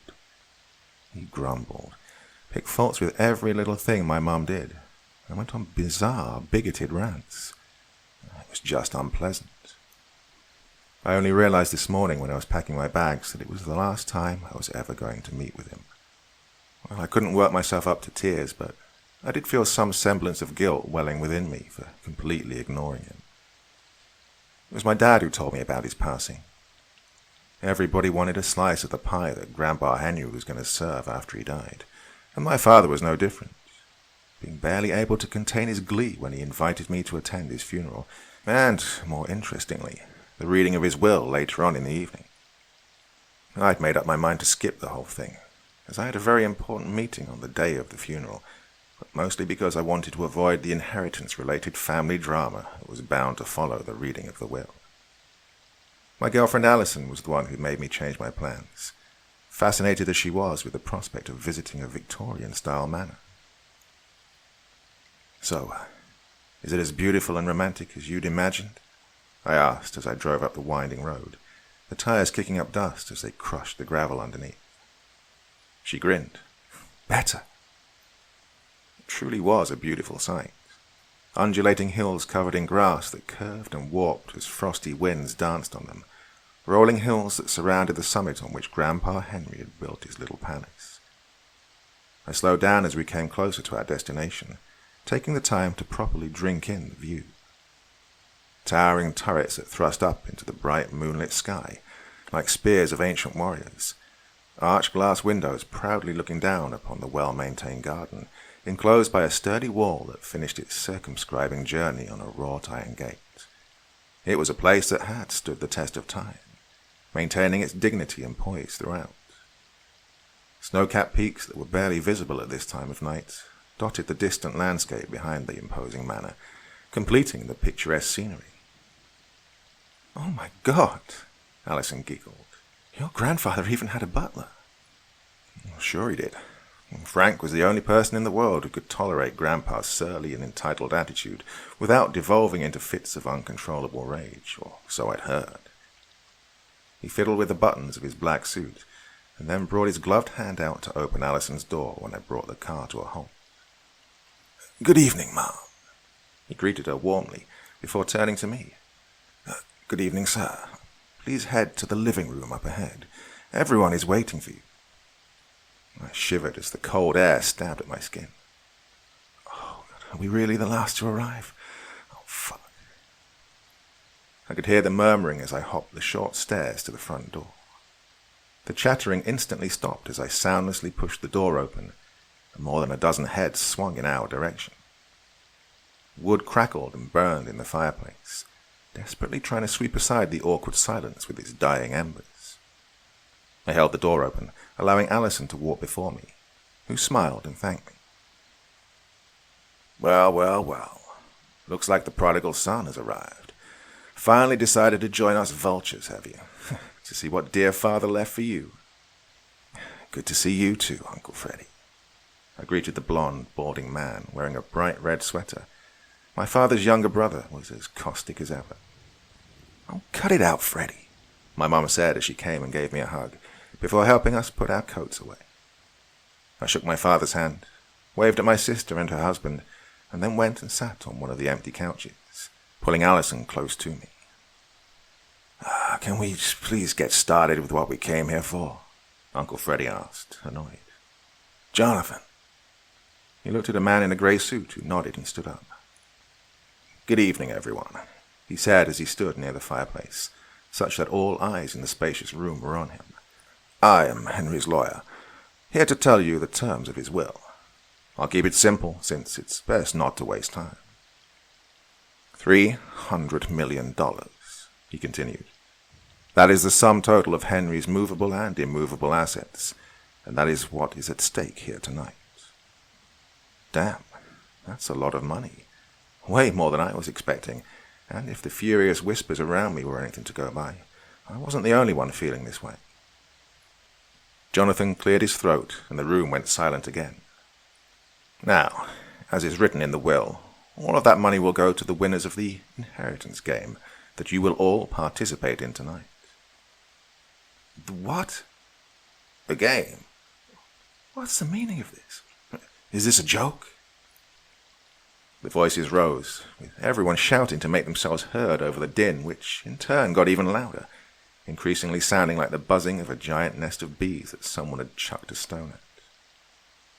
Jonathan tried to get them to quiet down, but no one bothered to listen, so he threw his hands up in frustration and walked out, before coming back into the room, this time flanked by two men wearing goat masks and carrying 12-gauge pump-action shotguns. A sudden, fearful silence fell upon the room like a thick, suffocating shroud as people tried to make sense of this strange sight. Now, I'll explain the rules of the inheritance game to you. Please don't interrupt me. I'll take any questions you have after I'm done speaking, Jonathan said authoritatively.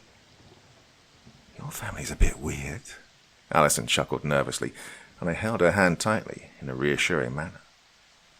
Jonathan began explaining the rules of the game, and everyone listened in a shocked silence, barring a few gasps and some "oh my gods" here, and some smug, disbelieving snorts there. Well, I'll transcribe the rules here as best as I can remember them.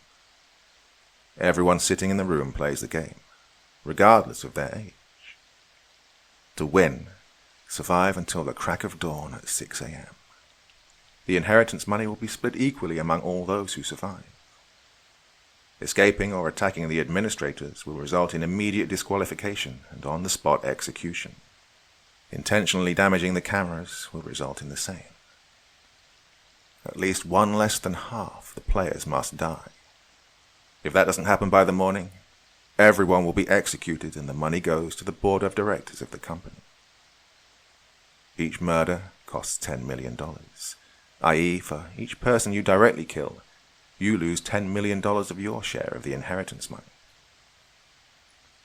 Weapons can be bought from the inventory shack near the swimming pool in the backyard, using the inheritance money. Caution. If the amount of money you've spent or lost exceeds the share of the inheritance you'll receive if you survive, then you too shall be executed. On the other hand, your expenses have no impact on the inheritance other surviving players will receive. If more than half of the players agree, some or all of the rest can be removed from the game and executed, and no amount will be deducted from your inheritance. You must get the signatures of the needed number of players on a piece of paper, along with the names of those you want to remove from the game, and submit it to the inventory shack. Oh, for a second after Jonathan had finished speaking, we gawped at him in amazement. Then everyone exploded in a thunderous uproar. Fear, disbelief, outrage. One could find every flavor of emotion one can reasonably expect people to have in a situation like this. It was Uncle Mitchell, Dad's youngest brother, who ended up becoming our unofficial spokesperson, simply because of his volume. "Oh, you can be fucking serious, Jonathan," he shouted. This is a disgusting fucking joke. Stop this and tell us about the real goddamn will. I'm afraid it is no joke, Jonathan replied calmly, and I shall make a demonstration of the seriousness of your situation. He signalled to the henchman on his right, who walked up and pulled his gun up. The shotgun rocked in his hand and boomed, sending up a small cloud of smoke and making me momentarily deaf. And almost instantly, Uncle Mitchell's head bloomed in the most grotesque red-coloured flower I'd ever seen in my life. And then, the screaming started.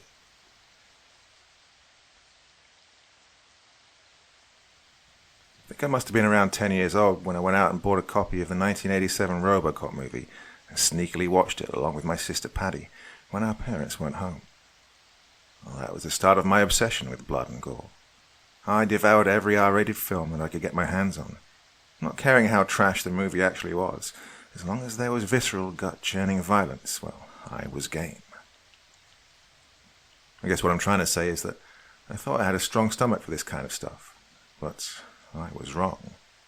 Nothing prepares you for the real thing. Uncle Mitchell's head exploded, spraying blood and chunks of flesh and bone everywhere.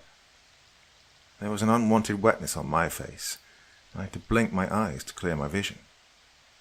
I shook my head to get rid of the annoying ringing sound in my ears that accompanied the deafeningly loud boom of the shotgun, and then wiped my face. By the time I fought my way out of the disorientation caused by the gunshot, I saw there was complete pandemonium in the room. Uncle Mitchell's boyfriend, Wyatt, was emptying the contents of his stomach on the carpeted floor. Some of the guests were hysterically screeching their lungs off, while Jonathan and his two lackeys in the goat masks were already making their way out of the sliding glass door that led to the swimming pool. Hey, you okay? Alison asked, her beautiful raven hair now carrying streaks of a vile shade of crimson. I nodded. Oh, we're going to die. We're going to die. James, my brother-in-law, whimpered on the couch to my left as Paddy tried to comfort him. It was my dad who brought some order to the chaos. Ashen-faced, hands trembling, he staggered past his brother's semi-headless corpse and collapsed nervously as he positioned himself where the murderous lawyer had stood a couple of minutes ago. I know, he croaked, before he took a deep breath and began speaking loudly. I know it's hard, but this is not the time to grieve or lose our heads to fear. We need to think of a way out of this situation. What? What's there to think about? Spat Uncle Freddy. There were 18 of us here. One less than half. That is, at least 8 need to die. Someone sobbed as he verbalized this. 17, Paddy said softly. There's only 17 left now. We can't kill each other, Uncle Brad, Grandpa Henry's oldest son, exclaimed. This is our fucking family. We're not going to slaughter each other over some sick fucking game. What do you suggest we do, smart-ass? Uncle Freddy snapped. Hold hands and walk to our deaths with a smile on our faces? Wyatt, Mitchell's boyfriend, started crying, and there was a flash of disgust on Freddy's face. Well, we can try to escape, I offered. Run in different directions all at once. They can't possibly have the necessary resources to track us all down simultaneously and kill us, right? Run to a place where we can get a signal on our damn phones and get the cops. And what if they do get to us? Uncle Freddy asked pointedly. What if they kill us all, huh?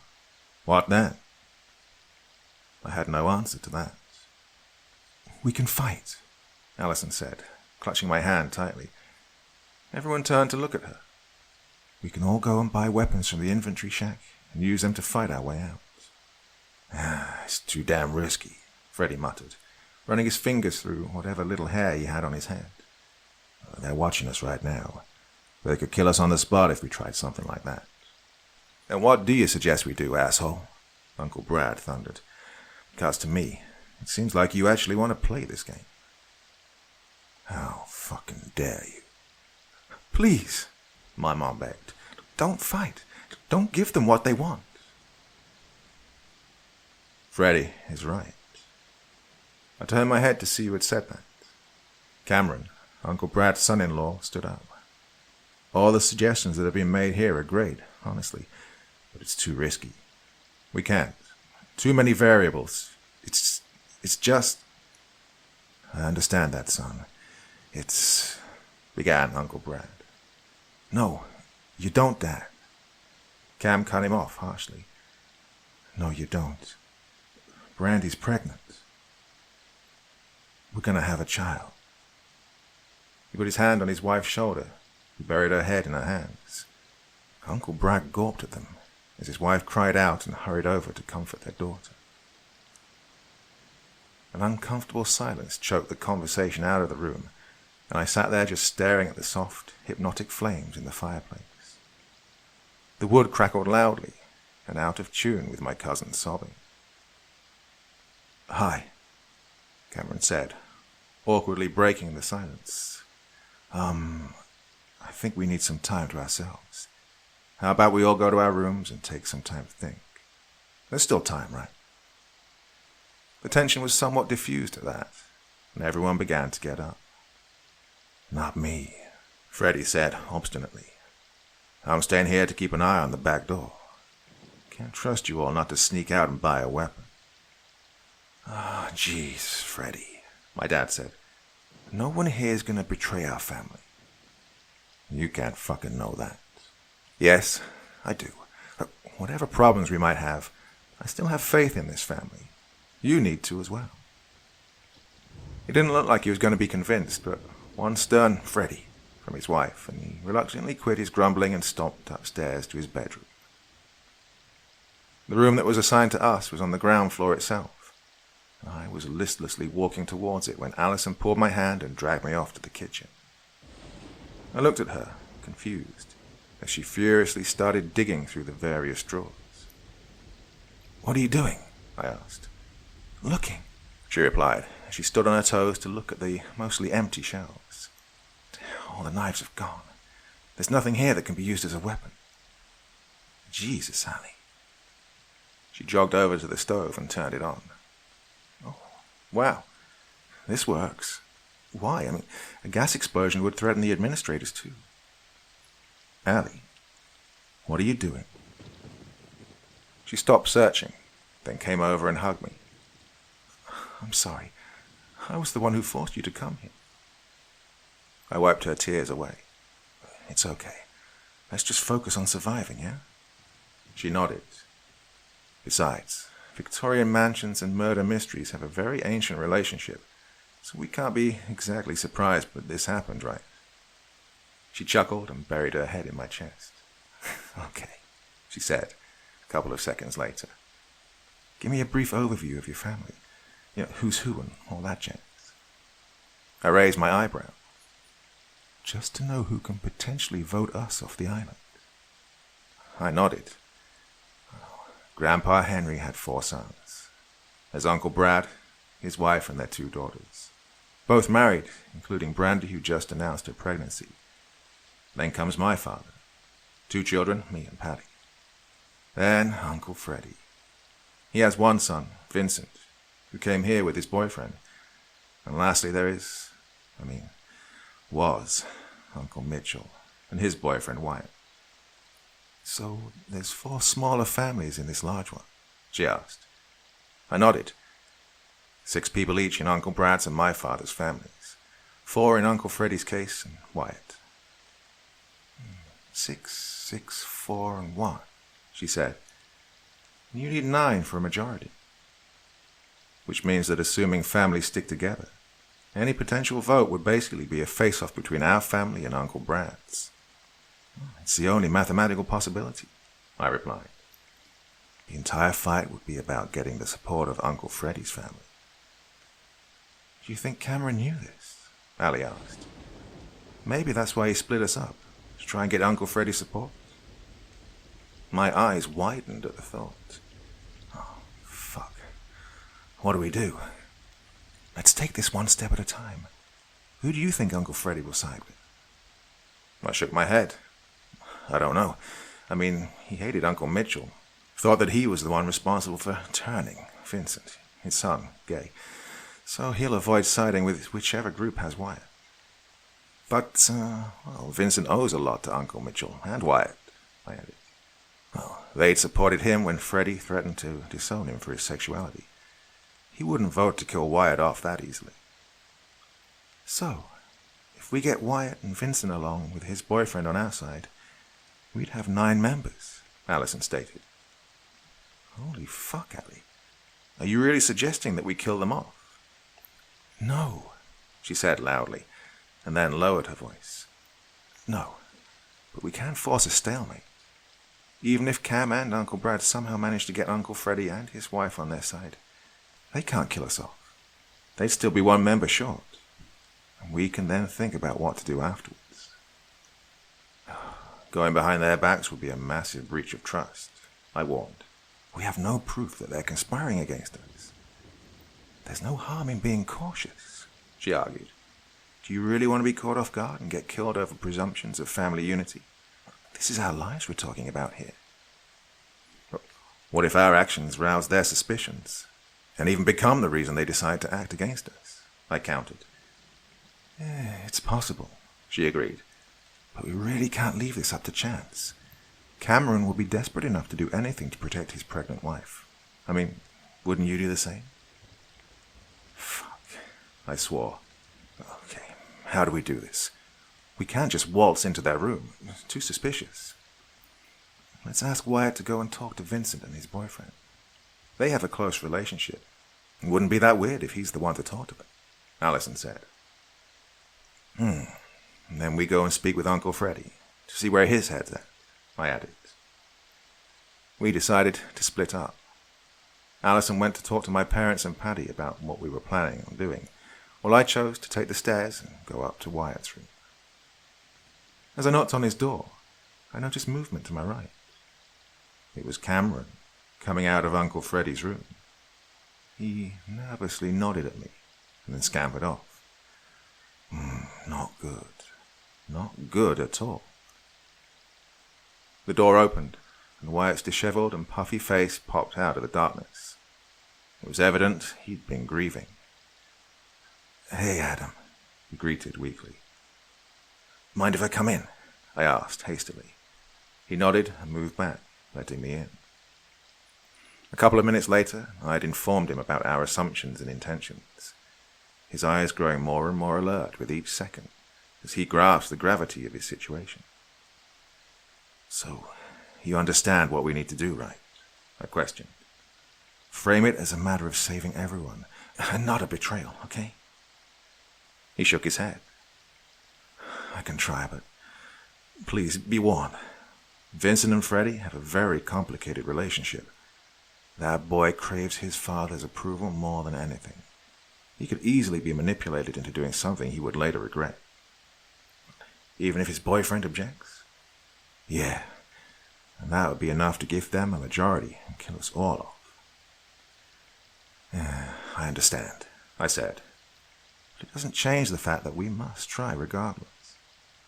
I got up, stretching my arms, which popped loudly. Okay, I'm going to leave now. Go to him a couple of minutes after that. If anyone asks, tell them I was just checking up on you.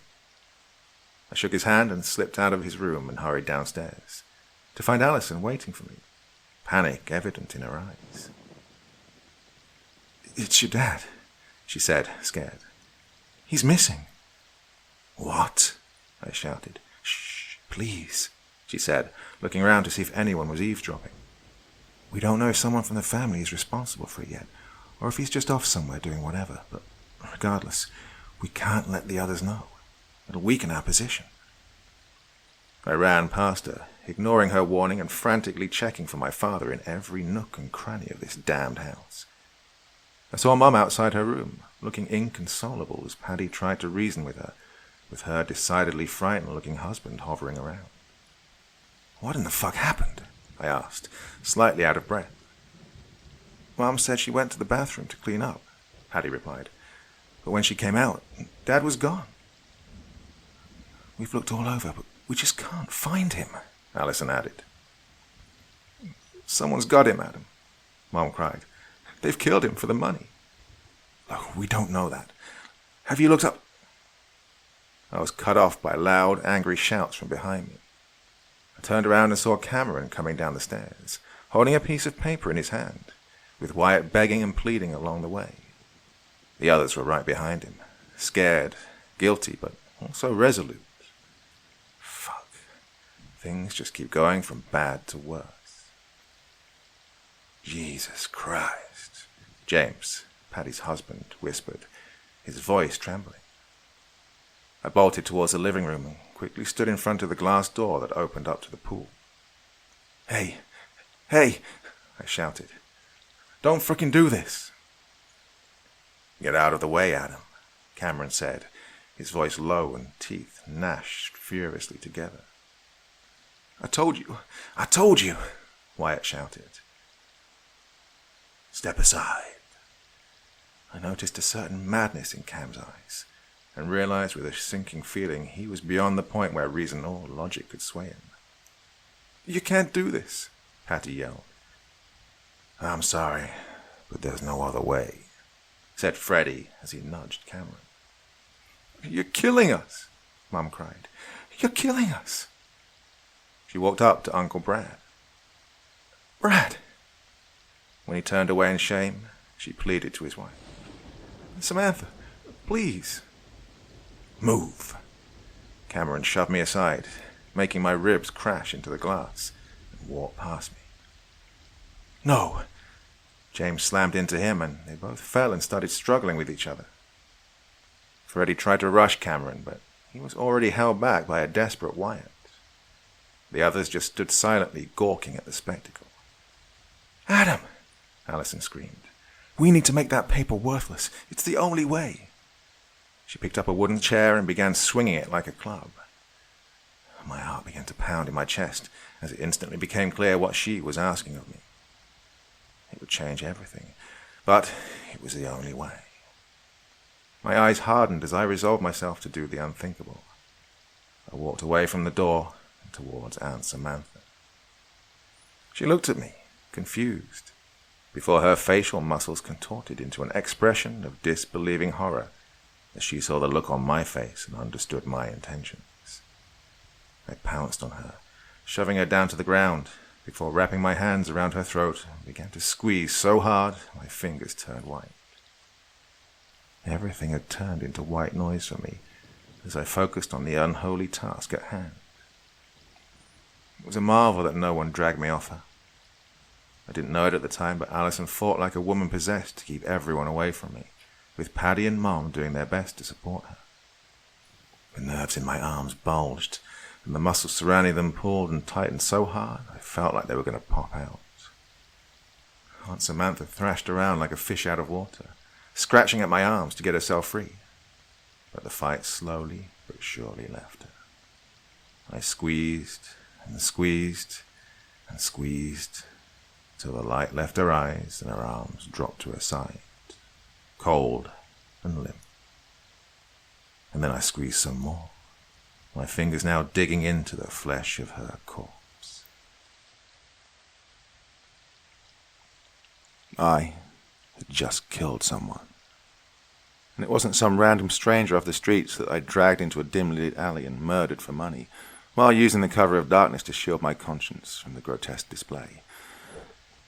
No, it was my own Aunt Samantha, whose life I had choked out with my bare hands under the harsh, seemingly judgmental light of the ornate lamps that hung from the ceiling. Memories, ancient and unwanted, flashed through my mind unbidden as I knelt over her corpse, motionless. I could almost taste the cookies she used to love to make for us. Look away, now. I tore my gaze from her lifeless eyes that still glinted under the soft glow of the fireplace and took in the scene around me, which seemed to play in slow motion.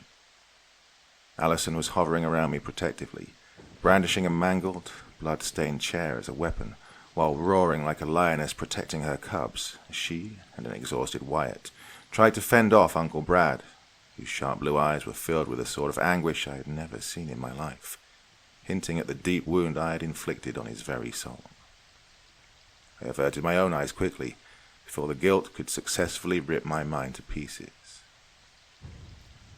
Uncle Freddy was sprawled on the ground nearby, unconscious, with blood gushing out of a gash on his forehead, ruining the expensive rug underneath.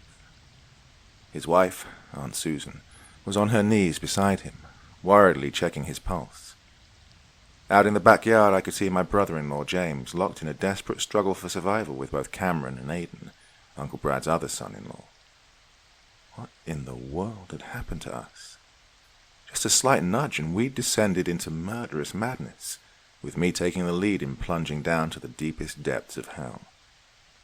Why? A loud splash of water jolted me back to reality. "He can't swim! He can't swim!"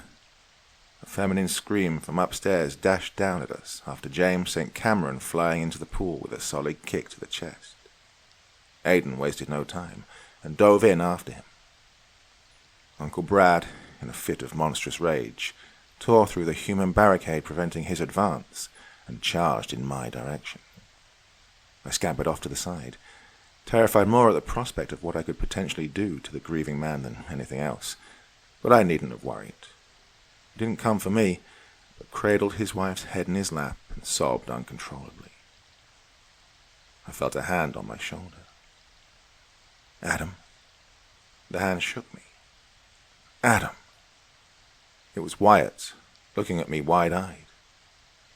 "It's not over," he whispered furiously. "Galen didn't vote, but everyone else did. And now they outnumber us by 1. We have to do something." My eyes quickly swept the surroundings once again. Sure enough, Vincent and his boyfriend Galen were nowhere to be seen. "Now, Adam." Wyatt's voice trembled. "That paper could still kill us." "Understood." I nodded as I got onto my feet gingerly. "Allison, get our people out of here. I'm going to be right back." Our people? When had my subconscious become comfortable with that distinction? My feet were moving before I even realized it. I bolted out the open glass door, the chilly mountain breeze crawling up my spine. I stumbled as I skidded on the slippery floor outside, but swiftly regained my balance and went running past the people huddled in a corner near the pool. "He's going to the shack!" Brenda, Uncle Brad's other daughter, shouted. "Stop him!" But I was already upon the small brick-and-mortar guest house that had been renamed by our tormentors as the Inventory Shack. I nudged the door open, and bright white light came pouring out on the tiled floor underneath my feet, casually overpowering the weak moonlight already present there. I took a deep breath and stepped in. They'd hung a black cloth across the room, effectively splitting it into 2. The only thing on my side was a chair and a table, and Frank, Grandpa Henry's butler, was sitting on the former. I turned to my left and stared down the barrel of a shotgun. "Frank," I said accusingly. "Good evening, Master Adam," he said jovially. "Congratulations on being the first one to arrive at the Inventory Shack. How can I help you?" "You can start by asking this son of a goat-frickin' whore to quit pointing a gun at me," I spat as I looked venomously at this masked asshole. "A necessary precaution," he replied, dismissively waving his hand. "So, you're interested in purchasing something?" He offered what looked like a menu of a high-end restaurant to me. I skimmed through it, noticing it listed guns and their prices. "Just give me a shotgun," I snapped, tossing the menu down on the table. "Which one?" "I'll take whatever the chef recommends." He nodded and then clapped his hands. Moments later, another scumbag in a goat mask walked out from behind the curtain holding a sleek black shotgun in his hand. "This is the Mossberg 500, said Frank. "It holds 5 shells. If you count the one in the chamber, that's 6 shots without reloading." I walked forward to take the gun. "That'll be $100 million. Jesus Christ. Happy hunting," Frank added with a smile as I walked out of the shack, now $110 million down, ready to stain my soul with the blood of some more family members. Aidan had successfully rescued Cameron and was now performing CPR on him. I felt a painful tightening in my chest, as I realized I was going to make all his efforts useless. Brenda shrieked when she saw me. "He's got a gun. Aiden, come on. We have to go. Please." She pulled at her husband's arm, who refused to budge. So intent was he on saving his friend. I got closer, my footsteps now echoing off the floor. "Adam, please," she begged. "Don't do this." She looked at her husband again. "Aiden, let's go." I cocked my head and looked inside the house, only to see Uncle Brad and the others scurrying in different directions. My actions had caused total chaos. My head swooned, and my knees trembled as a massive explosion of guilt from deep within me threatened to destroy my control over my senses.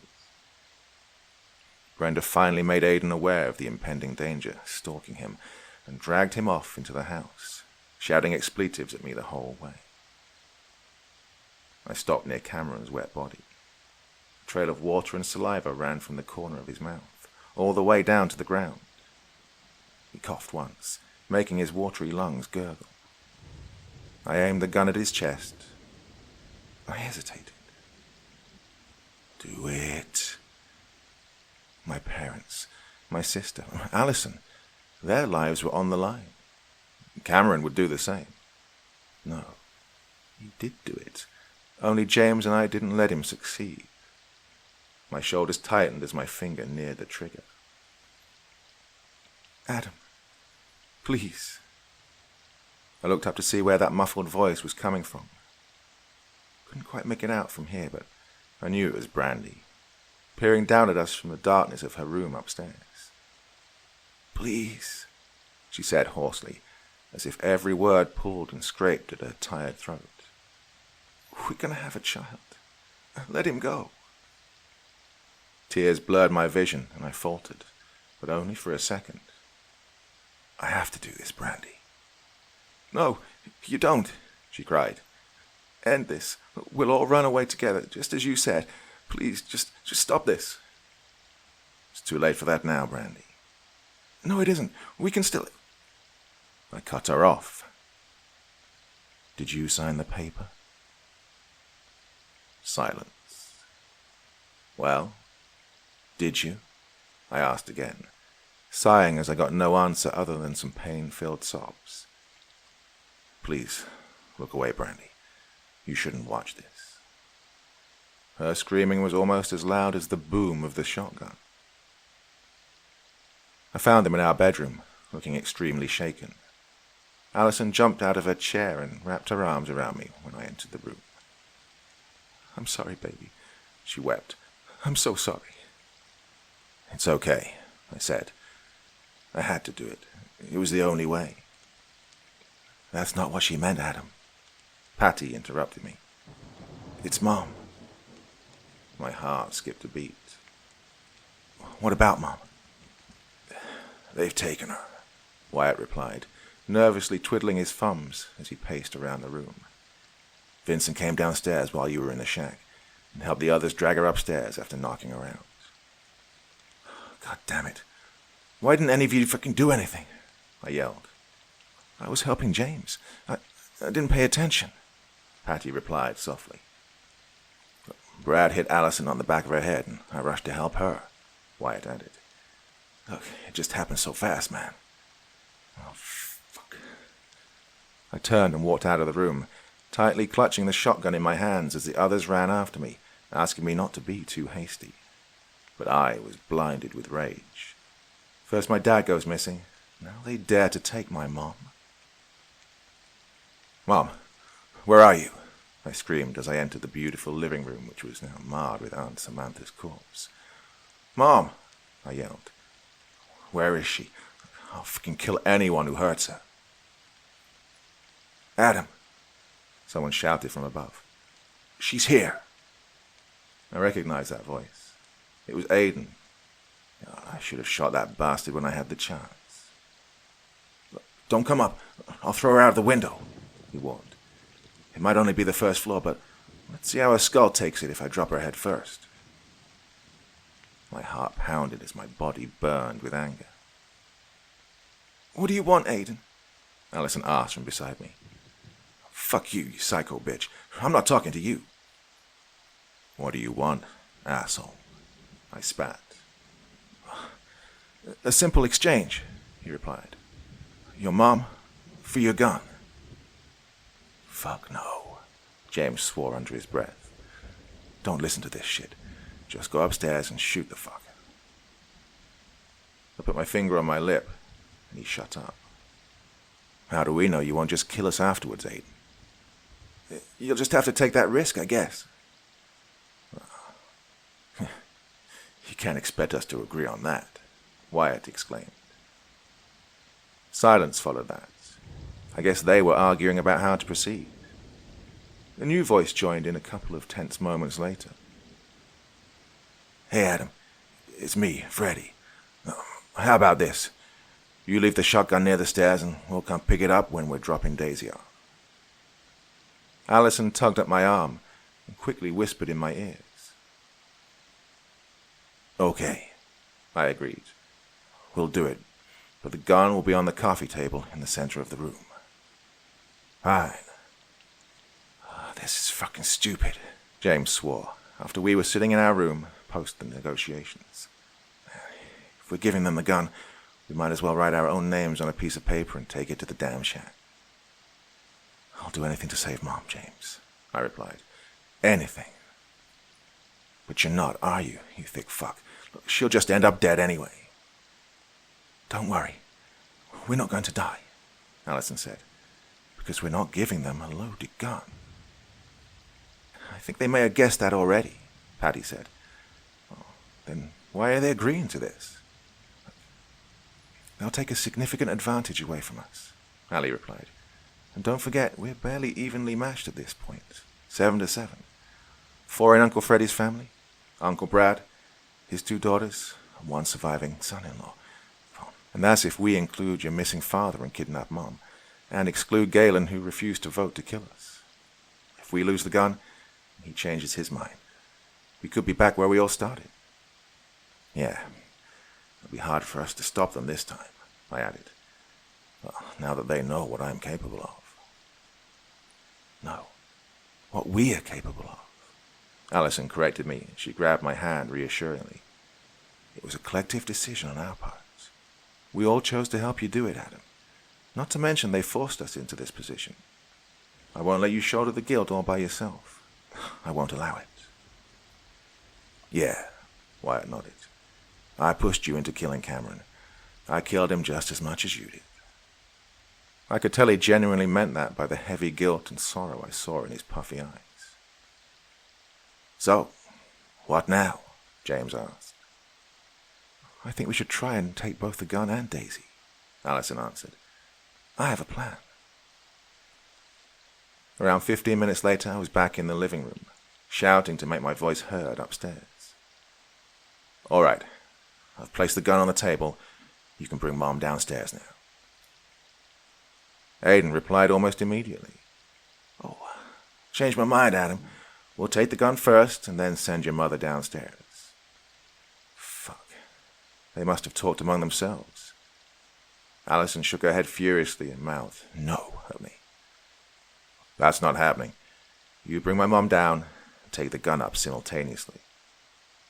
Don't test me, Adam. I'll hurt her, I swear it. No, you don't test me, Aiden. Do as I tell you, or I'll come marching up the stairs and fucking slaughter the lot of you. Understand? I could hear them arguing with each other. A short while later, he shouted that he was coming down and asked us to clear the area. So, I ran and hid beneath the staircase. I could see Allison hiding behind a curving wall, holding one of the legs of the chair that she'd been using in the last fight, the broken end sharp enough to pierce skin now. Wyatt, Patty, and James were similarly positioned, just out of sight of anyone coming downstairs. I heard heavy, lumbering footsteps above me. 3 people. I clenched my fists as I heard my mother groan. Do you see it? Freddy whispered. Yes, it's there, Aiden replied. And nobody's around either. Be careful. I will. Aiden sprinted towards the coffee table, quickly picking up the gun. Damn, fucking thing is empty, just like you said. Oh, what are you doing? Don't waste them. I ran out of my hiding spot and charged at a shocked Aiden, slamming into him and taking him through the glass table, which shattered on impact, the broken glass lacerating my arms. James and Wyatt followed suit, attacking Freddy, who was desperately trying to retreat back upstairs. Aiden and I struggled on top of numerous shards of glass, trying to wrestle the gun away from the grasp of the other person. When it looked like I was going to get the upper hand, he gave up entirely and started raining heavy blows down on my back, knocking the wind out of my lungs. I groped for a piece of glass I could use as a weapon, my hand finally finding something usable, getting cut up pretty badly in the process. Gritting my teeth, I fought through the pain and tried to plunge my makeshift knife into Aiden's ribs, but he was faster, and a sharp pain erupted in my sides, making stars dance in front of my eyes. The glass sank in with a sickening thunk, and I almost blacked out, but he twisted the glass and pushed it in deeper, making me scream in agony. I rolled off of him, and he quickly jumped on top of me, ready to stab me again. He might well have finished me off if it hadn't been for Allison, who swung her piece of wood hard at his head, and then kept on swinging until he collapsed on top of me. I took full advantage of his descent and thrust my shard of glass into his throat. It was his own momentum that sealed his fate, the glass going in so deep that there was absolutely no hope for him left. Warm, coppery blood poured down on my face and neck, and I frantically pushed him off me, spitting to clear my mouth. "You okay?" Allison asked as she helped me get up. I nodded. It hurt like hell, but I'd live, and that was what was truly important. I picked the gun off the broken table and hovered over to where James, Paddy, and Wyatt were fighting with a wrathful Freddy, who was trying to fight his way to me, using what looked like a slat from a bed to fend them off. I quickly pulled out the shells and began stuffing them in the shotgun. "Aiden!" Freddy shouted, but then a flash of fear crossed his face as he saw me loading the gun. More footsteps on the staircase. Others were running down to see what the fuck had happened here. But Freddy stopped them as he himself scrambled for the stairs. "No, go back upstairs." I pointed the gun in his direction and pulled the trigger. Bang. Gore splattered the family portrait on the wall behind him as the shells punched a hole through his chest. I'd just killed a third member of my family and was now $130 million down. I laughed maniacally at the sheer hopelessness of my situation.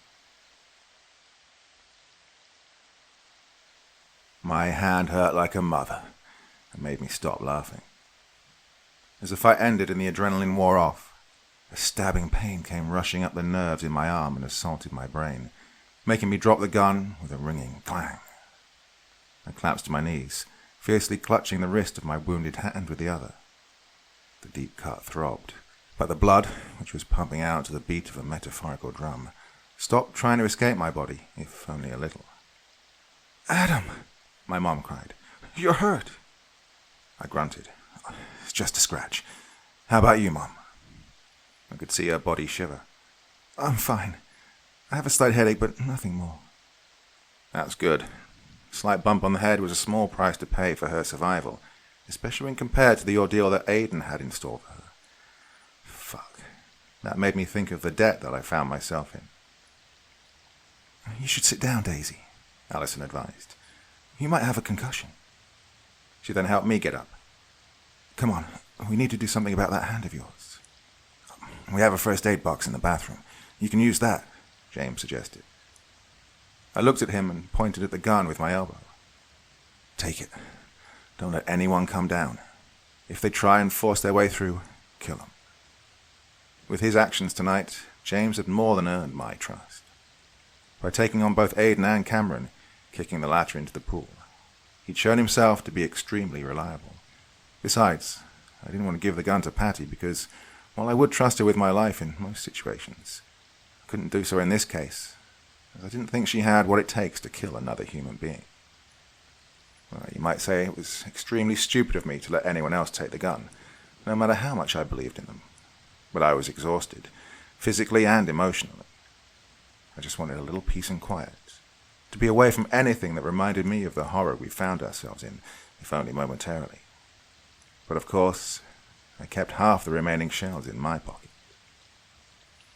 Alison led me to the bathroom before hitting the light switch.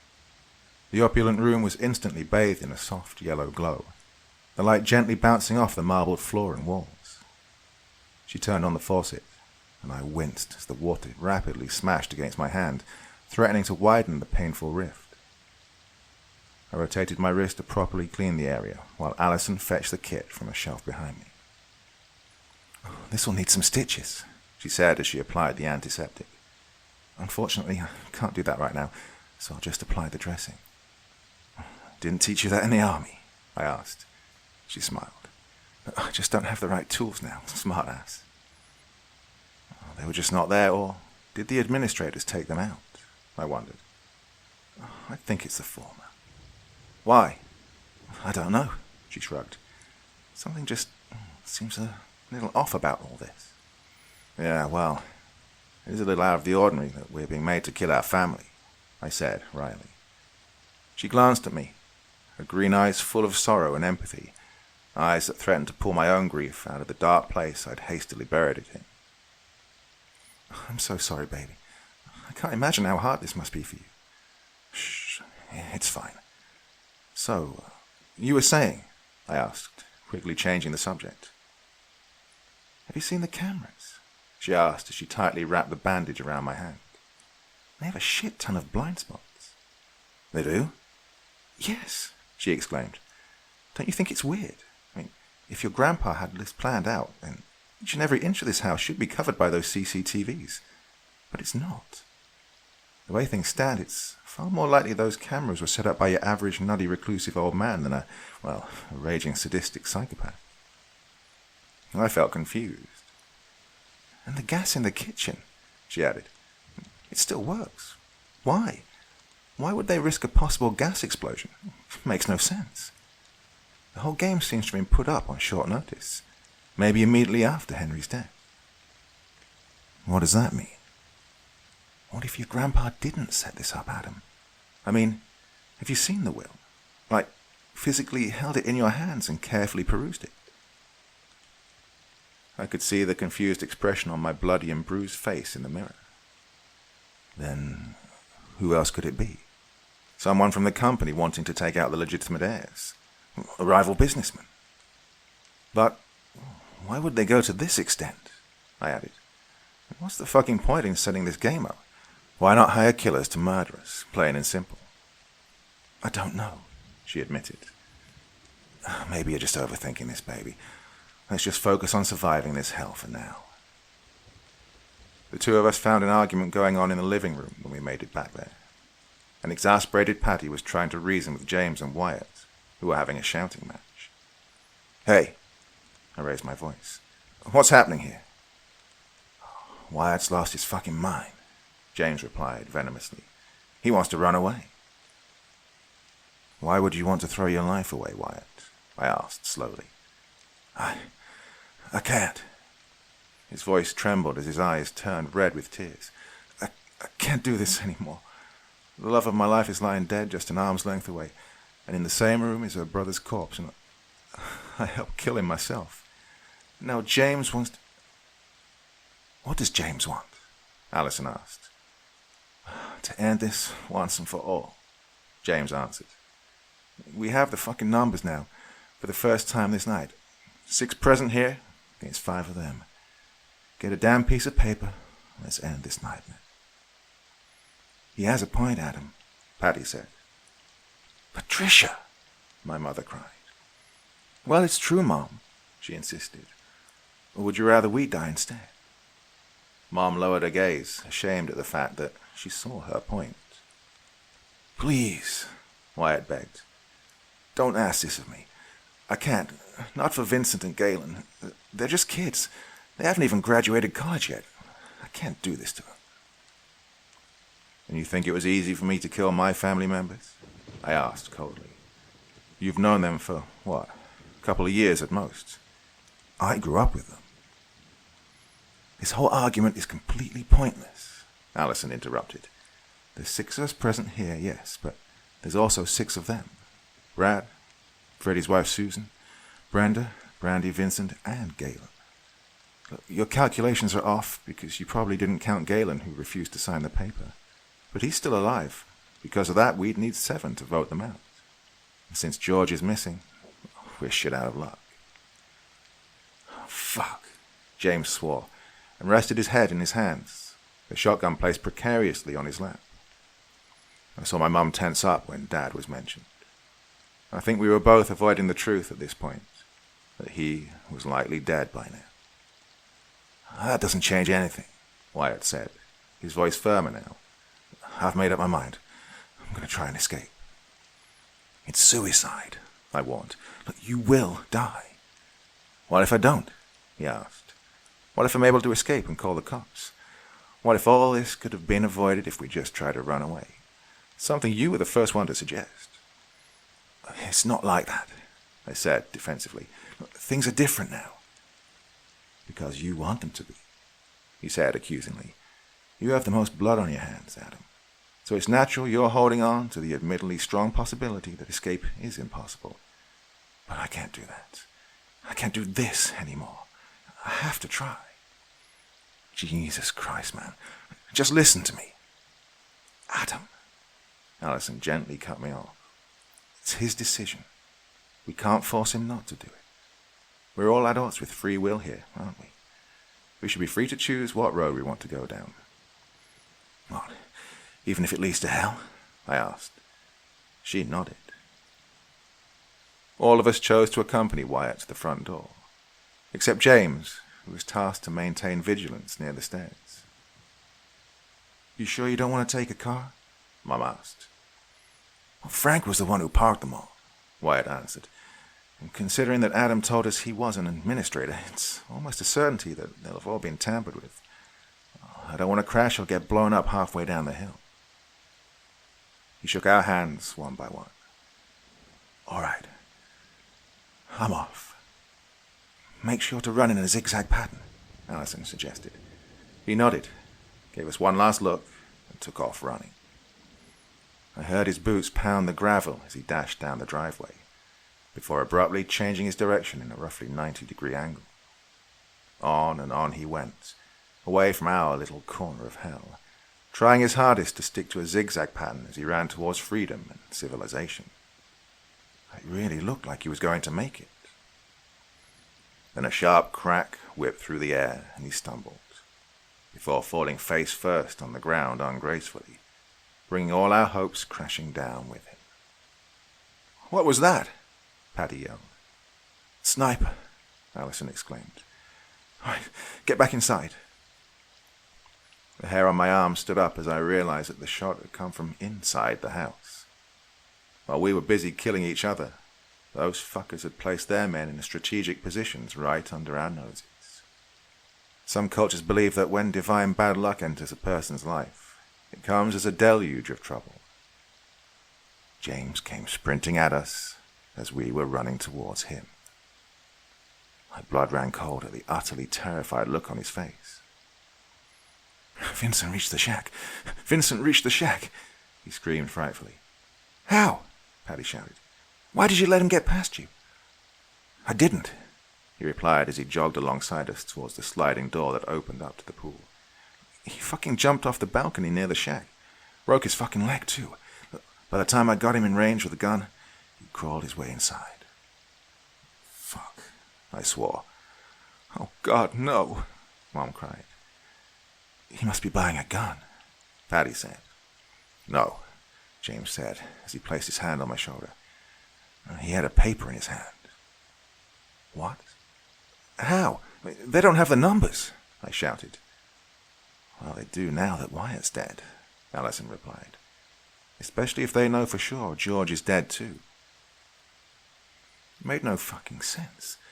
They must have signed the paper before Wyatt had gone running out, or else the timelines don't match. Not to mention Dad's name was on the first paper too, so they couldn't have known that he was dead back then, even though he'd already gone missing. "We must get away from here," I said. "Who knows what the fuck is going to happen next?" I got the answer to my question a second later, as seemingly dozens of armed men in what looked like SWAT gear poured out of the shack and started moving towards the house. We ran in different directions, but some of us weren't fast enough and were caught in the initial burst of fire. Out of the corner of my eye, I saw my mum get hit by multiple bullets and collapse on the ground, lifelessly. Furiously stamping out the grief and shock, I dove down to the ground and began crawling towards the back door of the kitchen that led out to the garage as bullets smashed into freaking everything around me. Glass, concrete, wood. The bullets showed no mercy on anything, mercilessly destroying everything in their path. And yet, I fought through the soul-crushing fear and kept pushing forward, driven by this point purely by an animalistic instinct for survival. I got out to the garage, the uneven rocky floor fucking up my knees and elbows. Then I felt a hand on my leg, and my heart almost gave out. To my relief, it was Allison, who'd been right on my heels the entire time. Getting up on my hands and knees, I moved behind the false safety of a car and waited for Allison to catch up to me. "No cameras here," she whispered, her voice barely audible. I nodded.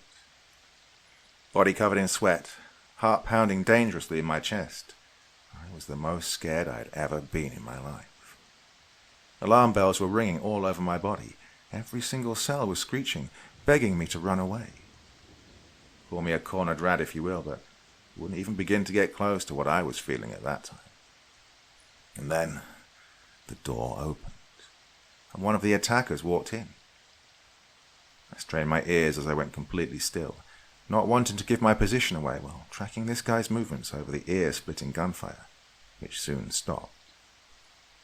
My heart beat in tandem with his footsteps as I ever so quietly tried to keep the breadth of the car between us. His radio crackled, and I almost squealed. "Sweeper 7 here. Be advised. We've neutralized James and Patricia. Only 2 more left now. Anyone got eyes on them?" No. I furiously blinked. Not the time to cry. Not now.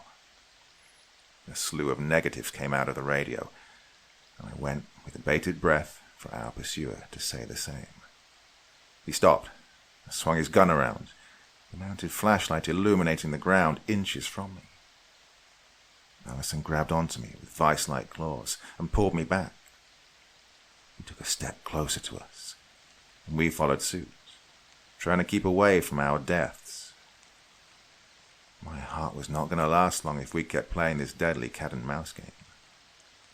It was almost like this fucker had heard me, because he dropped down on his knees. Oh, Jesus, this is it. The end's here.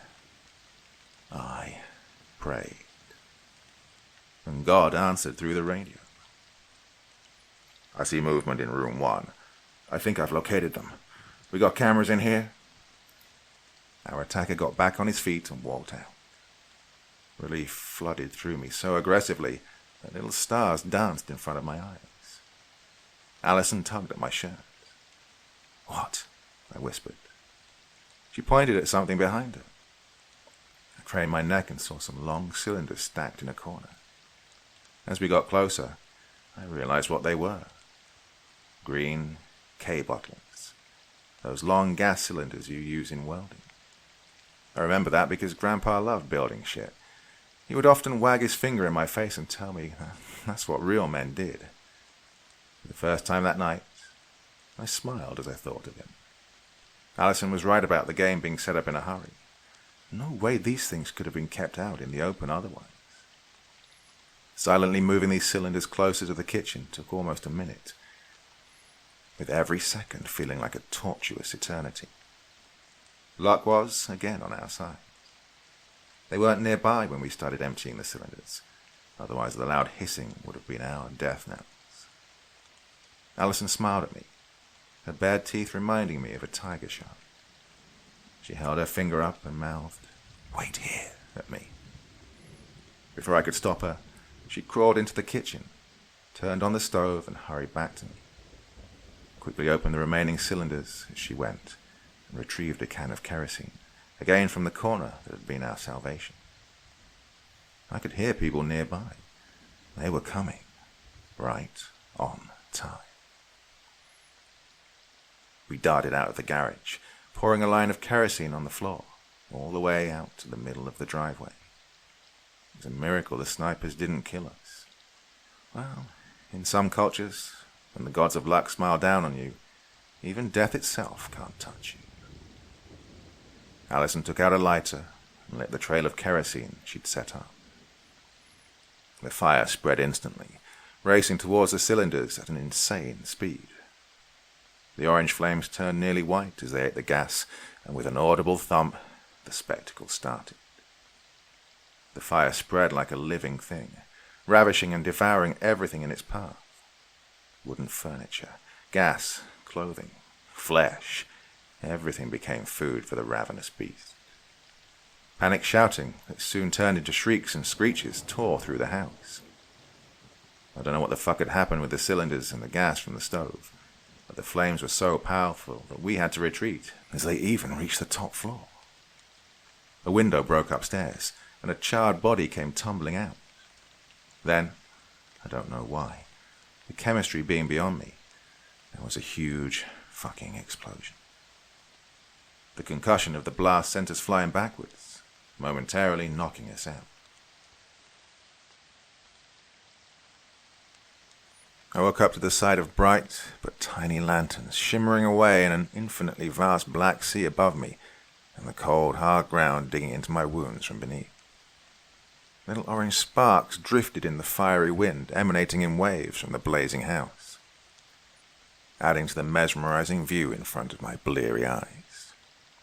I grunted as I got up on my elbows, the pain in my sides almost slamming me back to unconsciousness.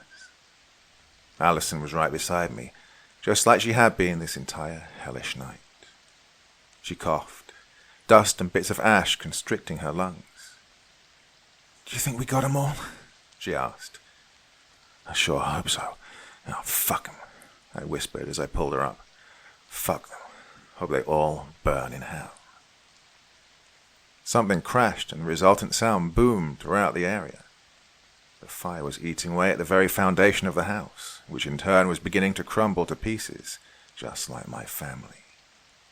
Alison walked towards the roaring flames, and I called after her. "What are you doing? It's dangerous." She stopped near the corpse that had come flying out of the window and began searching it. I gagged at the repulsive and overpowering stench of burnt flesh. "Got it!" she exclaimed as she grabbed a pistol out of one of the pockets that had almost melted into the skin, but then winced and dropped it. "Fuck, it's hot." She pulled her scarf off her neck and used it to pick up the gun. Damn, I hope the flesh hasn't gotten too deep inside the barrel. I don't want this thing jamming on me. I retched. We made our way around to the backyard, trying to stay at a reasonable enough distance from the house so that we could avoid both our potential killers, the unstoppable fire, or any sniper foolish enough to still be keeping watch.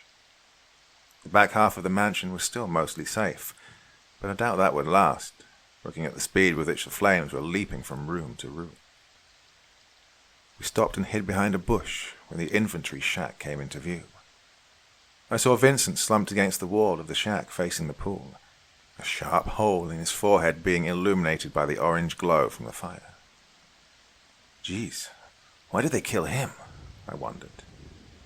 "Finally tying up loose ends," Alison replied.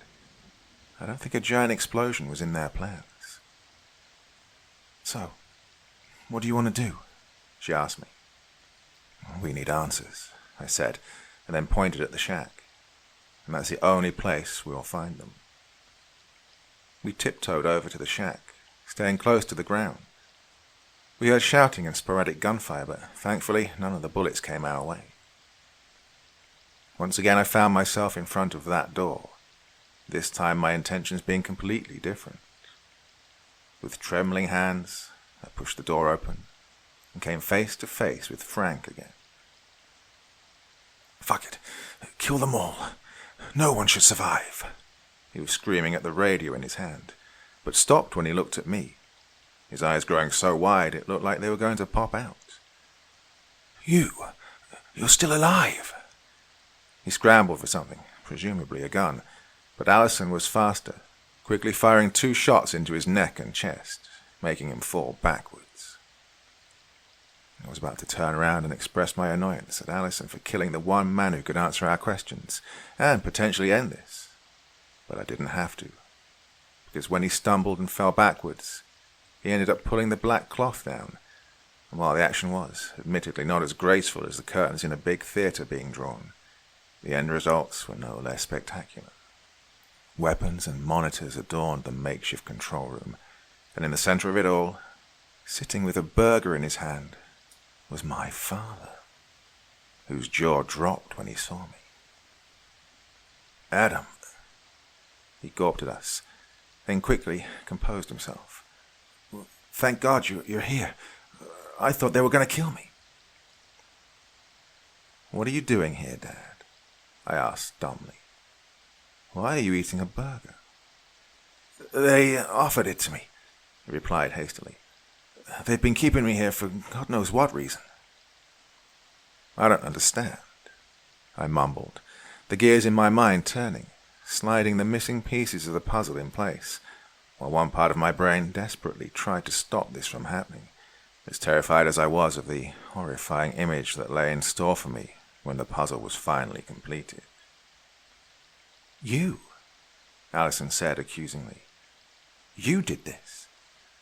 Now, Allison, Dad stammered as he put his hands in the air. I don't know what you're accusing me of, but please, let's not be too hasty here. Don't move, she shouted, or I will kill you, I swear it.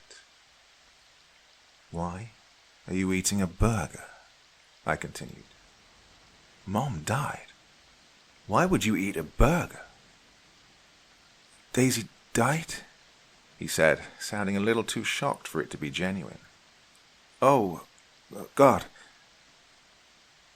There are laptops all around you, watching our every move. How did you not see it? Anger began to build up inside me.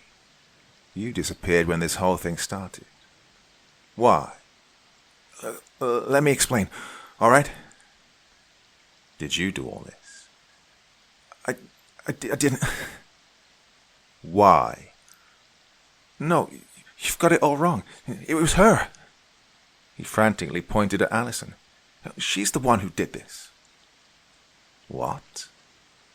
I glanced at her. Don't listen to him. He's lying. She's a gold-digging whore, Adam, he yelled maniacally. She's doing it for the money. You've seen how well she reacted to everything that happened, right? Didn't you? Yeah. Almost like she knew what was happening, right? She's working for Frank.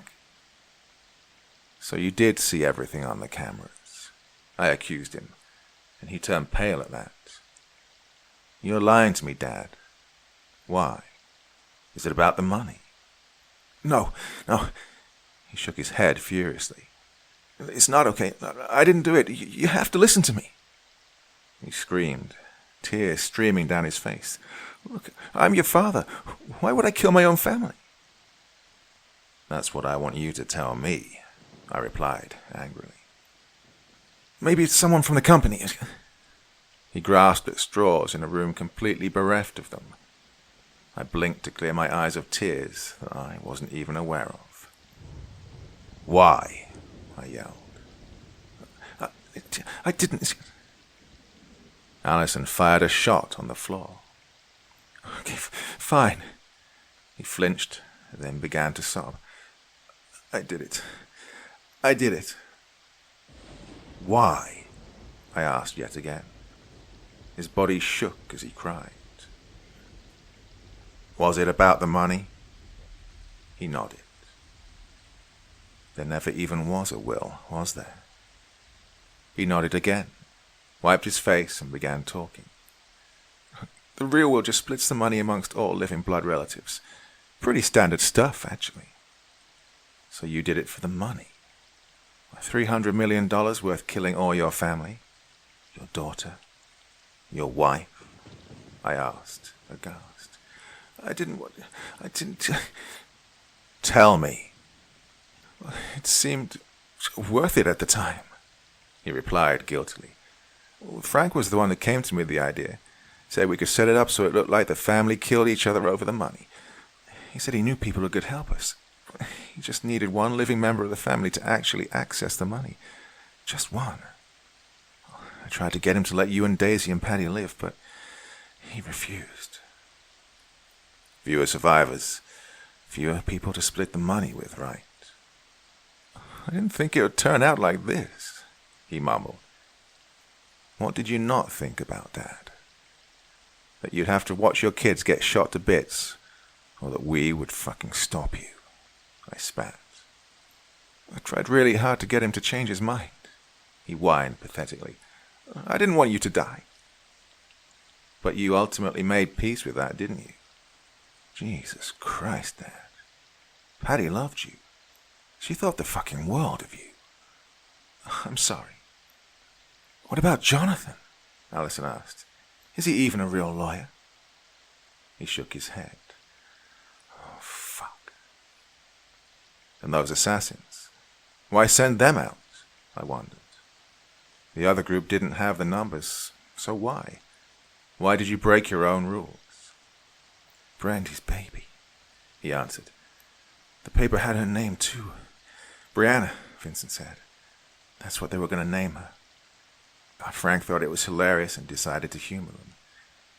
Doesn't matter now. They've all been killed now.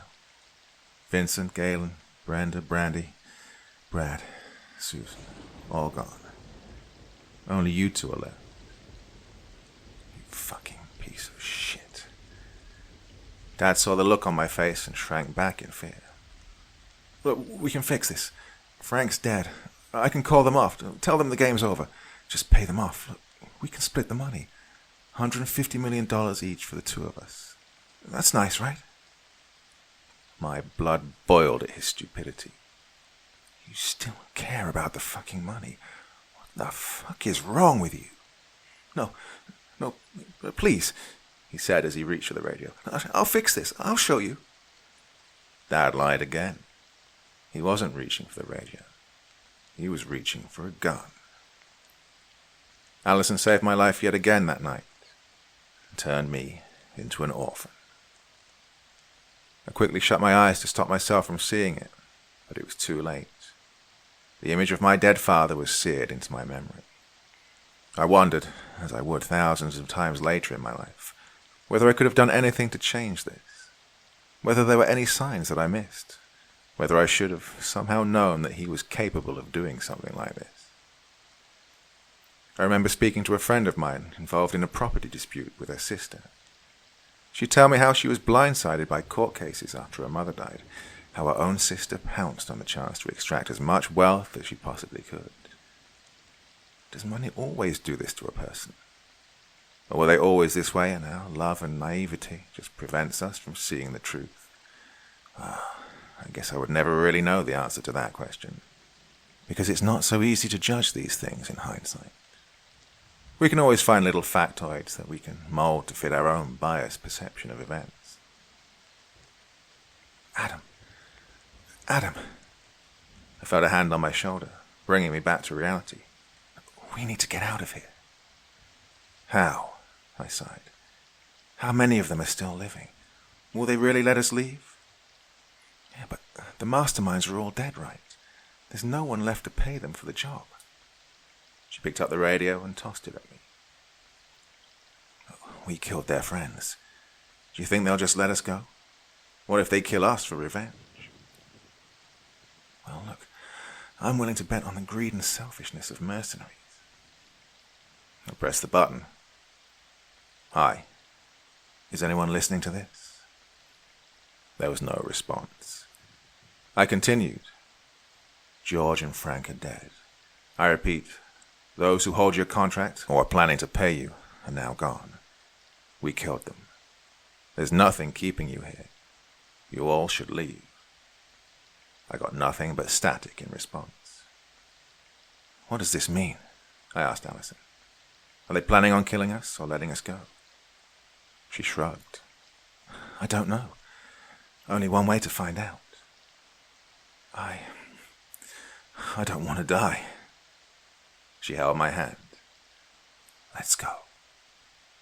So together we hobbled out of the house, leaving the burning ruin behind us once and for all. Not once did we see a single sign of another human being. Either the surviving mercenaries had all left, or they were just that good. We stopped at the edge of the property, which looked empty and forlorn now. You ready? She asked, with my arm around her for support. I nodded. Thank you, Allie, for saving my ass repeatedly tonight. I'd have been long dead if not for you. She smiled, her blood-stained cheeks somehow turning redder. I love you too, silly. We took one more step, and no bullets came looking for our skulls.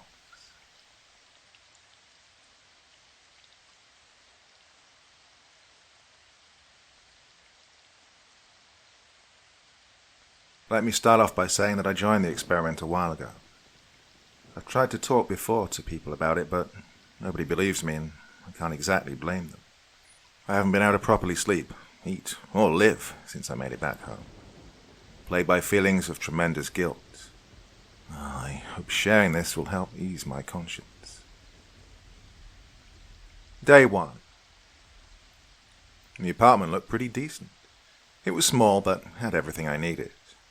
One room with a bed, although pillow and blanket were missing. In the middle of the room was a table with 2 chairs. Not sure I would need 2, as the main part of this experiment was me being alone in the room, isolated from the outside world. In the back was a small food elevator, like the ones you see in old movies. Well, that's how I'd receive my meals. They were big abstract paintings.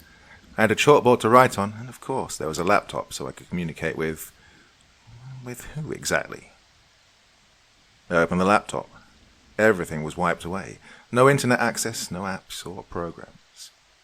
Only one little icon in the middle of the screen. Social. I double-clicked it, thinking it might provide some more information. Social will start soon. Make sure laptop is charged at all times. Oh, all right. I guess I have to wait. I walked over to the chalkboard. Somebody must have been in this room before, because it said days written on top with white chalk. Underneath were 10 strokes. I drew a circle around the 7 strokes instead of wiping them away. Next to it, I drew 1 stroke for my first day. I took away my phone. I had no calendar or even clock, so I figured it could get difficult to keep the days in check. I realized I didn't remember if they told me how long I'd be staying. My window view didn't offer much. All I could see were empty fields, and I could tell that I was pretty high up. I tried opening the window to let in some fresh air, but it was blocked. Probably so no one could jump out after going crazy from the solitude. I was the kind of person that loved being alone, though. I had a pretty apartment, food being provided for me, decent payment, and I'm living my dream. I would have been dumb not to participate. Ding, ding. The laptop was lighting up in neon green lights. I guess things were getting started. The social app was running, and the former screen had turned into something that looked like a chat screen. Welcome, John. We are very excited that you are participating in this real-life experiment. I am social. Everything you need, or what we need from you, will be communicated through me. You will not directly talk to anyone else during your time here. Make sure that your laptop is charged at all times. Do you have any questions so far? Hello, Social. I'm also excited. I haven't received any sheets, pillows, or blankets from my bed yet. Could those be sent over, please? That will be up to the other participants, as you will soon learn. Are you ready for the first round? Yes. As you know, you will be receiving all your food and drinks from us. What exactly that will be, however, will be chosen by another participant. For the first round, you can choose a meal combination for participant Julie. Well, I was actually pretty excited about this. I was awful at making the right decisions. Probably one of the reasons I changed my major 3 times. Well, it might be interesting to put my fate into someone else's hands. I scrolled down the list of food and drink items, wondering what Julia might enjoy. There were a number of breakfast items such as pancakes, eggs, bacon, but also a lot of random, disgusting-sounding stuff. Raw liver, bull testicles, sausage water. Ugh, pretty nasty. You'd really have to hate the other participants to send any of that. Except if you were into power moves. Eventually I picked toast with jam, scrambled eggs and cheese with a cup of coffee and a glass of orange juice. Happy with my choice, I sent it in. A minute later, the laptop started ringing again. Julia has chosen your breakfast. Walk to the food elevator now to pick it up. Well, I wasn't too hungry just yet, but I was hoping for something nice to drink. I opened the small gap of the elevator and got the tray out. A piece of bread with something green on it. I picked it up just to realize that the stuff on top was mold. I gagged and let it fall back on the plate. I guess Julia was one of those people that like power plays. I grabbed the glass next to it. At least she sent me some water. Oh, my throat felt extremely dry, so I started chugging right away. I really should have smelled it first. What I was drinking there wasn't water. It was vinegar. As the acidy taste filled up my mouth, I couldn't keep it in anymore. I ran to the bathroom and started puking into the toilet. The bitter taste of vile made me feel even worse, but I had no toothbrush or toothpaste either.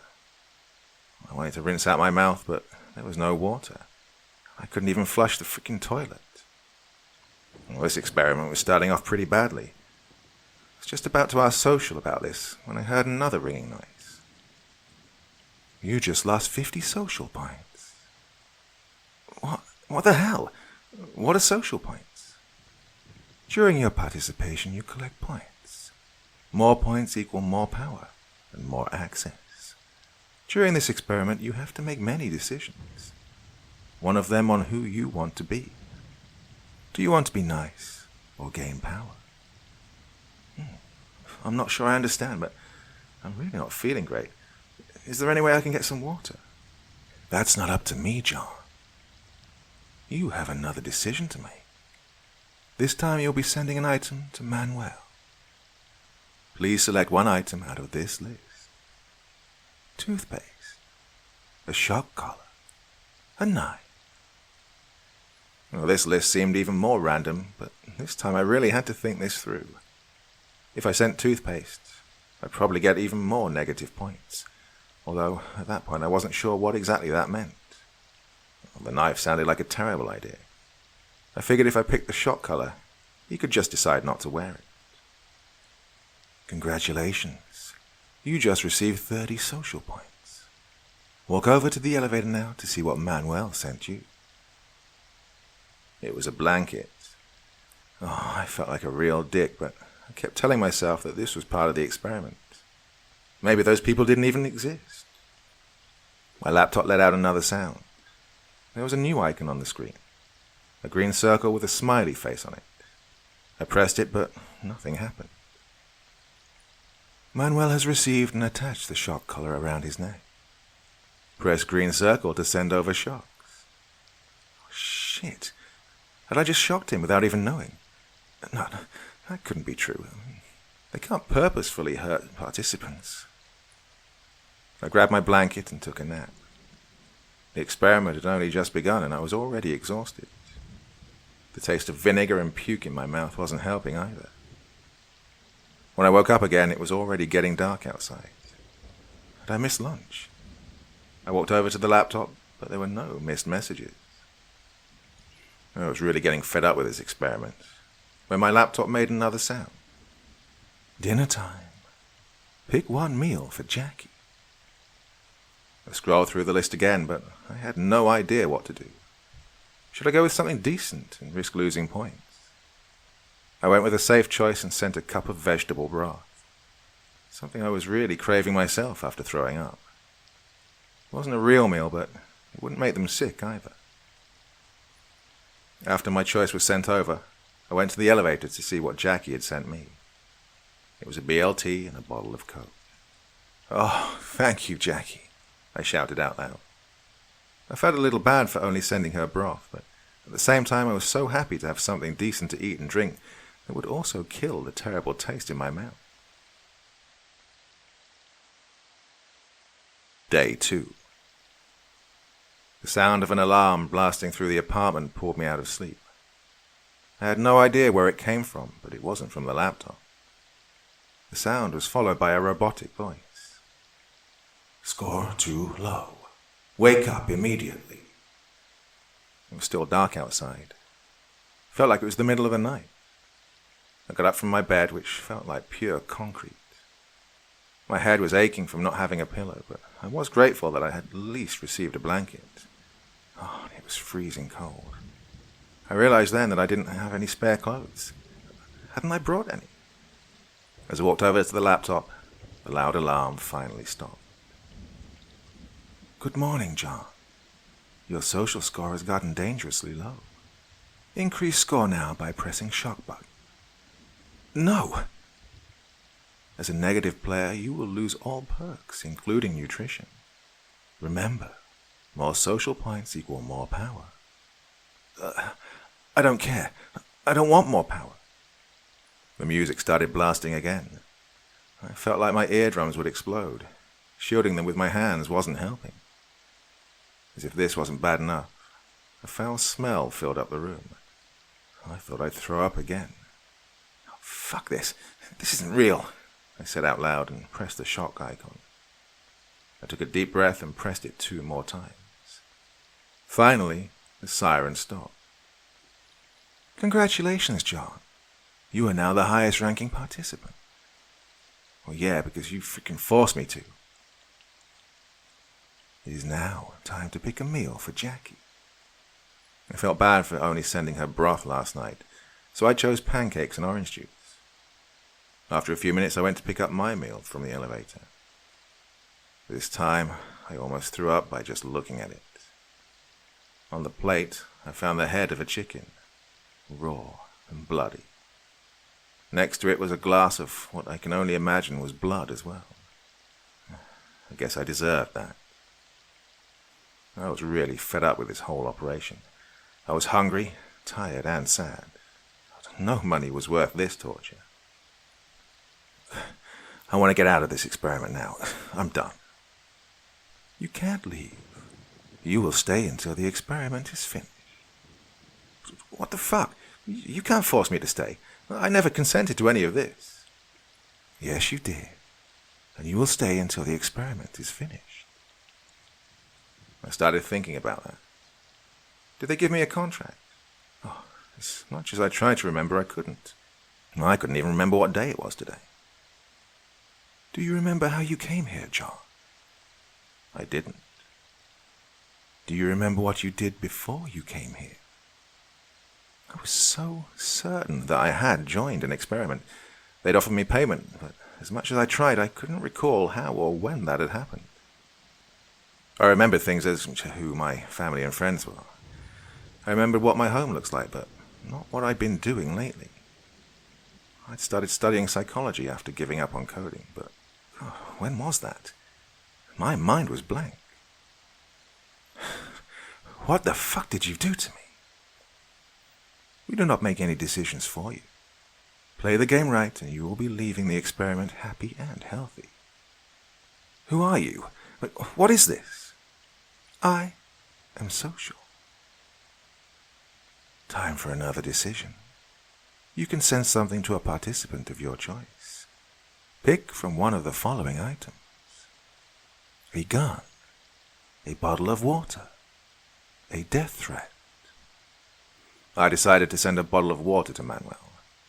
It might cost me some points, but if I'd really shocked him, he deserved this.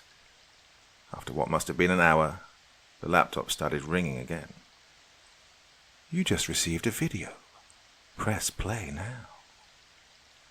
It was a video of a shirtless man, maybe in his mid-30s. He stared right into the camera, and I could see the shock collar around his neck. Without a word, he picked up a knife and cut into his palm. With his other hand, he dipped his index finger into the blood and started writing something on his chest. "Mary." No way, I thought. This must be a coincidence. I think he tried writing something else underneath. Well, it would have been really hard to recognize what it was with the smudged blood, but I knew exactly what it said. It was an address, one that I recognized very well. It was the address of Mary, my mother. Day 3. I hardly slept through the night. I wasn't too afraid what Manuel might do just yet, considering he was locked in here as well. What scared me, however, was that whatever these people were, they knew where my mother lives, and I had no way to warn her. I needed to talk to Social, figure out if they were a real person. Maybe I could somehow level with them. I couldn't contact Social if they didn't initiate the conversation, and I didn't know how long it would be until it messaged me about breakfast, so I impulsively walked over to the laptop and removed the charger. The laptop needs to be charged at all times. The robotic voice filled up the room again. Well, I ignored it. I ignored the sirens and the smell and stared at the laptop. In hindsight, I was a pretty big idiot. Instead of going through this in a clever way, I just tried to force a reaction out of it. The smell got stronger, and I started feeling weaker. I could hardly think anymore or move. Everything turned dark. I woke up on the bed. My head was hurting like crazy. It took me a little while to get back to my senses, but then I noticed that the laptop was attached to the charger again. Somebody had been in here. Suddenly an excruciating pain went through my entire body. I felt like somebody was choking me. Panting and shaking, I slowly reached over to my neck where my fingers touched the metal. Not only had someone been in here, they had given me a shock collar. I slowly walked over to the laptop. Social had been messaging me. I have received information that your laptop isn't attached to the charger. Somebody is on their way to fix the issue. Breakfast time. Please choose one of the following items on the list for participant Josh. Josh? Is there a new person? Josh has selected your items. Go to elevator now to pick up your meal. Please choose one of the following items to send to participant Julia. A book, a gun, 5 minutes of fresh air. The item that Julia selected for you will arrive soon and will be attached by one of our workers. Oh, that bitch. I didn't even get the chance to send anything because I'd been passed out. Another shock went through my body, even more painful this time. I picked myself up from the ground and got back to my laptop. I hadn't noticed before, but the shock icon was gone. At least the chat was still open. This was my chance to contact Social. Social, are you there? Hello, John. You've been very quiet today. Remember, less activity equals less social points. Were you inside my room? I never visit the participants. I thought about what to say. I had to be more careful. Social, are you a real person? I am Social. I started to think that I was talking to a bot. Well, if that was true, I could get some answers out of it as long as I asked the right questions. What's my current social score? Your social score is +10. You are now the second lowest ranking participant. Who's on top? I am not allowed to share this information with you. I figured it must be either Julie or Emmanuel. Josh or Jackie would be the lowest ranking. Why is it beneficial to have many points? Higher points equal more power. Define power. In this experiment, we want to see how much it will take someone to get to the top. Being on top means more options for decisions. Decisions such as getting food, comfort, and freedom. Freedom, as in being able to leave. Dinner time. You may now choose a meal for participant Julia. I was about to pick bull testicles when another shock went through my body. My hands were shaking, and I could hardly breathe anymore. She was sending me a message. I had to be careful. She had total control over me at the moment. I picked steak, potatoes, beans, and a bottle of wine. The best options I could find. It felt awful sending someone that was torturing me these things, especially while I felt like I was starving. But I didn't want to risk getting another shot. I was still hurting from the last one. After a moment, I went to pick up my dinner for the night. A chicken sandwich, coffee, and a bottle of water. Well, the coffee was cold, but I didn't care. I hadn't eaten anything decent since that BLT, and I was even happier about that water. I took a few sips and decided to ration the rest. I honestly couldn't believe that Julia had sent me something decent. If it hadn't been for the shock collar around my neck, I would have thought that she was actually starting to be nice. Well, at least she didn't shock me again for the rest of the evening. I spent the rest of the evening making up a game plan. I was done just playing it safe. If I wanted any chance of getting out of here, I had to make it to the top. Still wasn't sure if Social was trustworthy. Okay, who am I kidding? It definitely wasn't trustworthy, but it felt too calculated in a sense. I don't think it wanted to torture me. It wanted to see how I would get through this. Well, the meal gave me some new energy. I went to the chalkboard and started writing down the info that I had so far, together with things about myself, things I didn't want to forget, that would remind me that I had a life outside of this. I made sure to keep it vague, just in case they came back here. 25, my age. Kiwi, the name of my cat. Psych, my major. K and F, the first letters of my two best friends. Julia, bitch. Manuel, has leverage and a knife. Jackie, neutral so far. Josh, question mark. Well, my thoughts were interrupted by the ringing of the laptop. Time for another decision. Pick something from this list to be sent to a participant of your choice. A towel, a death threat, a bracelet keeping the participant from sleeping. I'm not sure what that last thing was supposed to be, but I guess it was another form of torture. I decided for the death threat. If I got the same chance to take a video, then maybe this could be my way to communicate with Manuel. Either way, if he sees that I'm wearing the shock collar now, he might go milder on me. I want to send a death threat to Manuel. Great choice.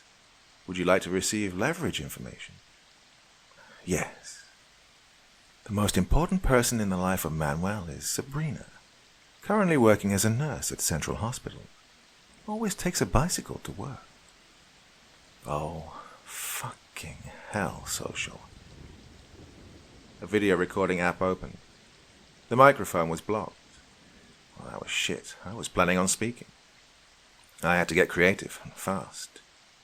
Social will probably check the video and make sure it's an actual threat. Well, I grabbed the glass of blood that Jackie had sent me the day before. It was smelling horribly, but I kept it just in case. I started filling up my mouth with the blood. God, I really had to fight not to vomit. I pressed play and got up to the middle of the room. Looking straight into the camera, I started spitting out the blood, trying to be as theatrical as possible, choking myself, coughing with a freakish look on my face. Recording complete. Video will now be sent to participant Manuel.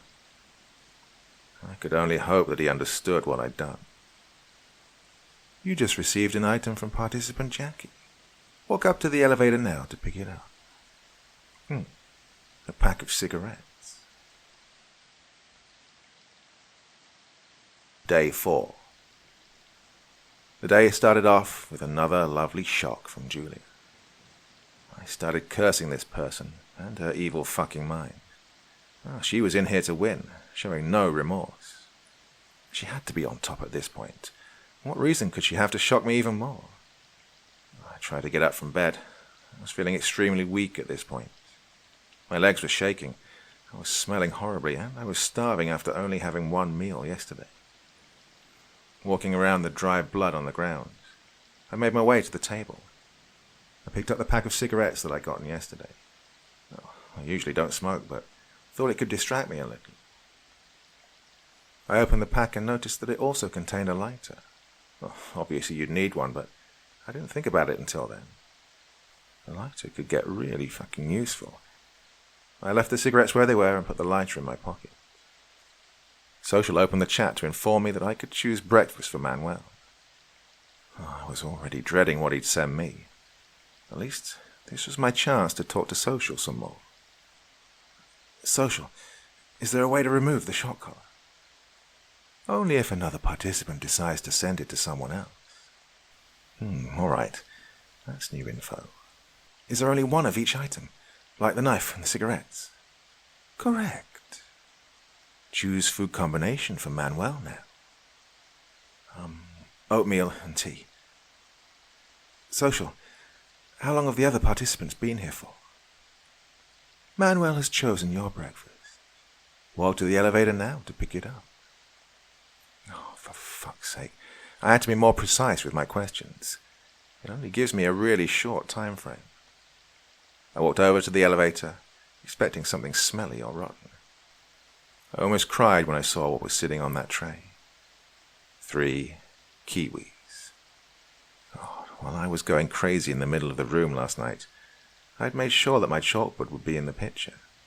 Just enough for someone to notice if they really paid attention. And he did. Why did he pick 3, though? Did this mean he'd been here for 3 days, just like me? I spent most of the day thinking of other ways to send messages.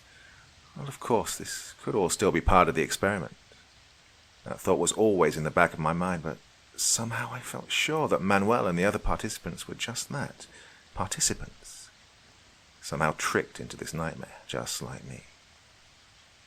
Another alarm went off. My room turned red, and sirens started blasting. Suicide attempt. Suicide attempt. Suicide attempt. What the hell? I definitely wasn't trying anything like that. I walked to the laptop, but there was no information. And just like that, the alarm stopped again. You are now free to send another item to a player of your choice. Bandage, shock collar, death threat. Well, this is where I made another foolish mistake guided by pettiness, not logic. I should have tried to send another message, or at least get someone the bandage. Maybe there really was a suicide attempt, but even if that's true, I wouldn't know who. In the end, the hate and pain ruled over me, and I sent Julia the shock collar. As I logged in my choice, the collar around my neck snapped open. It must be automated. Move shock collar into the elevator now. At least a better option than being drugged again. I don't think everyone gets the same options because I was sent a book from Jackie. I was so happy that I'd finally have some form of entertainment, but that's before I realized that the entire text was nonsense. I spent a long time going through every single page to see if maybe there was some secret message in there, but I couldn't find anything. Eventually, I gave up. Congratulations, John. You have received 200 social points. Tonight you may pick your own dinner. Under normal circumstances, I would have been ecstatic about this. Finally, I could get some decent food. Some vitamins, some protein, and more water. Under normal circumstances, I would have been proud. But how could I be proud if I got all these points through letting out my anger and frustration like this? A shiver went down my spine when I thought about how painful 4 shocks in a row must have felt for Julia. That night, I couldn't fall asleep as much as I tried. I kept thinking about everything that had happened. I jumped up from bed as a thought struck me. Oh, please let this be true, I mumbled to myself. Jackie had sent me 2 items today. That couldn't be a coincidence. I opened the first page of the book and held the lighter underneath. God, I remember doing this when I was younger. She must have somehow gotten lemon juice. Help me. I can't take it anymore. I opened another page. This was extremely weird. The message said, I'm John. Are you real? Day 5. I know that many of the choices that either I or the others made during this experiment seem questionable, malicious, or just occasionally pathetic. This is no excuse. I'm just asking you to keep in mind that we'd spent days in solitude, hardly sleeping or eating. Physically and mentally at the limit. Well, at a certain point, all you care about is survival, no matter what the cost. Breakfast time. Please choose something out of the list for participant Josh. Breakfast. Apparently the new day had already begun. It was still dark outside. I hadn't been able to sleep at all. I kept thinking about everything. Why was there a message with my name in the book? Had I been here before, or was it a way to mindfuck me again? After everything that had just happened last night, I decided both Manuel and Jackie were trustworthy. I didn't trust Julia. She was my strongest competitor, and she was ruthless. I want all of us to get out of here safe and sound, but if I wanted to have any choice of getting control, I needed to play smart and gain points. But first, I had to pick breakfast for Josh. This was good. I hadn't had any interaction with him so far. I needed to figure out if he was an ally or a competitor. Social. Before I pick Josh's meal, could you inform me about my ranking? You are currently the highest ranking participant, John. Well, can you tell me how many other participants there are? You have had interaction with every object that is participating in this round. This round? Pick a meal for Josh now. I went with a safe choice and sent him oatmeal and water. Nutritious, but not luxurious. I was really curious what he would get me, or if I'd get any breakfast at all. Yesterday I wasn't able to send him anything because I'd passed out. A chicken sandwich, coffee and a bottle of water. That's strange. This is exactly what I got yesterday, except this time the coffee was hot. So, Julia probably skipped giving me dinner yesterday, and the things I'd found were from lunch that Josh had sent me. I sent a steak dinner, and she decided to give me nothing. I felt a deep urge to shock her again. Something inside of me was changing, and it scared me. It's as if I was just realizing that I had a dark side, a revengeful side. God, I was hateful. I'd never talked to this person or even seen them, and still I wanted to torture them, just because I could. I stopped myself before actually pressing the button.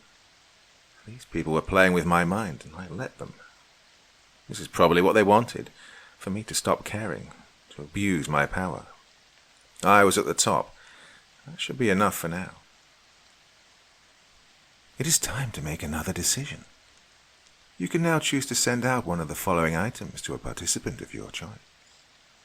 Headphones, bandages, razor blades. I decided to send Manuel bandages. I had no gameplay here. It just seemed like the safest move. Suicide attempt. Suicide attempt. Suicide attempt. The siren and robotic voice filled up the room. Just the mention of suicide sent a shiver down my spine. My heart didn't stop racing until the siren stopped again. You received a video from participant Julia. It was a young woman. Her clothes were dirty and bloody. Manuel had made a rough impression as well, but Julia looked like she'd been here for a long time. She looked tired, but her eyes were filled with rage. This didn't look like the decoy rage that I had acted out in my video. Her shock collar was gone, but I saw the bruises around her neck. That's when I noticed she had a knife. She slowly moved it towards her throat, and her eyes never left the camera. I thought it was her way of threatening me until I saw the blood. She was actually cutting herself. And that's where the video paused. I hadn't noticed it before, but I saw it in that moment. She was sitting in front of a chalkboard, and there was something written on it. Die, John. I felt frozen to the screen, even after the video had disappeared. Tears came to my face. Oh, this was all so much. Not knowing whether this was just a trick, a mind game, or whether this girl had been pushed over the edge was ripping me apart. Had I given her the push? Was she really in danger? Was it too late? After a few hours of internalized terror, I calmed myself again. This could all be just a trick. If it was, then it was working. I spent the entire day just jumping around in my room. No decent thought coming out. Eventually, the ringing of my laptop got me back to reality. Hello, John. I want to personally congratulate you on how well you're doing in this experiment. I'm impressed by your score and the choices you are making. You are constantly improving, and if you keep going strong, you will be successfully completing the experiment soon. We're proud of you here at the social team.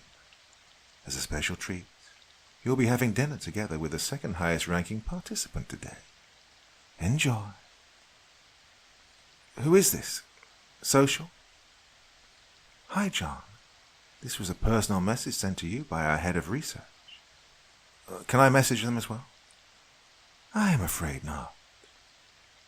Today, participant Josh will be joining you for dinner. The meal will be picked by Social.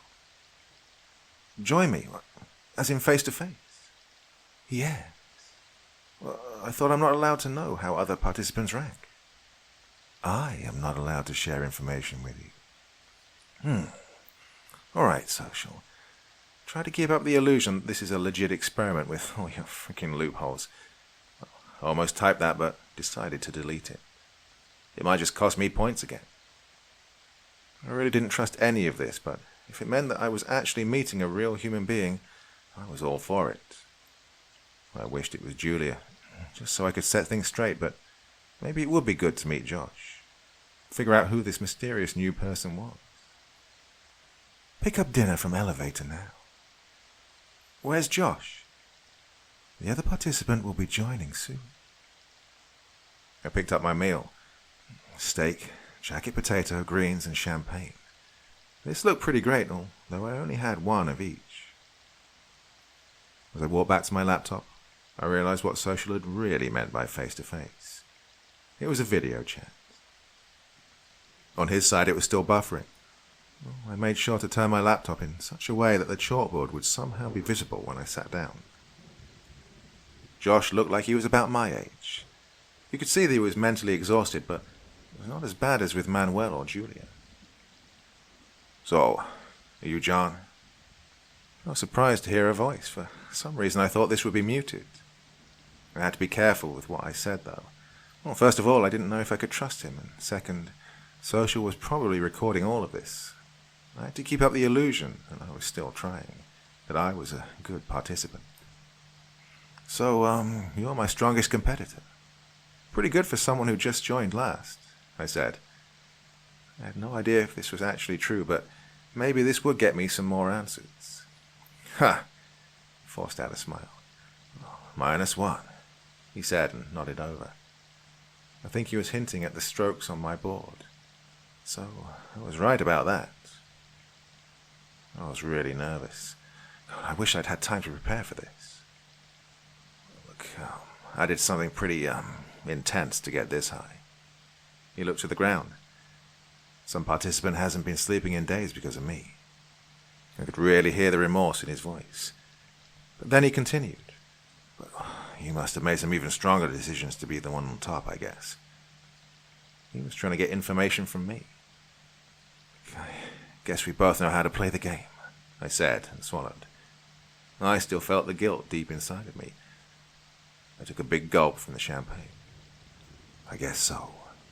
Well, we're not at the loser dinner, he whispered. Do you mean the others are talking as well?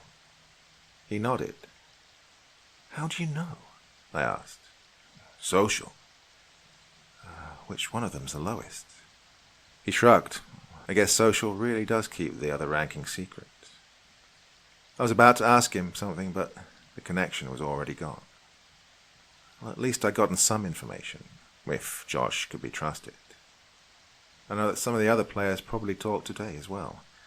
I'd have to ask Social about this, see if I can get more insight. And I knew that Josh probably gave someone that bracelet that keeps you from sleeping. I started feeling woozy. Had they put something in the drink? I somehow carried myself to the bed, and then everything went dark again. Day 6. The morning had started off with the usual breakfast routine. I sent Manuel oatmeal and water. He sent me a glass of blood. Delicious. I haven't had one of those in days. I didn't know how to feel about Josh after last night. He seemed somehow calculated, but he made a genuine impression. Well, so far he'd always sent me decent food. The sleeping bracelet feels like something social pressured him to do. He was playing the game to win, but he wasn't extremely evil. He was smart, though. He'd figured things out pretty quickly, and he wanted to have control. Just like I did, as that was the only chance to get out, presumably. It also meant that he would probably be coming for me now. I'd been here for 5 full days already, and day 6 was starting off as awful as always. I tried to look for the book to figure out a way to send a message, but it was gone. So were the cigarettes. They must have taken them last night. Luckily, I'd put the lighter in my pocket. My hopes of getting out of here in a healthy way were getting smaller by the second, but I couldn't let this get me down.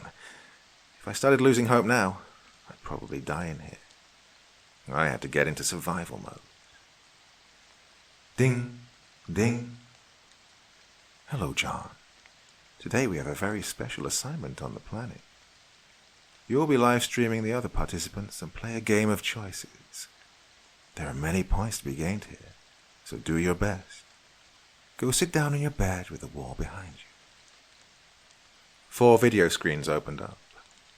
I recognized Manuel and Josh. Julia was there as well, alive. I felt a feeling of relief wash over me. Well, I didn't trust her, but I didn't want her dead either. The last one must have been Jackie. She looked a little older than the rest of the group. The bags under her eyes let me assume that she was probably the one that hadn't slept in days. Oh, that must really screw with your mind. Welcome, participants. All of you have been doing well so far. Some did better than others, but don't worry. This game is a chance to change everything. Let's get started. Josh, choose a participant to fulfill the following task. Eat a raw deer heart. He didn't even seem to think about it. He responded right away. Manuel, walk to the elevator and pick up the heart now. If you choose not to, you will not receive any food or beverages for the rest of the experiment. I could see him struggle. His eyes were filled with hatred. Eventually he got up. Looking into the camera with tears in his heart, he bit into the dark red organ, finishing it off piece by piece. Josh didn't even flinch, and Julia looked more confused than revolted. Next round, John and Josh. You can both decide to either remove a tooth or a fingernail. Choice must be unanimous. What do you choose? Tooth. I sighed. If he'd picked nails, we probably would have had to do both. Josh wrapped his shirt around one of his teeth, closed his eyes, and abruptly pulled it out. Blood filled his mouth. He held the tooth to the camera. I followed. Normally your mind tries to protect you. Hurting yourself like this takes a lot of willpower. For me, it wasn't willpower, though. It was fear. Fear of whatever the alternative to this might be. It was painful as fuck, but still felt harmless compared to what came next. We all went through the game. No questions asked. Nobody dared to disobey. Julia can have a broken nose or all hair burned off their scalp. Manuel, decide which option. Manuel was just shaking his head. His face was still red from the blood, and his eyes were full of tears. He was genuinely scared. Julia showed almost no reaction. Something had really broken her spirit. Manuel, send your choice now or lose all your privileges. Finally, he typed. Nose. Just like that, Julia turned towards the wall and repeatedly banged her face against it. As she turned around, blood ran all over her face. Her nose was completely out of place. Still, she was calm. Not a single tear. John, it is time for you to decide. Will Jackie cut off one of her fingers or be prohibited from sleeping for the rest of her time here? I could see the desperation in her eyes. How long can one survive without any sleep? A week? 2? I knew what she would choose if she could. Finger. As Jackie is not in possession of a knife at the moment, one of our helpers will arrive soon to fulfill the task. Jackie looked at her arm and smiled. You all did very well so far. Your wounds will be treated by one of our doctors shortly. Only one question left. One of the participants has to die. Majority wins. Who do you choose? This couldn't be real. This was a whole new level of fucked up. Well, I hesitated. How could I possibly answer this question? Manuel seemed to think the same because neither of us answered. We didn't have to, as the majority had already made the decision. John. John. John. Participant files. Round 4. Participant John. Rounds 4. Ranking not applicable. Obedience level strong. Subject went through significant growth. At the start, decisions were of pure altruistic nature. As personal gain was made transparent, change of tactics. At the end of the round, signs of resignation had become evident. A need for power and authority was established. After rising to the top on score level, participant John had given up own will entirely, made deathly choices for a number of participants without signs of remorse. Participant Julia. Rounds 3. Ranking 2. Obedience level intermediate. The subject showed resilience and willpower all throughout rounds 2 and 3. Inconsistent emotional state. Was almost removed due to repeated suicide attempts. Strong determination to eliminate participant John. At the end of round 4, participants showed signs of apathy. Level of obedience is stable at this point. Participant Jackie. Rounds 1, ranking 3. Obedience level strong. The subject showed occasional competent decision-making skills. Started off with a subjectively altruistic mindset, however, would let other participants influence their choices. Interest of future testing. Participant Manuel. Rounds 1. Ranking 4. Obedience level weak. The subject has poor decision-making skills. Lets actions be guided by emotions. Has no explicit benefit for the experiment at this point, and will therefore be eliminated. Participant Josh. Rounds 1. Ranking 1. Obedience level intermediate. The subject has passed expectations. They grew fast and showed remarkable pattern in decision-making. However, level of loyalty needs to be further examined. Day 7. I don't even know how to put into words how I was feeling last night. I didn't sleep at all. For hours I was sitting on the bed, staring towards the door, waiting for my end. Of course, I didn't know if I would actually die or not, but in that moment the adrenaline was flowing through my entire body. Fear can be a real rush. My mind was not ready to die. I thought about Kiwi, who had been left alone for days. I thought about my mother, hoping she'd be safe. I thought about my friends, about my childhood, about the summers we went swimming in the lake, about the Sunday mornings watching cartoons with my dad. No, I was not ready to die. I felt hate. Pure, revengeful, bitter hate. For social, for the experiment, for the other participants. This entire situation was just so fucked up. I wondered if I'd done the same as Josh, had he been the highest ranking player. Part of me was scared to admit I probably would have, if it meant that I was free. I thought about the other two and felt especially betrayed by Jackie. They couldn't have known that I was the highest ranking player. I kept staring at the door, waiting patiently, but nobody came. Maybe it had just been a mind game after all. Maybe last night was just a farce. Ding, ding. Breakfast time. Today you will not have to choose. Go to elevator now to pick up your meal. Prisoners on the death penalty usually get to choose their last meal. No answer. I walked over to see what would be on the tray. Maybe it was some sort of clue.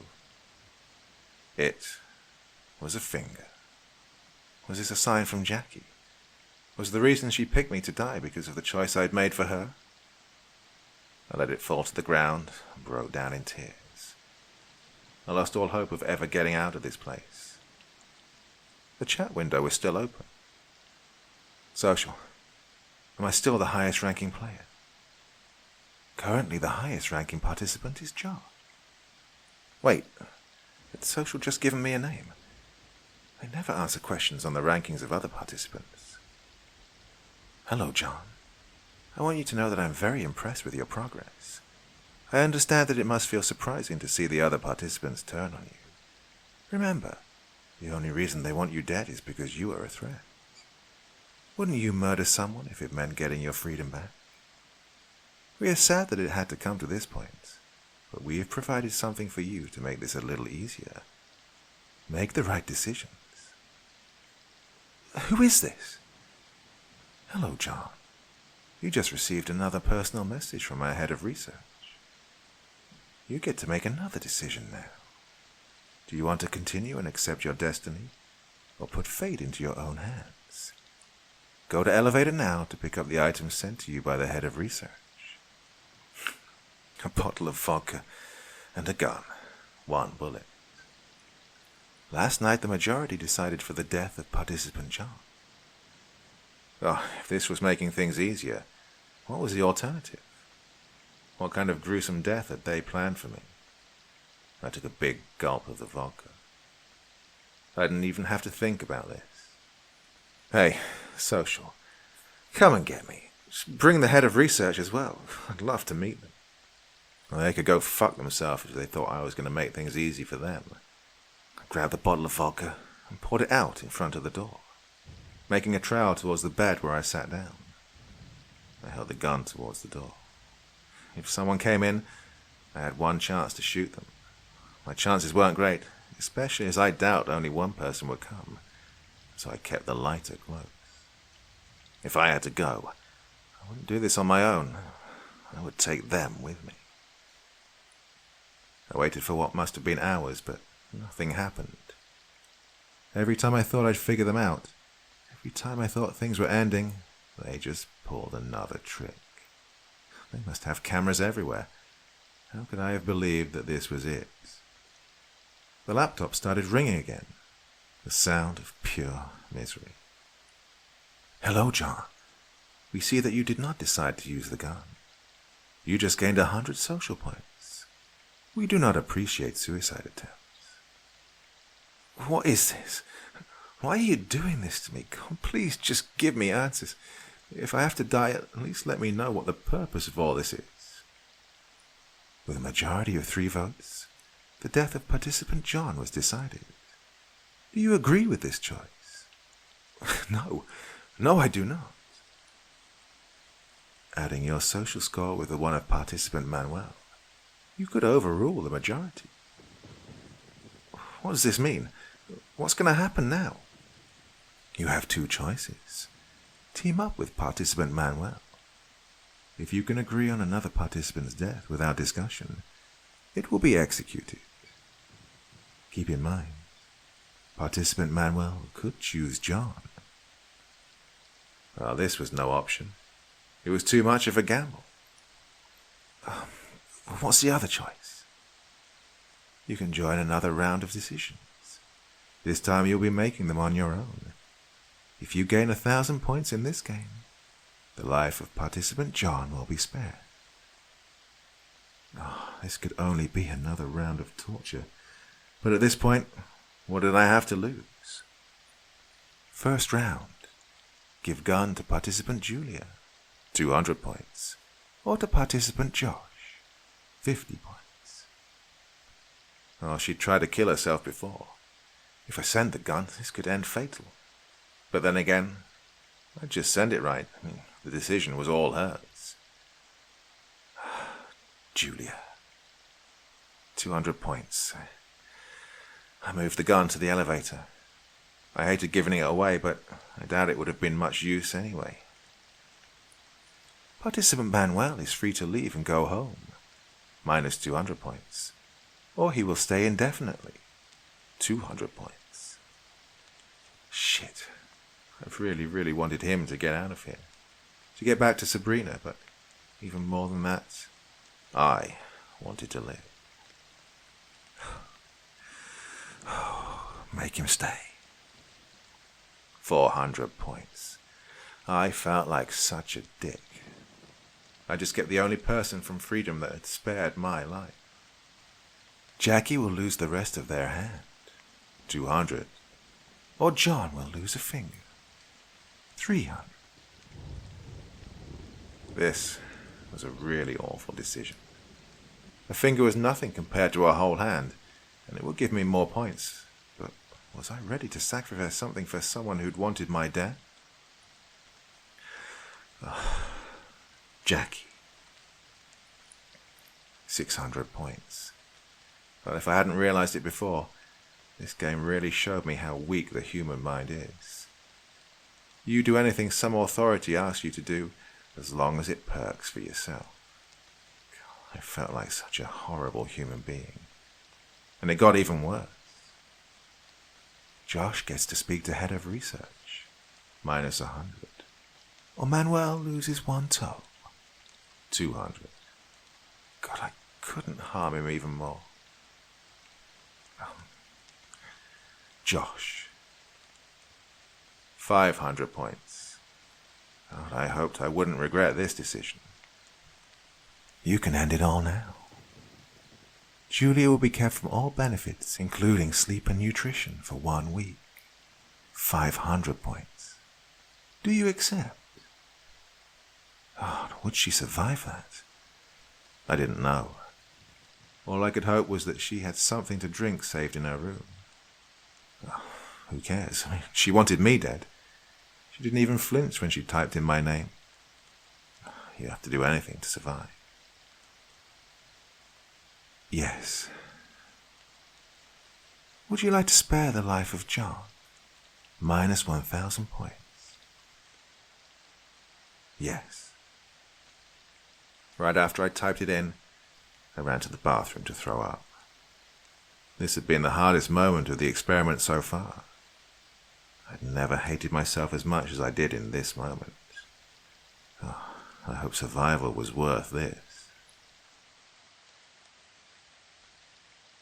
Day 8. I woke up lying next to the toilet. The memories of yesterday came back to me, and I felt like throwing up again. Finally, I got up to see if there were any new messages from social. Any sign that this misery would end soon. Dinner time. You may now choose a meal for participant John. Why did this say my own name? Maybe they wanted me to pick my own dinner last night. I didn't care. I mean, I should have felt hungry, but the guilt kept me from even thinking about food. What time was it? I hadn't got a breakfast message yet. As if social could read my mind, the laptop started ringing again. The text was not from social, though. Good morning. Social? No, I would like to ask a few questions if that's all right. Does it matter what I say? It always matters. Your decisions are what brought you this far. I don't ever remember accepting to come to this hell. What do you remember? If I answer your questions, will you let me go? Yes, Josh. After this conversation, you are free to go home. Do you remember your home? Did they just mix up my name? I did vote for Josh to have a conversation with the head of research. I just decided to go with it then. Yeah, I do. I have a little apartment where I live with my cat, but you probably know all about that. And you think the cat is called Kiwi? Yes, I can see that chalkboard. How do they know the name of my cat? Yes, Kiwi. What does Kiwi look like? I couldn't remember. There are also letters on there. K and F. Kristen and Finn, right? How do you know that? Do you remember what they look like? Or what Mary looks like? Do you remember your childhood home? God, I tried to think of my mum. Blonde hair, brown eyes. She was about 50. For some reason, I didn't remember more. What did she look like when I was younger? Why did my memory feel frozen? It was as if I was thinking of a photo, not a real person. Keep thinking. The image shifted. It was a woman with short hair, a kind smile. The hair was black when I was little, but now it had turned grey. A name came to my mind. Margaret? Who was this woman? Do you know who Margaret is? I believe that is your mother. Who's Mary? That must be the mother of John. I am John. Are you sure about that? More memories came up. Kiwi, my dad, my friends, the lake. Everything was wrong. They were simply images. They'd morphed into something else. College, a woman. Blood, a girl. She had a tattoo on her arm. A hospital. I started remembering more. I had joined an experiment once, at college. I didn't remember much, except that the research was corrupt and evil. After I left that experiment, terrible things happened to me, to everyone around me. I decided to leave, and I traveled around Europe for a while, but wherever I went, things went bad for me. They must have found me. Or did I find them? They wiped away everything and gave me false memories. Josh, you did really well here. I realize this experiment has its ups and downs, but eventually you grew to the top. You showed no remorse. You are a true leader. Josh. The social kept calling me John, and I just accepted it. How did I forget about my own name? No, I didn't. I only did what you made me do. I did what I had to do. Because of points? Numbers on a laptop? You decided to shock both Manuel and Julia. You sacrificed Jackie's hand. You gave Julia a gun even though you knew she was suicidal. Although you did spare John's life. Who is John? You got to know him as Josh. We swapped your identity with his and added him as an additional variable. He's on his way to become part of our team. Before this, he'd been torturing Julia, and it worked. God, that's why she wanted me dead. And she probably convinced Jackie too. Why? Why did you do all this? All these people were normal human beings living their lives. Keep them in a room alone and give them power to make decisions, and they will lose all sense of humanity. And they are no exception. We have tested this in many settings already. Some humans grow above, however. A very select number get to make rules, not follow them. And John is one of them. No. He had potential, but he is nothing like you. You're the only person that could remotely come close to me, and that is why I need you. You were always one step behind me. I had to make sure you were strong enough to be part of this, to be part of the new life. And now I know. You have everything that it takes. I am extremely proud of you. You want me to start doing these sick experiments on innocent people? This is happening. There is no way for you to change any of this. Our institution is far more powerful than you might believe. I'm giving you the option to be on the side that makes the decisions. I am not forcing you to do anything. Just think about it. You are free to go home now, but we will see each other again soon. Goodbye, 9. That was the last thing I remember. I woke up in my apartment, my real apartment, not the one from my memories, John's, or whatever they made me believe. My memories slowly came back, and I wish they hadn't. Thought about running away, starting over somewhere far away, but for some reason, I think they'd find me. And for the same reason that the authorities won't listen to me. They are powerful. They're not just doing experiments. They're planning to take control over humanity or something. Yesterday, I received an envelope with the patient files, as well as this postcard. The next round of the social experiment will start soon. Do you want to be an object or a leader? I thought about this a lot. About joining them, not as a test subject, but as a researcher. Thought about this a lot since I'd been back home. I don't know what'll happen next, but this study did teach me a lot about human nature and my own mind. How arbitrary freedom and choice were. I followed them. Blindly followed some authority for made-up points and false promises. I know I have to get back there. Not to become part of the research team, but to save the ones I left behind. I will not accept being this terrible person. I can do better with the knowledge I've gained.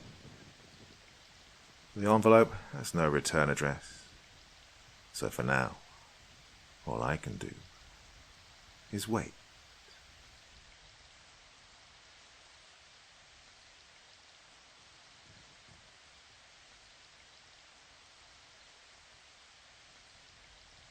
I met her at a party my friend Matt had organized last year. Although the party was big with lots of people there, she stood out from the crowd immediately. Red hair, blue eyes, full lips, voluptuous figure. She was mesmerizing in an otherworldly manner which I can't explain. I couldn't take my eyes off her, and soon she noticed my voracious glances and returned them. At the time I hadn't even thought about approaching her. With her amazing looks, she had a lot of wooers around her, but seemed bemused by every single one of them.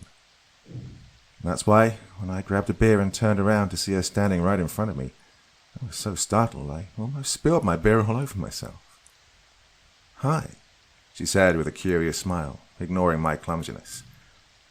Hi back," I said, trying my best not to stare at her cleavage. "You're a friend of Matt's. I haven't seen you before." "I am. My name's Jake." "Maria," she replied, and we shook hands.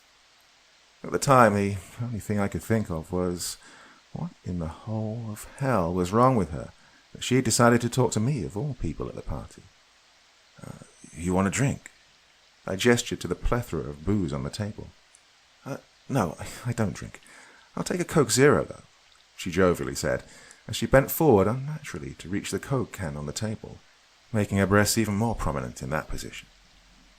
I remember wondering at that point if she did that on purpose to tease me, or if she was completely oblivious to the sight she was displaying. My bet was on the first one, and it invigorated me to strike up a conversation with her further. "So, what about you? How do you know Matt?" I asked, my brain desperately trying to conjure up some smooth lines, but only sputtering out the most basic sentences. "Oh, he and I used to be neighbors when we were kids, and played together almost every day during summer. We just kind of stayed in touch over the years, as improbable as that sounds." "Wow, I can't believe he's never told me about you all these years." I tried to be more daring, the beer taking more control than I was. "Now, Matt and I used to hang out a lot more frequently before, but he never told me about Maria. He did have a lot of friends, though, and it's not like we sat around talking about his friends all day." She smiled and took a sip of her Coke, maintaining eye contact with me the whole time. Just then, a new song started playing, and Maria gasped with a grin on her face. "Oh, I love this song. Want to dance?" She winked, gesturing with her head for me to follow. My testosterone was already out of control by then from being in the proximity of a woman of such appearance, so I didn't need to be asked twice. Grabbed her by the hand and took her to the middle of the room, among the other drunken guests. Maria and I danced for hours, which says a lot about me because I absolutely hate dancing. I remember in my intoxicated state seeing Matt give me a weird glance with his eyebrows raised when he saw me with her there. After a while, things got heated, and Maria and I began making out and grinding on the dance floor. I continued drinking along the way, and with my lack of self-control over booze, I guess I blacked out at some point. I woke up in the morning with a throbbing headache, the sunlight coming through the window blinding me. I grunted and opened my eyes with great difficulty, observing my surroundings. I was in the bedroom of my apartment. There was a note on the nightstand, written with almost perfect handwriting. See you soon, Maria. There was a lipstick imprint in the shape of lips under that. I flipped the note over, looking for a number or a way to contact her, but there was nothing else. I cursed loudly for not remembering anything about the fiery night last night that I'd probably had with Maria, or having any way to contact her back. But at the time, my biggest concern was my throbbing head. I spent most of that day laying in bed, and around 4 p.m. I got a call from an unknown number. "Hello?" I answered, expecting a call from a marketing or insurance agency. "Hey, Jay." A playful female voice resounded on the other side. Hi," I said, trying not to give away my confusion. "It's Maria. Remember me?" she asked playfully again. "Oh, Maria, hi. Yeah, of course I remember you. How was the party for you?" "Well, the party was okay, but the after-party was amazing," she giggled. I laughed awkwardly. "Say, did Matt give you my number?" I asked. "Oh, I got it myself. While you were sleeping, I used your phone to call myself." "Oh, okay." Oh, I wish I could say that this raised some red flags, but the part of me which was into Maria decided to ignore such a creepy fact. More so, I was glad she'd called me. "Hey, Jake, do you want to go out somewhere tonight?" she asked. "Out? Tonight?" I was taken aback by this, but it was still a pleasant surprise. "Yeah, sure. How about we go to a quieter place tonight?" "That's a great idea." I could hear the excitement in her voice over the phone. "Boss Cafe, 8 p.m. "Yeah, sure.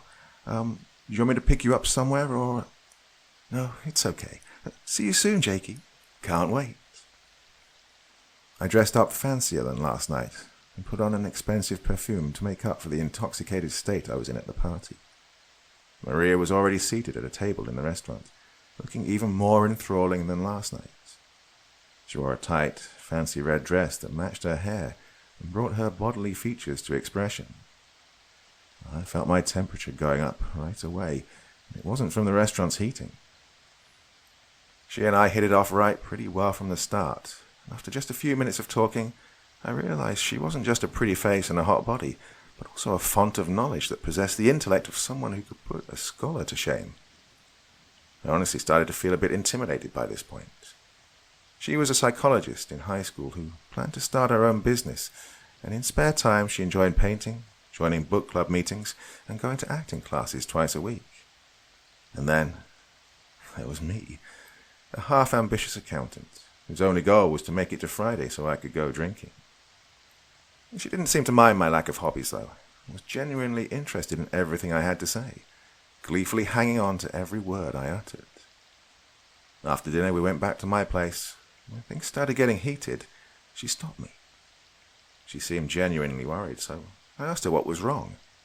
She told me that she's not the kind of person to sleep around, but that she likes me and wants to try something more serious with me.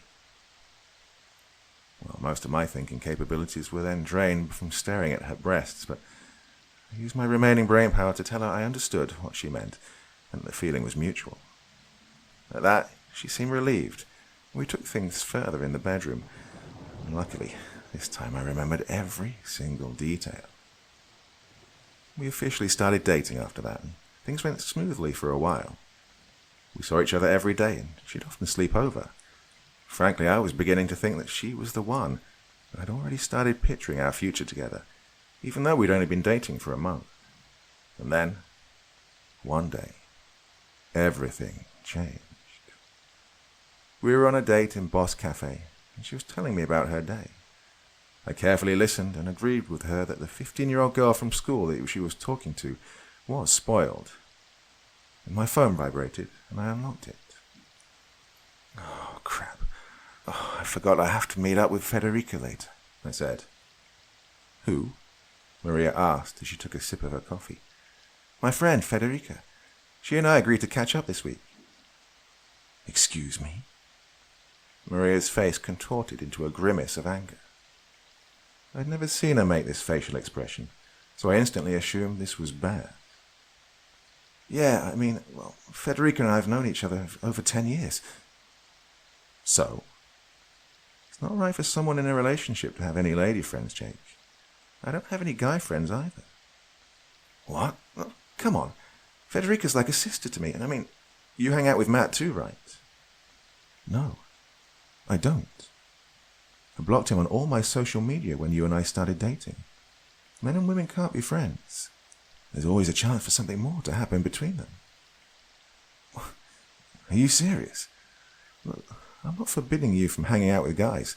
It's perfectly normal to have friends of the opposite sex, as long as you're just friends. Well, I don't agree with you. She crossed her arms, fuming. I'm sorry, Jake, but you're going to have to choose. Me or her. Oh, Maria, come on. Don't be like this. Federica's just a friend. I'm not going to cut off a friend I've known for 10 years over someone I've known for a month. Please don't make me choose. If you won't cut her off, then I want to be with you every time you hang out with her. No, I said sternly. But you'll get to meet her, but I can't drag you to... Before I managed to finish my sentence, Maria stood up and threw her coffee in my face. The nearby guests of the restaurant glanced in our direction as Maria stormed out, furiously stomping her feet. I wiped my face and shirt futilely with a napkin, trying to pretend like everything was okay. I asked for the check from the waiter, who tried to keep a straight face, and politely excused myself out of there. I'd probably not be going back there any time soon. An hour later, I was at Federica's place and we were catching up, talking about old times, when my phone buzzed. I unlocked it and saw that I'd got a message from Maria. It said, "How can you be so selfish?" I replied, "I'm sorry if I hurt you, but try to understand my side. We'll talk about it later." I continued chatting with Federica when my phone buzzed again. It was Maria again. "No, we will not. I won't change my stance on this." "Is everything okay?" Federica asked, possibly noticing my frustrated facial expression. Yeah, everything's fine," I said, turning off my vibration and putting my phone in my pocket. I did my best to put my argument with Maria to the back of my mind and enjoy my time with Federica, but she could sense my frustration, so we agreed to meet again another time. When I arrived home, I pulled out my phone and loudly said, "What the f..." when I saw the countless notifications on my phone. I'd missed calls and messages on every social media website where I was active. Every single notification was from Maria. I skimmed through them in horror, seeing new ones pop up along the way. The messages started accusatory, saying things like, "You fucking asshole. I can't believe you're so cruel. I bet you're fucking her right now, aren't you?" Then they transitioned into guilt-tripping, saying things like, "I'm crying right now. I'll just swallow my sleeping pills to take my mind off you. I can't believe you'd hurt me like this." And so on. Then they started to change to rationalizing, telling me she loves me too much and only wants to protect me, that she's too afraid to lose me. In between her messages, there were remarks like, "Hello, are you there?" quickly followed by more of her rants. Something clicked in my mind, and I realized right there and then that things wouldn't work out for us. This was too much of an issue to be pushed under the rug. I hated the idea of doing it this way, but I sent her a message. "I think we should break up." She called me immediately, asking me why, with a quivering voice. I explained and she began crying, begging me not to leave her, promising to change and even let me be friends with Federica. I told her that it wouldn't work, and she began guilt-tripping me again, telling me that she loved me and that she was going to kill herself if I leave her. When I told her that those threats wouldn't work, she became aggressive. The last sentence she screamed into the phone before hanging up was, "You'll regret leaving me, you bastard. I'll make your life a living hell. You're going to beg me to take you back." Well, it was the most surreal experience I've had within the span of 4 hours, and although I really liked her, I couldn't go over this sort of thing. Her behaviour reminded me of those posts which I used to see online about the cringy overweight guys with fedoras who orbit around women and incessantly hound their inboxes. If Maria got this psychotic over a visit with a long-time female friend, I didn't even want to think about what she would do when we moved in together or got married. I assumed that she was the type to stalk her exes, so I preemptively blocked her on all media, just to be on the safe side. Everything went fine for a while, and I even met another girl, a friend of Federica's. She and I went on a date, and everything was fine at first. She was super into me. We were already making plans for our next date, when she decided to add me on Facebook, so we could chat more easily. I told her my name, and she decided to check out my profile a little, while we waited for our food to arrive. She was amused by my pictures of the food I cooked, as well as my workout videos. And all of a sudden, her smile dropped, and her mouth contorted into an expression that looked like she'd just eaten a lemon. I asked her if everything was okay, and she uttered a weak, with a visibly forced smile. From that point, she avoided my gaze the entire time, and seemed completely uninterested in the conversation. Well, the date went on for about 20 minutes, when she said she just remembered something she needed to take care of and had to go, saying, "Oh, we'll be in touch." Well, more perplexed than disappointed, I connected the dots that she may have seen something on my profile which wasn't to her liking. But before I could finish that sentence, I got a call from my mum. "Hello?" I asked. "Jake!" She sounded distressed, which instantly put me on edge. "What is that picture you posted on Facebook? God, Aunt Amy had to see it. What were you thinking?" I was, of course, confused by this because I had no idea what video she was talking about. I immediately logged in to see for myself what could have possibly caused such an eruptive reaction. And boy, was there something to be seen there. The most recent posts were normal, but when I scrolled down a little bit, I started to see occasional shares of weird links, videos and pictures, like furry porn and sexual artwork which I don't even want to begin to describe. There was even a post where I apparently wrote something extremely racist and homophobic. The funny thing is that for each link or post I shared, there was a follow-up text of my own, which eerily looked like something I would write, with the typical emojis I use and so on. It made it less likely to other people that I'd been hacked, or more, that I'd had a mental breakdown. What was even stranger was the fact that there were some likes and comments on it, but I'd never been notified. Upon closer investigation, I realized that the notifications had been turned off. I immediately made a post in which I apologized publicly to everyone who'd seen such abominable things, and informed them that I was hacked. The damage was already done, though, and by then a lot of people had already booted me out of their friends list. Well, I contemplated deleting my Facebook, but running away from it after such a disaster would only make me look guiltier. 2 days later, at work, my boss called me into his office. Well, I was expecting a promotion around that time, and everyone in the office already knew that I was the best candidate. Even the boss had hinted at me getting the role, so it's pretty much a public secret by then. "Hey, how's it going, Mike?" I asked when I strode inside and sat in front of his desk. Michael stared at his computer screen with a grievous expression on his face. He furiously clicked for a minute or so, while I sat in silence, feeling like I was being judged for some reason. "Jake," he finally said, turning to me and crossing his fingers, "you've been a valuable asset to the company thus far." He stared at his hands while fidgeting with his fingers. "You were the perfect man for the promotion." "Were?" I thought to myself, starting to sweat bullets instantly. Mike looked up at me with the expression of a disappointed parent.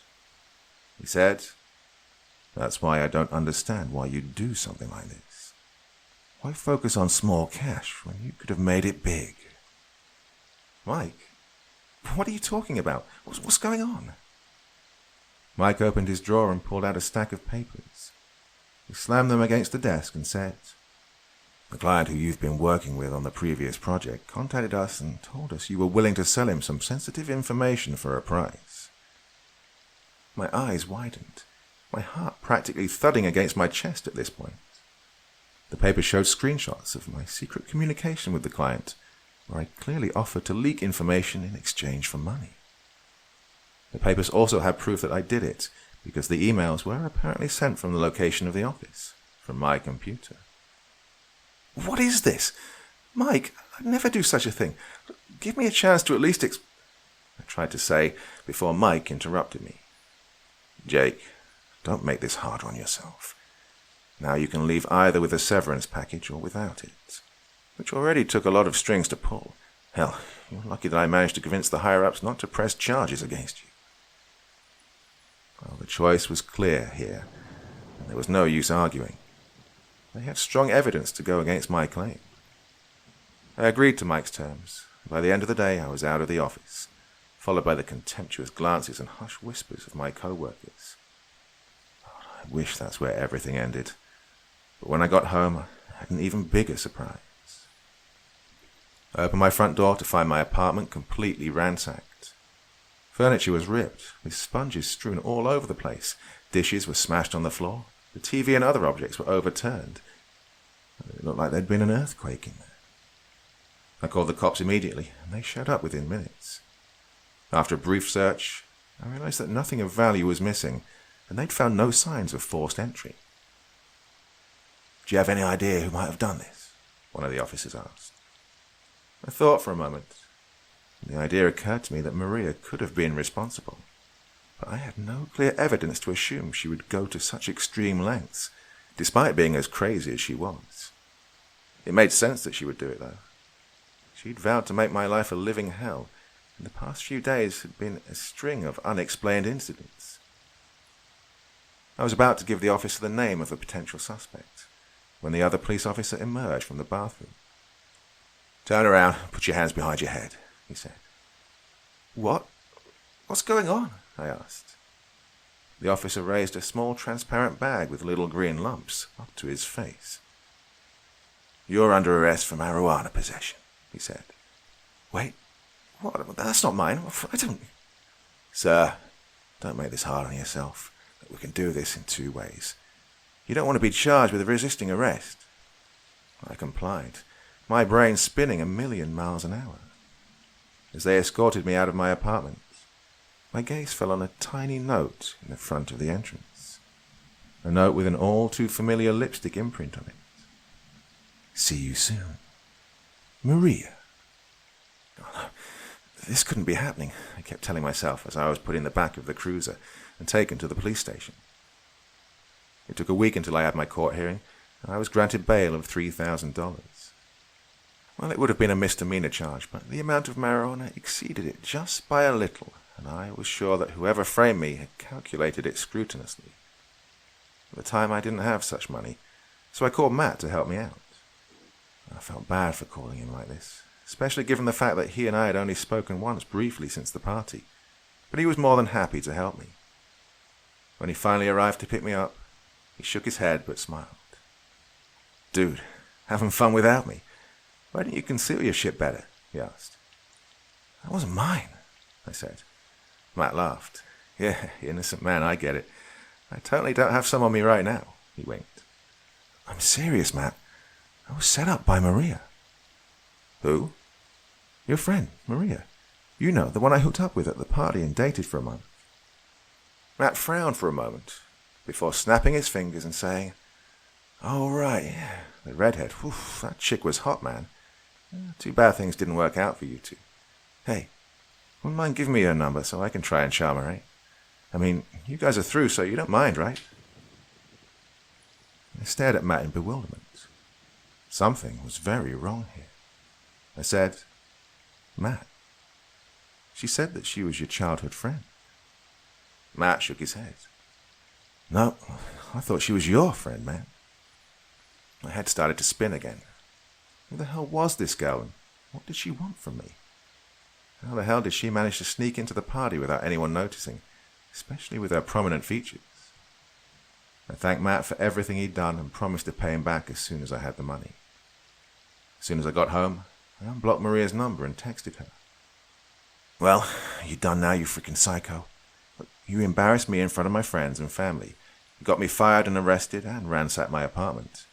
Leave me the fuck alone, you bitch. It felt good sending that text, although I wanted to say it to her face even more. Her reply came through in a matter of minutes. I'd be lying if I said it didn't make me feel uneasy. See you soon, it simply said. I spent the next 2 days cleaning up my apartment and looking for a new job. It was inevitable that I would need to move out, especially now that I was jobless, so I wasn't too concerned with Maria finding me. One day during the week, I went for a walk in the park to clear my head and get my mind off things. It was a nice day and the park was tranquil, with people walking their dogs or taking a stroll with their kids. I sat down on a bench, closed my eyes, and enjoyed the pleasant breeze and silence. "Hey, Jakey," I heard an all too familiar voice to my left. I jerked my head in the direction of the voice, and there she was, standing right in front of me, with a wide smile on her face. "Maria!" I stood up, feeling my heart beginning to race faster. "What the hell do you want from me? What do you want?" "Nothing. I was passing and just wanted to say hi." "Well, see you around," she said in a nonchalant way, waving her fingers at me before turning around. Well, this made me mad. To ruin my life like that and then just pretend like everything was okay filled me with boiling rage. I stood up and grabbed her by her wrist violently. "Don't walk away from me, you bitch." She turned around to face me, giving me a suspiciously seductive glance before saying, "Careful, Jake. Careful. There are people around here. You wouldn't want the judge to receive a video of you violating your temporary restraining order, would you?" Her eyes widened and her smile dropped, expressing palpable fear on her face. She tried breaking free as she screamed, "Let me go! Please, don't hurt me!" I let her go instantly, as if being burned. The nearby people glanced in our direction with confusion, and I could see some of them reaching for their phones, curiously observing the situation. "Restraining order? What are you talking about?" I asked, keeping my distance from her. She smiled again, making me want to strangle her. Well, the judge was so cooperative. When I came to him with tears in my eyes, and I showed him all the texts of threats she'd been making towards me, he immediately took pity. She giggled and twirled her hair around her finger playfully, before saying, "You still have a chance to make it up to me. Despite causing me so much pain and suffering, I still love you, Jake. I'm willing to take you back." "You're freaking crazy," I said, and turned around. "Stop, Jake," she said so sternly that I felt compelled to turn around and face her. She said, "You don't want to leave, trust me. Because if you do, you're going to be charged with rape." I was about to interject, but no words came out. She continued, "If I go to the judge and tell him you raped me, do you think they'll take my word for it?" She pursed her lips, staring at me. "What if they found some evidence, say, some injury, say, DNA? What do you think would happen then?" I opened my mouth, dumbfounded. I couldn't describe what I felt at that point. I was a mixture of scared and angry at the same time. Well, I felt like I could stomp Maria's head over and over until all that remained of her body was a bloody mess. But she had me by the balls. She took a step closer and put her hand on my cheek. "Jakey," she said, "I told you that you begged me to take you back, so get on your knees and start begging." I looked around, futilely searching for a familiar face to help me, but most of the people were already gone by then. It was only Maria and I, with an occasional passerby. I had no doubt that she was ready to do everything she mentioned in order to get what she wants. "Jakey, don't make me ask twice." She crossed her arms.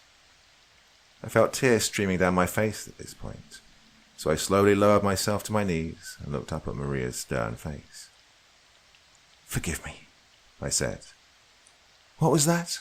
I can't hear you," she said, leaning in and looking like she could hardly contain her laughter. "Please, forgive me."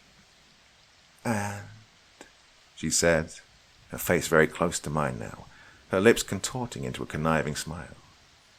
"Please forgive me and take me back," I said, sobbing. "Stand up. Look at me. Look at me, Jake," she said, and I obeyed immediately. "Do you love me?" she asked. "Yes," I said, moving my gaze away, too humiliated to look at her. "Hey, I didn't say you could look away," she said. I looked back and she smiled. It was that same smile from the night when we met. A heart-warming illusion of a smile that could lure any man into Maria's deadly trap. "Do you promise to always love me and do as I ask, and never have any female friends again?" "I promise," I said. She hung her arms around my neck and kissed me, then hugged me and whispered into my ear. "Shh, it's okay. I forgive you, Jakey. We're going to be so happy together." I met with Maria in our usual cafe the following day at her request. I didn't even try to make an excuse and dodge coming, because I knew she'd find a way to blackmail me. When I arrived, she was already there, scrolling on her phone. She wore a cropped pink top and jeans, and upon seeing me, she smiled wildly and stood up to meet me. She passionately kissed me and whispered, "I missed you, Jakey. Did you miss me?" "Yes," I answered, like a docile animal, too afraid to hesitate. Had this been the time when we just started dating, I would have been absolutely stunned by her gorgeous appearance. But now, as I looked at her deceptive smile and dishonest eyes, I felt disgust. I could hardly even stomach the thought of being in her presence, let alone being intimate with her, but it had to be her way. "How was your day, sweetie?" she asked. "It was good. I didn't really do anything special," I said, glancing around the place, trying to catch the attention of the waiter. "Aren't you going to ask me about my day?" she said, tapping her fingernails on the table, producing a hollow sound with each tap.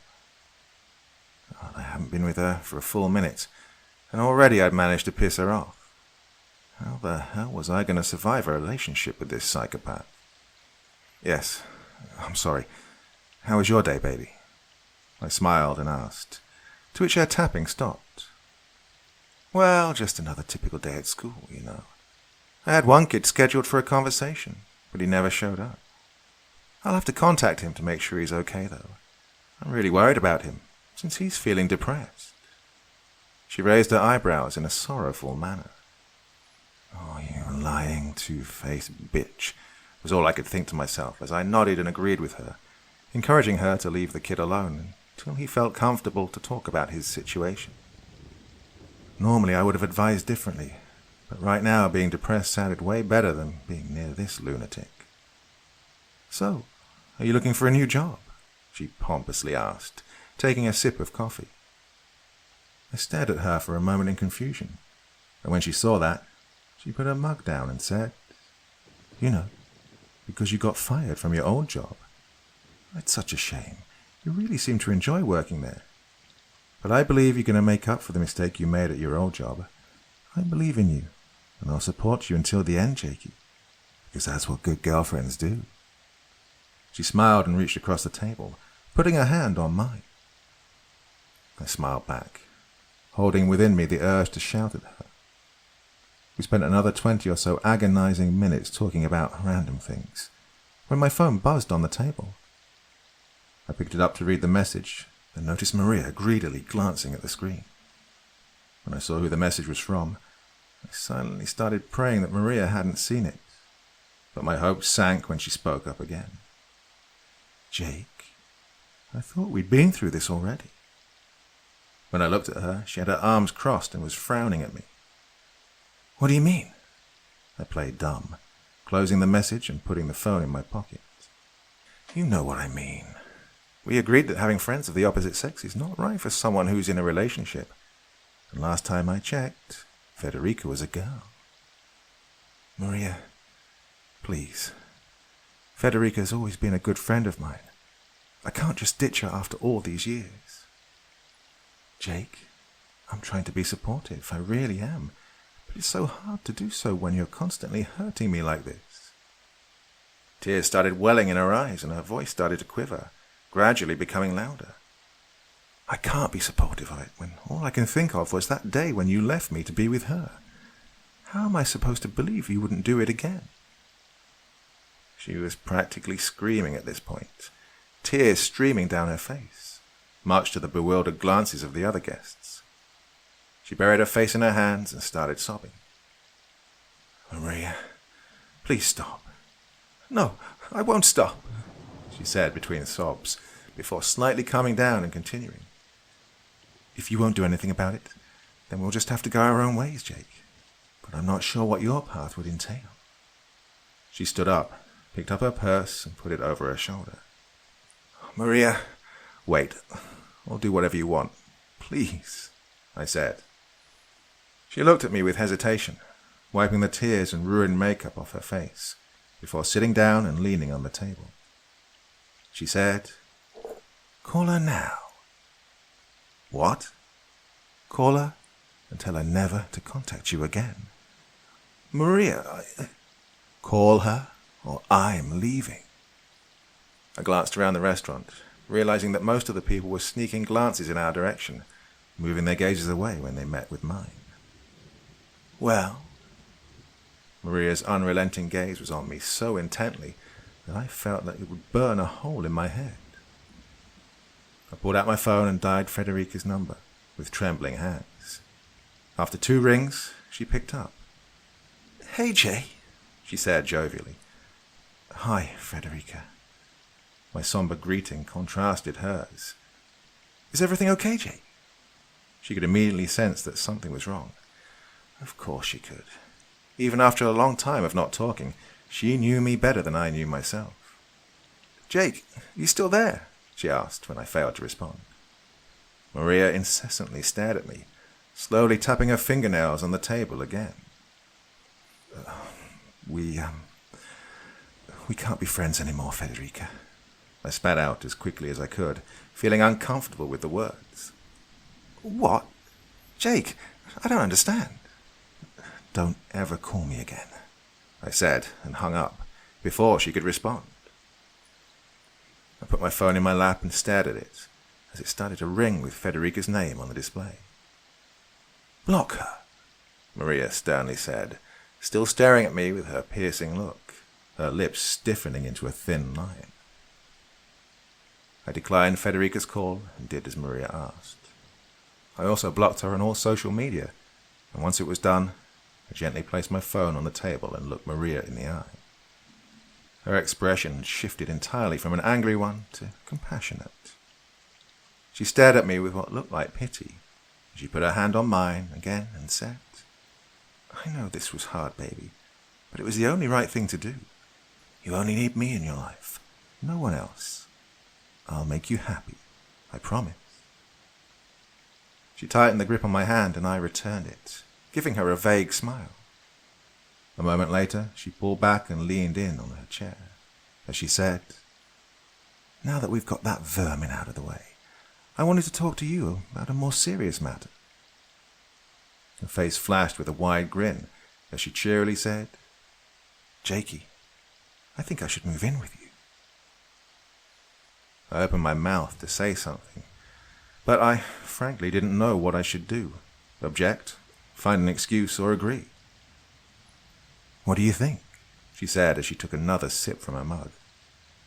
Well, I don't know. I mean, maybe it's not such a good idea right now. I'm jobless after all. When the landlord sees what you did to the apartment.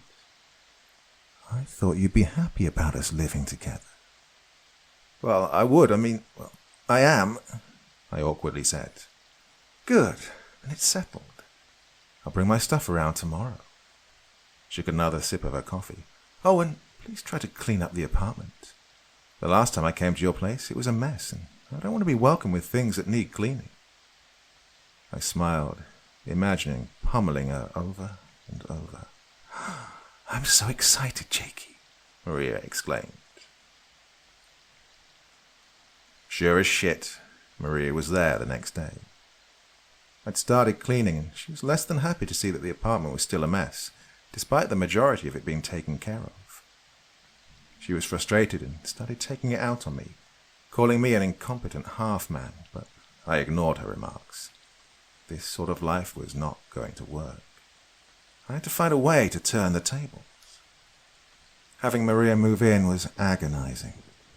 Not only did we spend a lot more time together, but I had to be careful about leaving my laptop unlocked, since I was sure she'd go snooping around. Living with her was utterly unpredictable, too. Some days she'd come back home in a great mood and would shower me with love and attention, while other days she'd be irritated, scolding me and shouting over anything I did wrong. As much as I hated any kind of contact with her, I preferred the first option. The only good thing that came out of this was, well, the sex. I was a lot rougher with her than usually, and even though this was good for both my mental and sexual frustration, it was even better that Maria enjoyed it too, so she couldn't tell that it was my way of channeling anger. Or maybe she could, and she just didn't care.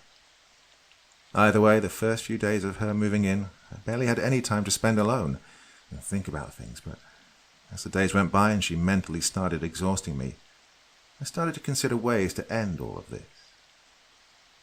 One day, we went to the movies and decided we'd grab dinner afterwards. While I was buying the tickets and popcorn, Maria sat in the back at a table drinking soda. "Jake, is that you?" the young lady who worked there asked. I immediately recognized her as Helena, my high school classmate. "Helena, hi, so good to see you," I smiled. "Well, I didn't realize you were back in town." "Yeah, just working in between before I got back on the next cruise, you know?" she chuckled. "Oh, good for you. How is working on a cruise ship anyway?" "Great. Lots of work, but I like it. Plus, it really helps because my little sister needs to have college funded, and since our parents are gone..." She shrugged. "Oh, sorry to hear about that. What about you? Is that your girlfriend back there?" She shot Maria a glance and smiled. Yeah," I said, dodging a lengthier discussion about my psycho girlfriend. "Well, hey, I'd love to talk more, but I've got other people waiting here. How about we catch up soon?" she asked. I nodded, took my popcorn and went back. I noticed Maria staring in my direction intently with a serious expression on her face. "Oh, you sure took your time talking to that girl," she said. "That's Helena. She and I went to high school," I said. "She actually works as a waitress on a cruise ship, but takes a break between tours."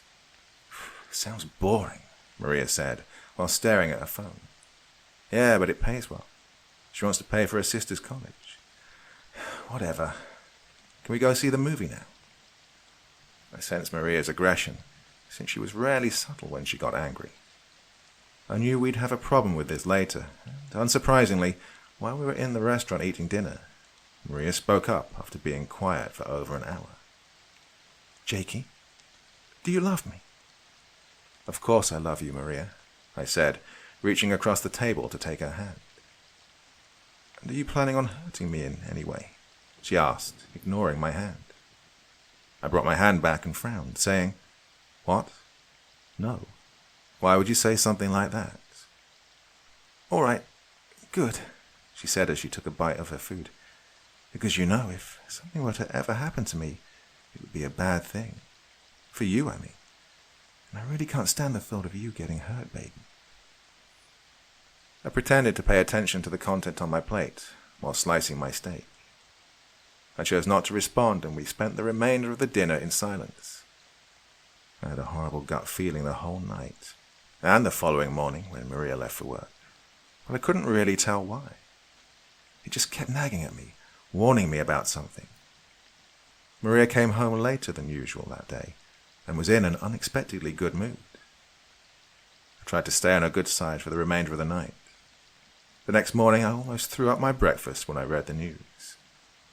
"Movie theater employee found dead." There was a picture of Helena on the headline. Although the details were not disclosed, it was stated in the article that Helena had been found dead near her apartment and that the police are actively searching for the killer. My first thought was, God, it must have been Maria. Who else? Was she really capable of doing such a thing? Was she really going to such extreme lengths with her jealousy that she'd kill anyone who even made mere small talk with me, even if it was a high school friend. Tears welled up in my eyes when I thought of Helena's younger sister, who was already without her parents and had now lost her sister.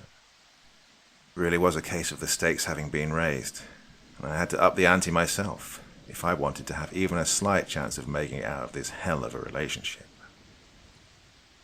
I spent the following days in cafes, pretending to look for work, while actually devising a plan to get Maria off my back. She was obviously smart, and thought this through to the end, step by step. I knew that the only way for me to compete in any way was to play her game. But how could I do such a thing? I didn't have the mind of a psychopath. I didn't even know where to begin to set her up. The one thing I could do was bide my time and build trust with her, until she fell into a false sense of security. But what then? I could use a recorder to try and get her to confess everything, but my recording in court would be weak at best against her DNA proof or whatever else she had in store. I spent hours every day planning and came up with nothing. So I go home and wallow in my self-pity. This one day I came a little earlier from the cafe, around 2 p.m, and Maria still wasn't home, since she usually doesn't arrive until about 4. I was about to make lunch when I heard the doorbell ring. I opened it, and my eyes widened when I saw who was standing in front of me. "Hi, Jake." Federica grinned shyly. "Federica, what are you doing here?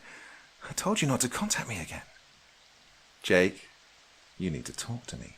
What's going on?" "Listen, you have to leave right now," I urged her. "Jake, we've known each other long enough for me to know when you're in serious trouble. I'm not going until you tell me what's going on." I hesitated for a moment, afraid that Maria may be lurking right around the corner. Eventually, I gestured for her to come in. She complied and we went into the living room. She stopped in the middle of the room and spun around to face me, with a look of judgment on her face. "So, what is it?" she asked. I sighed and looked down, shaking my head. "God, I really can't talk about it." "Hey, look at me." She took a step forward and put her hand on my cheek. The gesture disgusted me, as it painfully reminded me of something Maria would do. "We've known each other for years. We've been through hell and high water. Whatever it is, I'll help you, I promise," she said. I sighed once more and looked her in the eye. God, I really need to tell someone. I've been bottling it up for so long.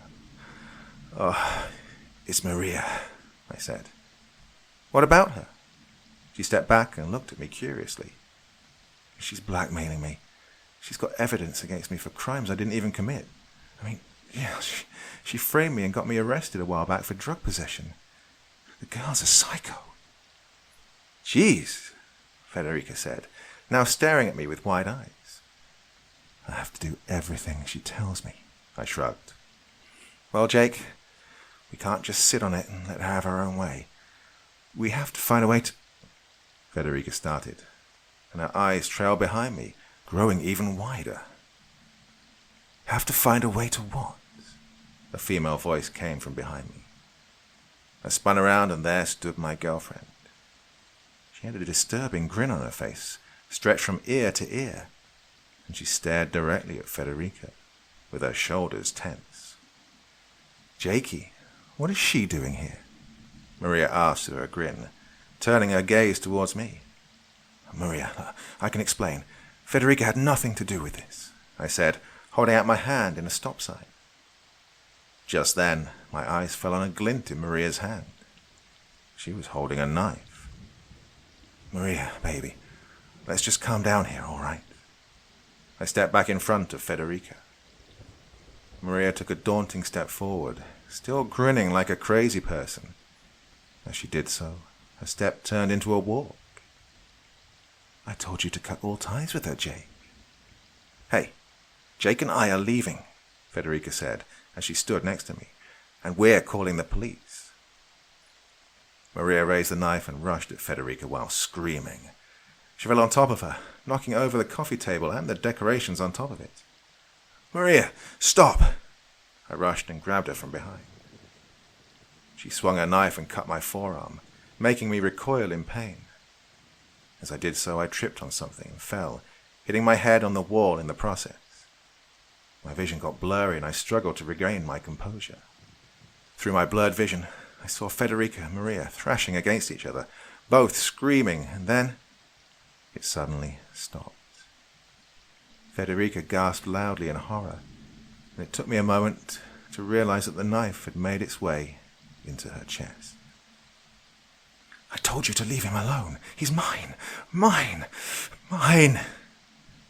With each sentence, Maria drove the blade into Federica's stomach, each new stab spraying blood all over the place.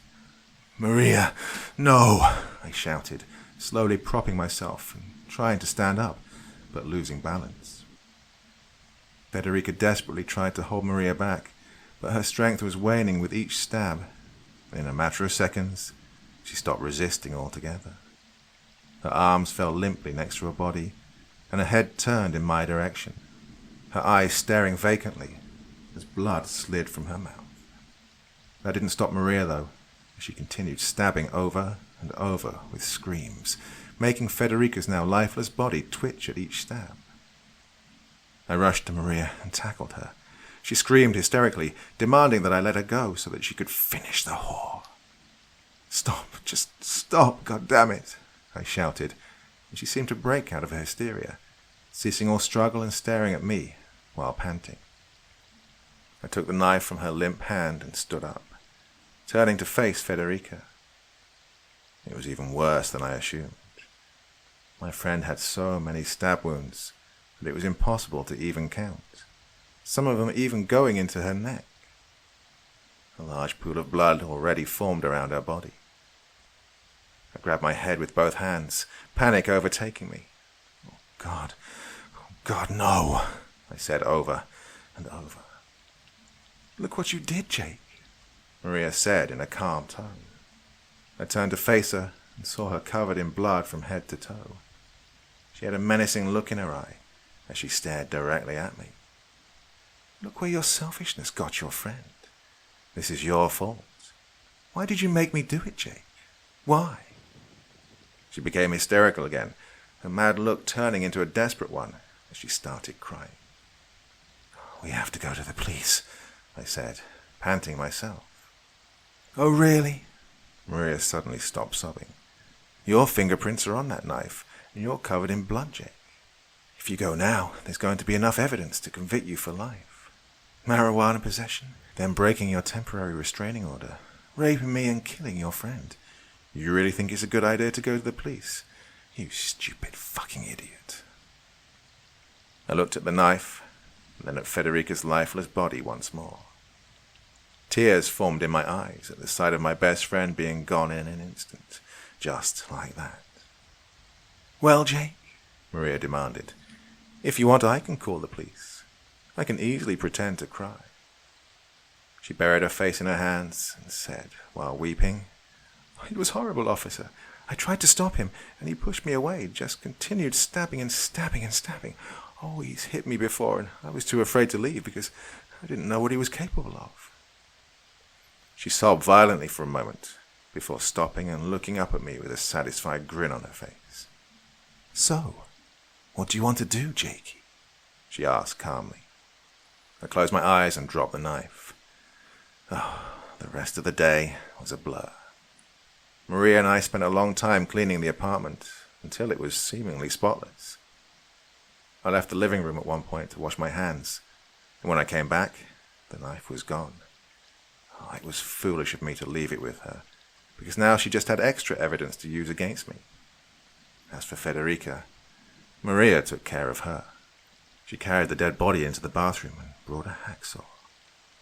After what felt like hours of listening to agonizing hacking and snapping, Maria left the apartment with a few full trash bags and was gone for hours.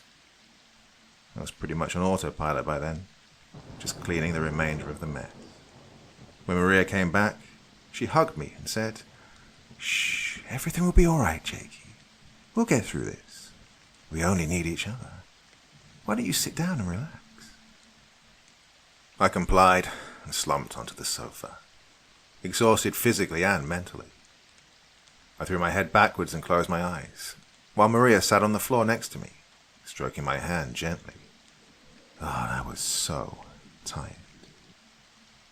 "I know you didn't mean to hurt me, Jakey," she said. "I know you love me, but I still have to punish you." I felt unimaginably sharp, burning pain on my hand, and I screamed, instantly opening my eyes and pulling away from Maria. What I saw made me scream even more, not so much in pain, but in terror. The little finger on my left hand was missing, blood running from the stump. I looked at Maria and saw her holding my bloodied finger in one hand, and in the other, a pair of kitchen shears stained with blood. I stood up, holding my hand, the pain only now starting to fully get to me. "What did you do?" I shouted, taking a step back. "Jake, don't move. You'll get blood everywhere again, and we've just finished cleaning." "God, call an ambulance." I was in full-blown panic now, but Maria seemed unfazed by the whole situation. "You knew this was going to happen," she said calmly. "They told you to cease all contact with Federica, but you wouldn't listen."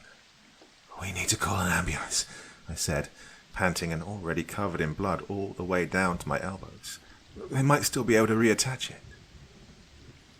Maria seemed to get pissed off even more at this, but a moment later she shrugged and said, "Okay, Jake, you're right. Maybe they can reattach it. Go and take it there." She opened the window and chucked my finger out, much to my horror. She sat down on the sofa and pulled her cell phone out of her pocket, as if nothing had happened. So I took the opportunity to run outside and look for my missing finger. After an hour of unsuccessful searching, I started to get dizzy and decided to visit the hospital instead. The whole time while I was being treated by the doctors, my desperation was turning into boiling hot anger. I was beyond mad and wanted revenge. I wanted revenge for Federica, for Helena, for my finger. If there was one thing Maria had that could be used against her, it was her short temper. I had to use that to my advantage, and an idea started to clearly form in my mind. We were at home eating dinner. I clumsily fumbled with my fork, trying to hold it steadily with my mutilated hand. Getting used to living without a little finger may not seem like a big deal, but it impacts your life more than you'd think. Not to mention that your grip becomes a lot weaker without the finger. I was going through bouts of depression daily, but I kept my eyes on one thing: destroying Maria. It fueled me and motivated me to continue living until she was either dead or in prison. Whichever one it was, it would happen tonight. "So I have something to tell you," she said as she took a bite of her food. "Oh yeah? What's that?" I asked, staring at my plate. She put down her fork and knife and inhaled deeply. She said, "I know you're probably not ready for this, but "But what?" I asked, getting a little impatient. My initial thought was that she was going to demand that we get married. "I may be pregnant," she said, awaiting my response. I swallowed, trying not to show any distress. Oh, she was messing with me. I was sure of it. Did she sense what I was about to do? Oh, I couldn't let her fuck with my head. "Well, that's too bad," I said, taking another bite of my food, as if she just told me the most mundane thing ever. I looked up at her, and her expression of curiosity turned into a frown. "Excuse me," she said with a raised tone. "Yeah, it's a shame, because I've got something to tell you too." I laid down my silver and said, looking her in the eye, I met a girl." She stood up, knocking over the chair she was sitting on, and said, "You what? Who is she?" "Maria, calm down. Getting hysterical won't help here." "What do you mean, calm down? Tell me the name of this girl so I can kill her." "What? You mean like you killed Federica and Helena?" I picked up my silverware once more and took another bite of my food. "What? You think I didn't know about that? You killed an innocent woman just because she happened to talk to me while I was buying popcorn. She was working to put her little sister through college, you murdering bitch." I raised my tone at the last sentence, feeling the rage taking over me once more. Maria looked at me with wide eyes before continuing. They deserve to die, and I'll do it to every woman that comes close to you. You're mine, Jake. Mine. I know, I calmly sighed. I know. That's why on the night you killed Federica, I went to the police. Her eyes widened even more, but I continued. Yeah, told them everything. How you blackmailed me with false accusations of rape. How you killed Federica and probably Helena. And how you cut off my finger. Well, they're listening to us right now. I unbuttoned my shirt and revealed the wires which the police officers had attached to me. The door burst open with a loud bang and armed officers rushed inside.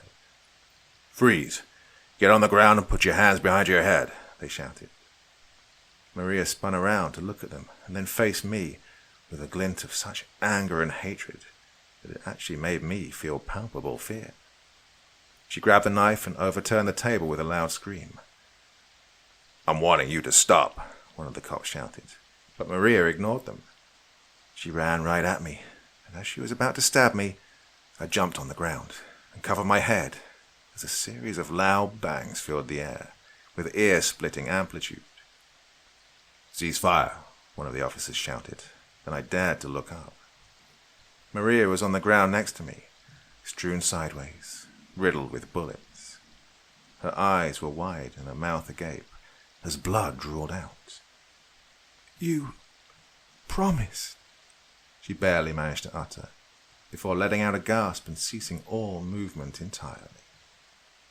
Hey, you okay? The police officers helped me up, and the rest of the night was a blur of being interrogated in the police station. The night I went to the station, I told them about everything, and even though I was initially a suspect, they wanted to kill two birds with one stone, so I agreed to cooperate and help them convict Maria. They wired me and monitored me closely in the following days. The officers got enough evidence from the recording to confirm everything I said was true, and they let me go. The autopsy performed on Maria revealed that she was indeed pregnant, but I felt no pity for that baby.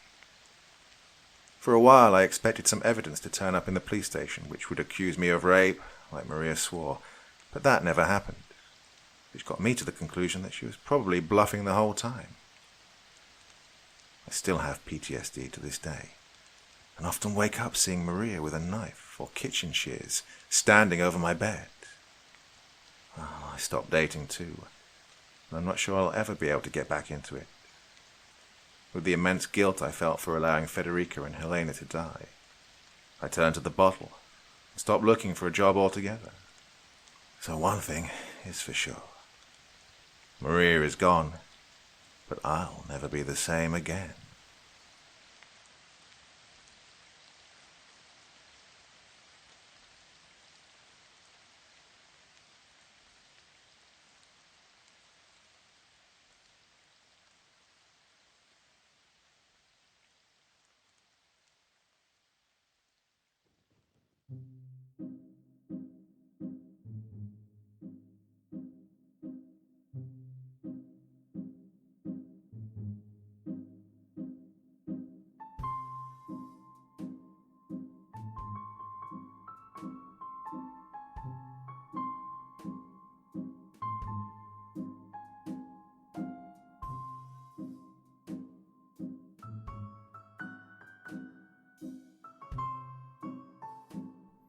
Thank you so much for taking the time to listen to this story today. Really means a lot to me and to the author of the story, of course. Well, if you want to know more about me, I'm pretty much everywhere on social media. You can find me on Facebook, Twitter, Instagram. You can download my music on SoundCloud. I've got a Patreon if you feel like. Throw me $1 or $2. Very much appreciated. And of course, on Reddit, I have a place where you can leave stories if you want me to read one that you've written. Well, hoping to see you all again very soon. Till then, sweet dreams. Bye-bye.